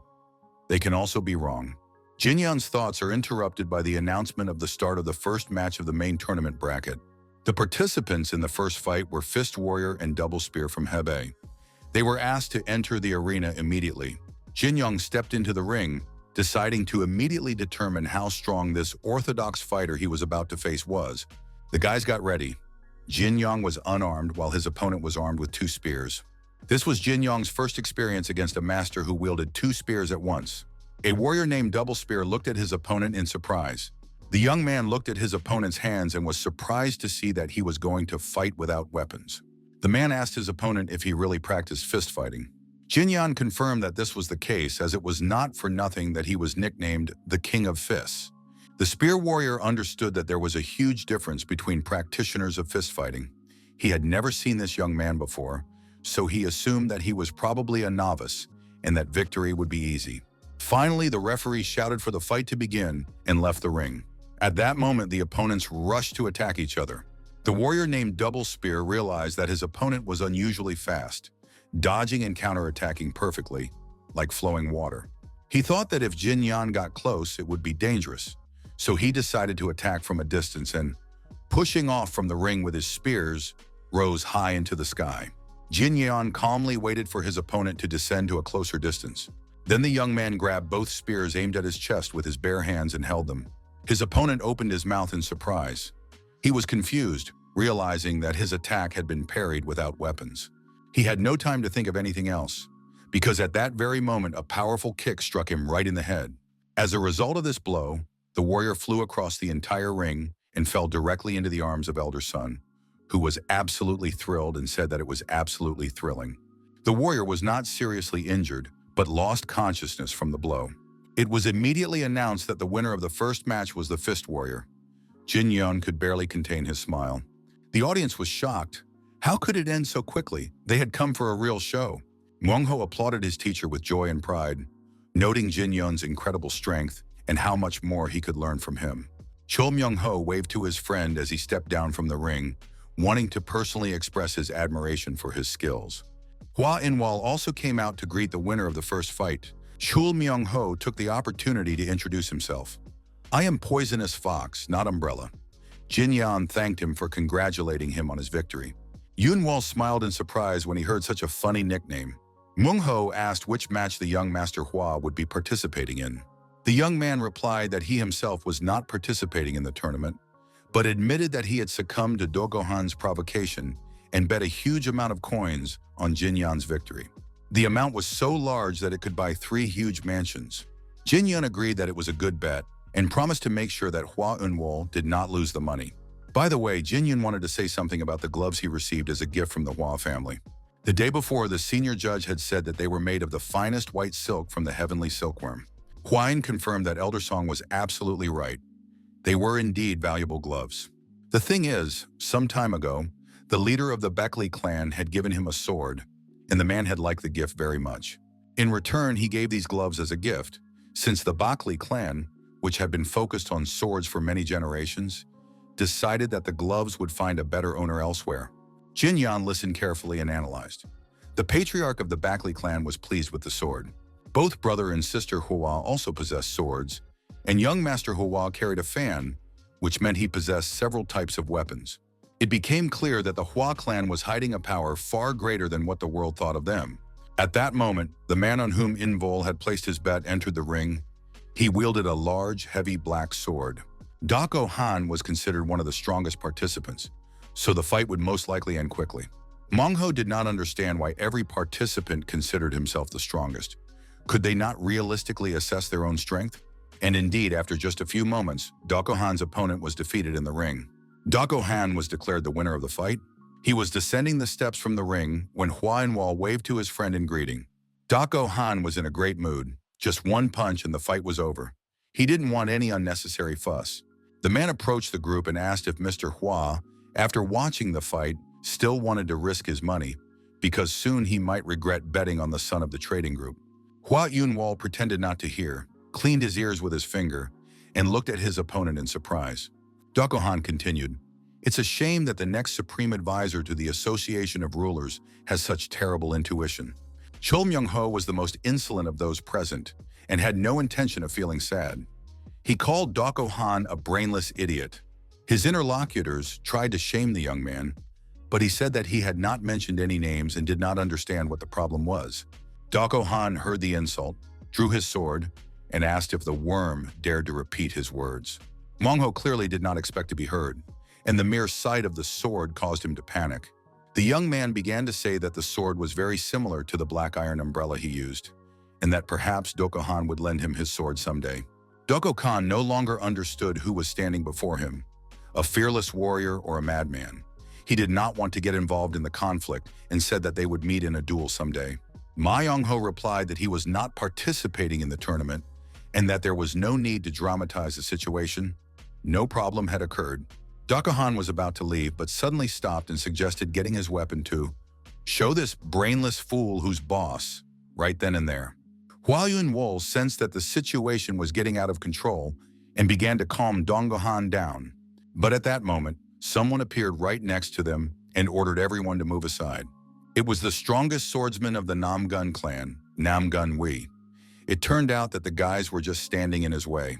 Wang Ho, as usual, remained defiant and asked directly, "Who are you to interfere in our conversation?" Namgun turned to Dongko, saying that he had wasted his inner energy on an insignificant opponent and was now quarreling with ordinary people. He probably had too much free time on his hands. Donggo Han could only repeat Nam Gunwi's name. He didn't dare say anything else. Everyone knew that this guy was the grandson of the Emperor of the Sword.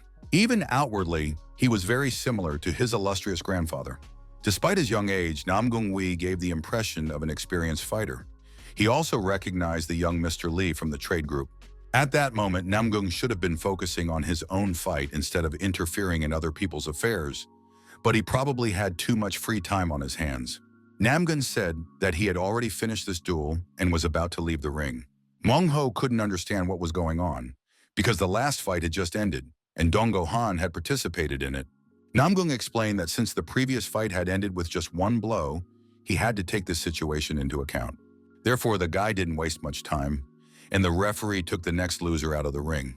Jin Yan was not surprised that the next fight was also over very quickly, because Nam Gunwi himself was participating in it. And now a visual battle began between the two main contenders for victory in the tournament. It is unknown how it would have ended if two beautiful women had not approached the guys at that moment. Hua Yun-sol turned to her brother and said that her friend wanted to greet him personally. Hua Yun-sol was delighted to see Lady Beck, whom she had not seen for a long time. The girl thanked him for the sword he had given her earlier and said that she had found a great use for it. After that, Hua Yun-sol introduced the girl to the men standing next to him.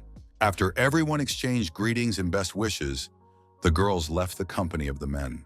Dongko and Namgun noticed that the beauty had looked at young Master Lee for a few seconds longer than the others, and now the guys were united in their dislike of their common rival. The Dragon and Phoenix tournament continued, and soon it was announced that the winners of the first round should await their next match. The warriors rested in their tents, and Hua Yun-wol came personally to Jin Yon to find out if he was ready for the second round.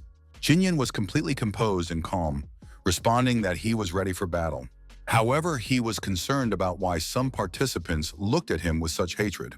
Hua Yun-wol reminded him that he had already told him about the rivalry and love. Both suitors hoped to win the hand and heart of Lady Beck. Now they looked at Jin Yan with hatred, considering him a rival in the romantic conflict. Meng Ho, as straightforward as ever, noted that all the commotion was because of a woman. Why be the scion of a prestigious clan if you behave like a fool blinded by lust, he added. Jin Yun could no longer listen to this and asked his friend to watch his language. He reminded him that young Master Dongo had restrained himself, and thanks to that, Myung Ho was now alive, and also noted that this was also thanks to the girls. Chul Myung Ho remembered his promise to be an obedient student, bowed, and said he would definitely take this into account.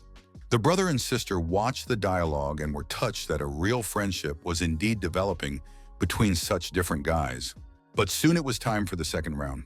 Jin Yan finished his match almost instantly. His name gradually rose in the rankings. He needed 2 more victories to reach the final, and his next opponent was the unusual warrior Dong Ku Han. If Jin Yong defeated him, he would advance to the semifinals, where he would face Nam Gunwi. It turned out that he would have to fight the strongest opponents in a row. On the other hand, the martial arts master of the Hainan sect, the Golden Sand Sword named Wei Mak Chong, and a representative of the Hua Mountain sect, the Wandering Plum Blossom named Jin Yul. The judge invited the Fist Warrior and the incomparable Donko Han to the ring. Jin Yeon, climbing into the ring, looked once more at Ms. Beck, who was interested in this primitive guy who only knew a few physical, rough techniques. The opponents met in the ring, but before anyone could understand what was happening, the arena was destroyed. It was hard to imagine that the huge stone ring had been broken into pieces. The leader of the alliance, who was watching the tournament, gave the order to continue the tournament and not to stop. Yu Jun Hong wanted the battles to proceed as scheduled, but he had to make sure that the spectators were not injured. The participants in the fight were unharmed. Dongo Han was in a state of mild shock. He couldn't believe that one step could unleash such power. How much training would it take to reach that level? Dongo Han decided that his opponent had already shown all his abilities and rushed into the attack. Jin Yan began to gather energy in his fist, gradually increasing the phase one by one. Dongo Han realized that the young man also possessed internal energy. Hua Unwol also realized that he had made the right choice by betting a large sum of money on the young Master Li. Jin Yeon had almost completely dispersed his lightning-fast energy. Finally, he felt ready to attack. Jin Yan did not want to just wave his arms around, creating meaningless movements of wind. Donko Han was still trying to analyze the situation and realized that his opponent was not only incredibly strong, but also capable of repeating the movements of a grand master of martial arts, which was surprising for the son of a merchant group. He tried to resist, or at least avoid the blow, but now he understood why Ouyang Sen had lost to this young man. Jin Yong sensed his opponent's fear, who now could not even use the powers he possessed.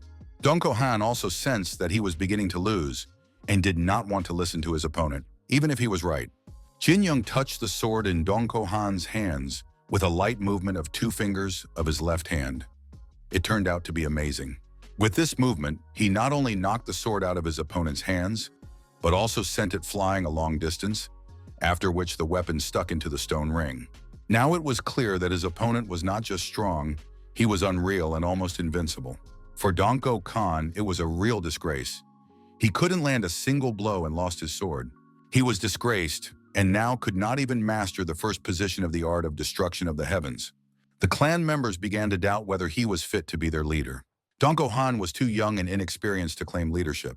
Jin Yan calmly waited for his opponent to recover and continue the fight. Finally, Donko Han got to his feet and picked up his sword again. The young man declared that he had not yet shown who he really was. The young man drew the golden sword and announced that he was none other than Donko Han of the Donko clan. He possessed the art of destruction of the heavens, a clan technique that concentrated all power in one point. It looked impressive, but in this fight, the technique could not save him. Jin Yan believed that for a sword master, the unity of the sword and the body was fundamental. Donko's sword was heavy, and his mind was distracted by tens of thousands of thoughts. Powerful flashes of white lightning lit up the ring, everyone present, the judges and the spectators. At first, Donko Han did not understand what was happening, but suddenly he felt his strength begin to dissipate. He could not understand how it happened. All the inner demons in his head immediately came to life and began to speak. It seemed that the Donko clan was not as great as it was thought to be. Now it became clear why it had not yet been recognized. It was an empty cart that rattled loudly. Donko Khan tried to collect his thoughts and dispel the darkness that filled his head. The tension became unbearable. He shouted for all the voices to be silent, not understanding why his attacks were not working. He was struck by the fact that his opponent remained completely calm, his eyes filled with a powerful, wild force. Everyone knew that the children of great clans, raised under protection, possessed even more vicious inner demons. This was due to the pressure placed on them by society and their subordinates, which hurt more than any enemy. If the body becomes strong and the mind weak, the sword turns against its master, and a discord arises between body and soul, leading to collapse. To get through such moments, one must learn to control one's inner forces. You need at least a minimal foothold to hold on to in order to feel peace. Initially, the art of destroying the heavens is a technique that concentrates scattered energy in one point. You need to gather your wandering inner strength and strengthen it. Donko Han said he understood and would try to apply the technique again. The guy gathered all his strength, expelled the demon from his head, and the destruction of the heavens technique worked. Jin Yun dodged and was already standing next to his opponent, whispering in his ear that he should consider the fight a blessing, since he was from the orthodox faction. He didn't have time to add anything else. The blow landed squarely on Donko Han's head, and the young man flew across the ring, landing on his backside. He only had time to look up at the sky and acknowledge his opponent's skill. Jin Yan seemed to tower above the mountain, higher than even the art of destruction of the heavens could reach. Donko Han realized his complete helplessness. Jin Yan demanded that the young man get up again and try to activate the technique. And then he repeated it over and over again. This was where everything had to be done correctly. But suddenly, a voice announced, "The duel is over." Yu Jong-hun turned to the swordsman. "Don't you understand that the fist warrior is constantly waiting for you?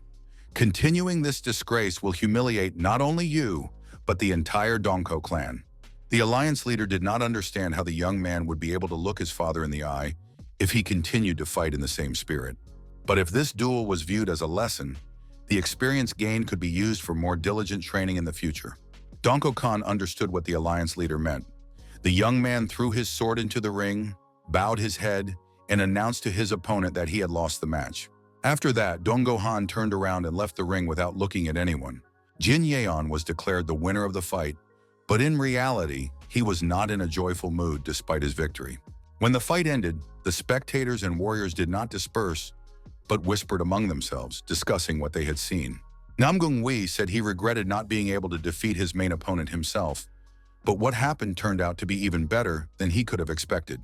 Now Nam Gunwi had the opportunity to tear apart the smiling face of the young merchant with his own hands. After the fight, Hua Yun-wol approached his opponent, thanked him, and said that he had learned a lot, and also congratulated him on his victory. Nam Gunwi was amazed that Jin Yan had hidden his inner energy until the previous fight. He turned out to be much more calculating than he seemed at first glance. In fact, Nam Gunwi felt very excited. He did not understand how to fight against the young Li now. The main thing was not to suffer such a humiliating defeat as Dongo Han. Dongo Han's fighting style consisted of crushing his opponent with overwhelming force. But with this approach, he was no match for Jin Yan. In terms of pure skill, Jin Yan was far superior to everyone else. But Nam Gunwi believed that he had more information and knew the only way to win. Once Nam Gunwi suffered a defeat, went to his grandfather, and honestly admitted it. He said he had expected to win, but even at checkers, his grandfather beat his grandson. His grandfather explained that being confident without calculating every move is the lot of amateurs and weaklings. Those with Namgung blood in their veins always rise above the rest. You have to look at the board from above and control the moves, not just play with the pieces. The grandson must remember, the Namgung clan will never be just a pawn on the board. He must read the moves and command the entire game. This is the only way for the Namgung clan. Namgung Wi thought that one must look at the board from above, but first one must draw the opponent into one's game. Finally, the time for the duel had come, and the strongest swordsman of the Namgung clan was invited to the arena. Next, Li Jinyan, the fist warrior, entered the arena. The opponents stood facing each other, greeted the audience and guests of honor, and prepared for the start of the fight. The stands were in a frenzy as the spectators cheered on their favorites. Myung-ho was literally bursting with excitement for her teacher, hoping for his victory. Jin-young assessed his opponent and noticed that the warrior looked much more composed and serious than Dong Ku-han. He decided to make the first move and immediately rushed into the attack. Nam Gunwi managed to raise his sword, and the punch landed right on the blade. Jinyan noted that his opponent's center remained completely motionless. The warrior possessed the unsurpassed art of the ruler's sword, and it was necessary to take the fight as seriously as possible. Hua Yunwal watched the fight closely and immediately noticed that Nam Gunwi was using the 8 strikes of the ruler technique. Initially, this sword technique uses internal energy with extreme precision to gradually deplete the enemy's strength. Now it was more like a barrier tailored for defense. Upon contact with this energy, the warrior's internal strength begins to deplete. The only way to overcome this is to jump over the empty space above. Jinyan understood that his opponent wanted to lure him into jumping, so he created a powerful barrier around himself. He wanted to see what his opponent would do if he didn't make the expected jump, so he launched a direct attack. Nam Gunwi did not expect his opponent to rush headlong. Only a madman would do such a thing. Despite the protective barriers, Jinyan made his way to his opponent and delivered a powerful blow to his torso. Nam Gunwi flew across the ring, and Jinyan wanted to see how long his opponent would last if he used mental techniques. Nam Gunwi got up, wiping the blood from his face, and thought about how absurd their battle was. His opponent was trying to break sword techniques with his fists, but he decided to calm down to regain control of the fight. Both fighters prepared to continue, and Nam Gunwi decided to attack first. This was unsuccessful. The audience immediately saw that all his attacks were being blocked. Jinyan held his own, showing no sign of weakness. He noted that his opponent had truly mastered the martial arts of the Sword Emperor and was capable of defeating most of the younger generation. But to become the strongest under the heavens, he would have to surpass the Sword Emperor himself, despite all of Nam Gunwi's superior techniques. Jinyan took this duel as a lesson to better prepare for the upcoming battle with the Sword Emperor. Nam Gunwi was already feeling tired. His sword strikes were not reaching their target. The young man began to lose heart, but suddenly noticed something interesting that caught his attention. Jinyan struck with his palm, then his fist, then his foot, and again with his palm, fist, and foot. Nam Gunwi figured out the pattern and noticed that the previous strike was a kick, which meant the next one should be a palm strike, and the young man prepared a block to deflect it. But Jinyan laughed in his opponent's face and said he was wrong. Now there would be a punch.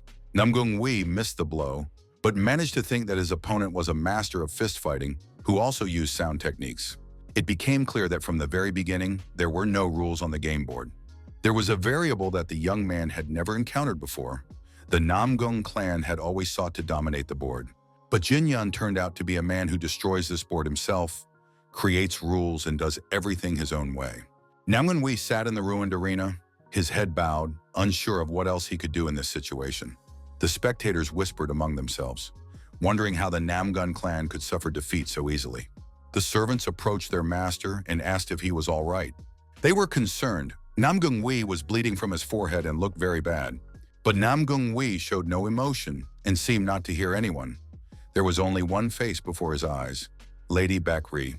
The servants helped their master to his feet. Nam Gunwi looked at his opponent in the middle of the ring and could not understand how he had suffered a complete defeat. The young man believed that the whole world was a game board that he controlled, but now he clearly realized that this huge board was no bigger than the palm of his hand. Nam Gunwi folded his arms in a respectful gesture and loudly admitted his defeat, thanking his opponent for the lesson, thanks to which he had learned a lot.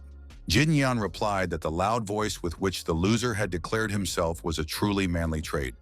They would meet again because Namgun was the strongest swordsman.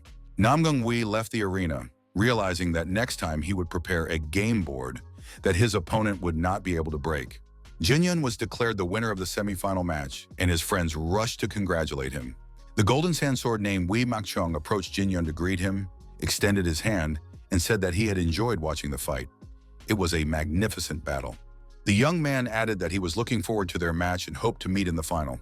At that moment, another player passed by and immediately declared that Makchung was talking complete nonsense. After all, everyone knew that he would be the one to reach the final and face the fist warrior there. Wei Makchung smiled slyly.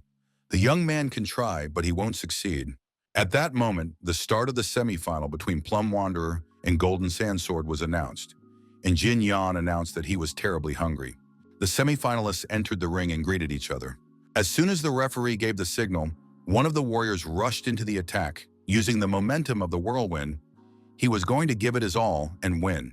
His opponent had to block immediately, but the attack did not give either of them a significant advantage.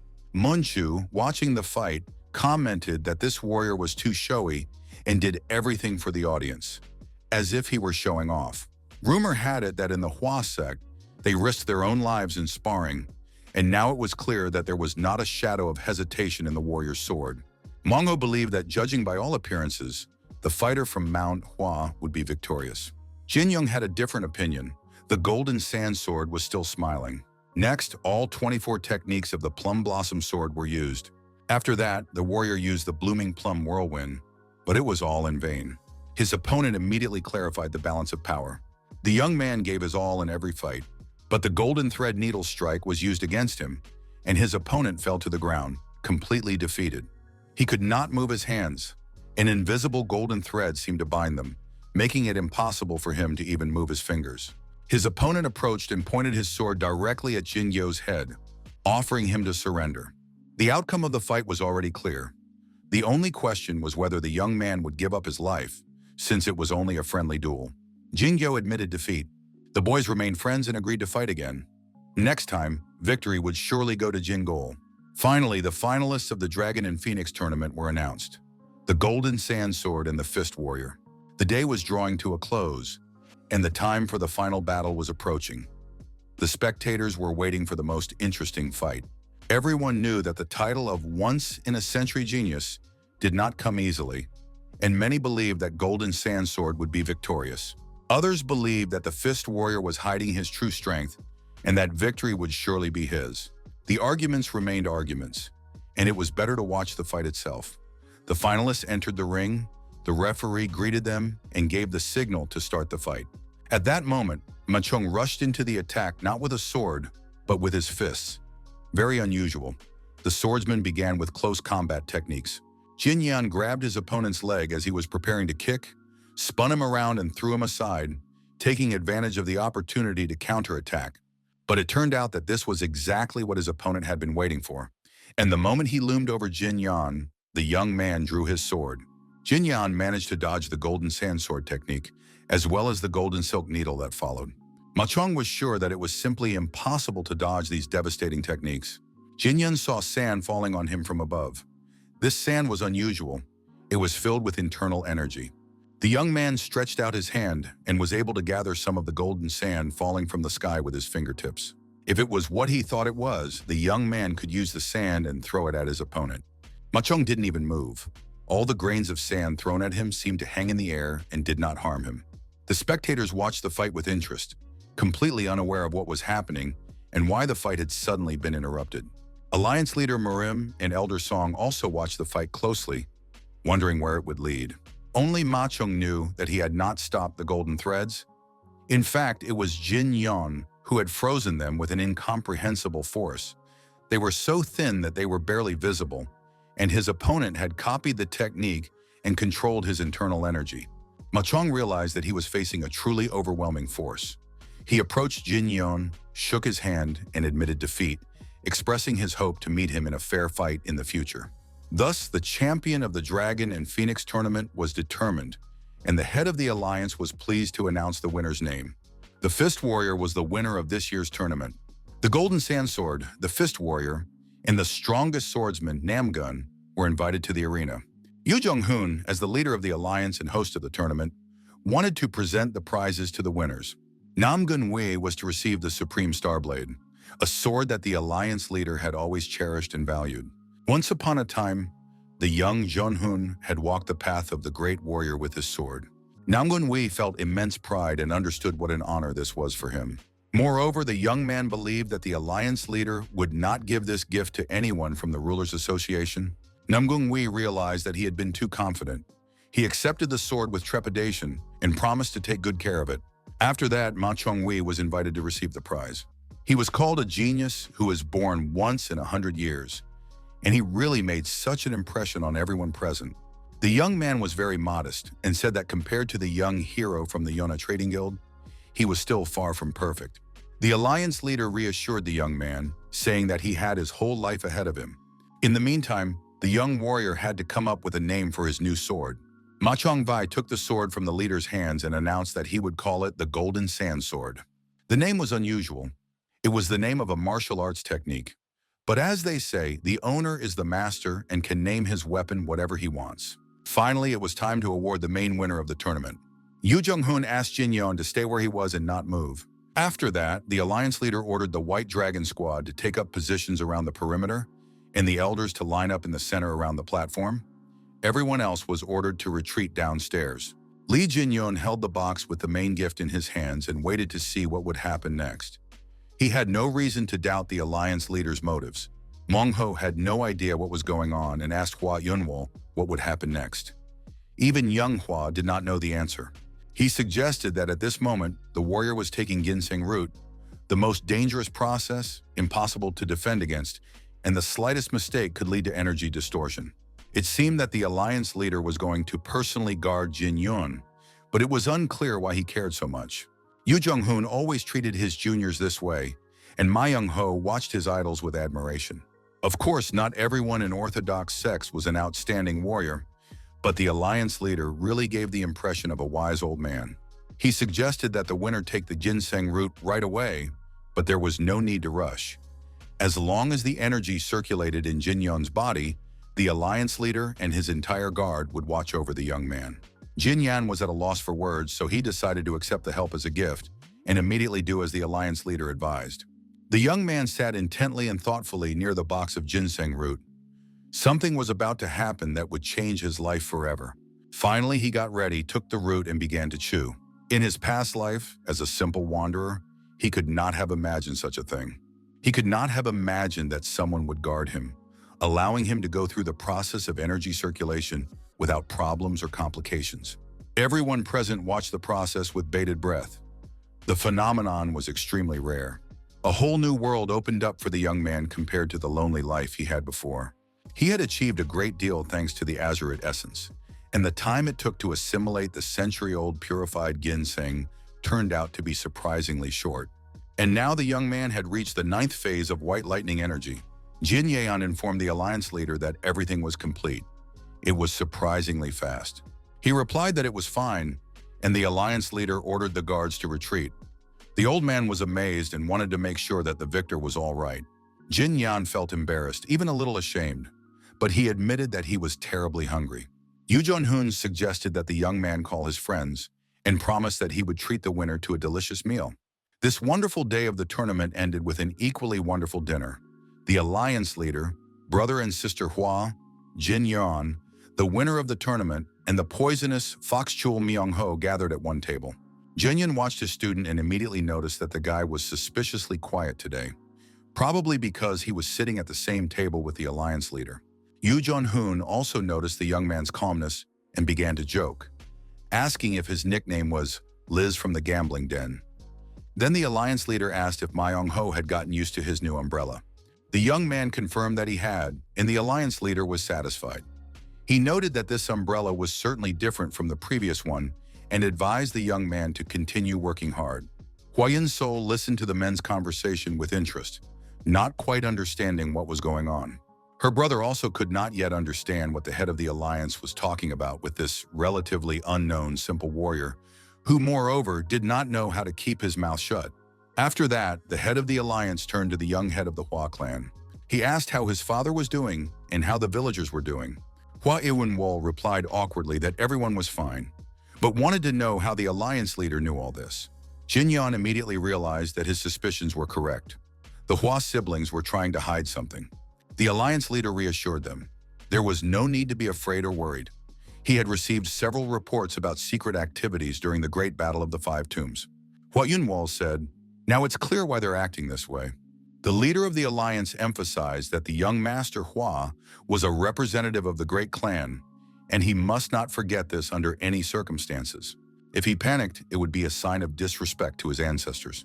In his time, Hwa's ancestors were comrades in arms of the alliance leader, so he did not want the young man to dishonor their memory.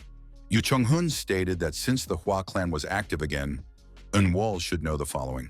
Some time ago, the King of Fists and the great Myung-chu disappeared from the earth forever.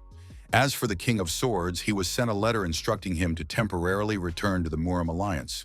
The alliance leader asked that the old head of Heiwa be informed of what was happening, so that the clan would be prepared for anything. If the demonic faction begins to take revenge, their clan, and especially the young heirs of Hua, will have to be especially careful. It was decided to double their vigilance. Finally, the leader of the Murim alliance approached Jin Yan, for whom he also had special instructions. Yu Jong-hoon demanded that the young man become even stronger than he was now. Jin Yan listened carefully to the alliance leader's words and understood that he was not disappointed in him. Yu Cheon-hoon said he wanted Jin Yun to become the hidden sword of the righteous faction. Victory in the tournament would bring the warrior some fame, but he had not yet achieved true renown, so the demonic faction would not yet know of his existence. For the time being, the demonic faction's targets would remain the clan leaders and the alliance leader himself. Jin Yun understood perfectly well what Yu Chong-hoon meant, but he couldn't admit out loud that he had the same goal. At the end of the evening, Poisonous Fox said that he didn't understand what they were talking about at all, but everyone said that he didn't need to understand anything. After that, the alliance leader said that it was late and time to prepare for tomorrow's events, said goodbye to the young people, and left the hall. Hua Unwol said that he would take his sister to her room, as she had a sparring session the next day, and then return so that the men could discuss the day's events in peace. Yu Jong-hoon, satisfied, left the young people, realizing that he had left behind reliable followers and could now go to sleep peacefully. It was late at night, and the alliance leader wandered through the empty, lit corridors to his room. Suddenly, he felt with his inner sense that he was not alone. He stopped, turned around, and saw the silhouette of a man.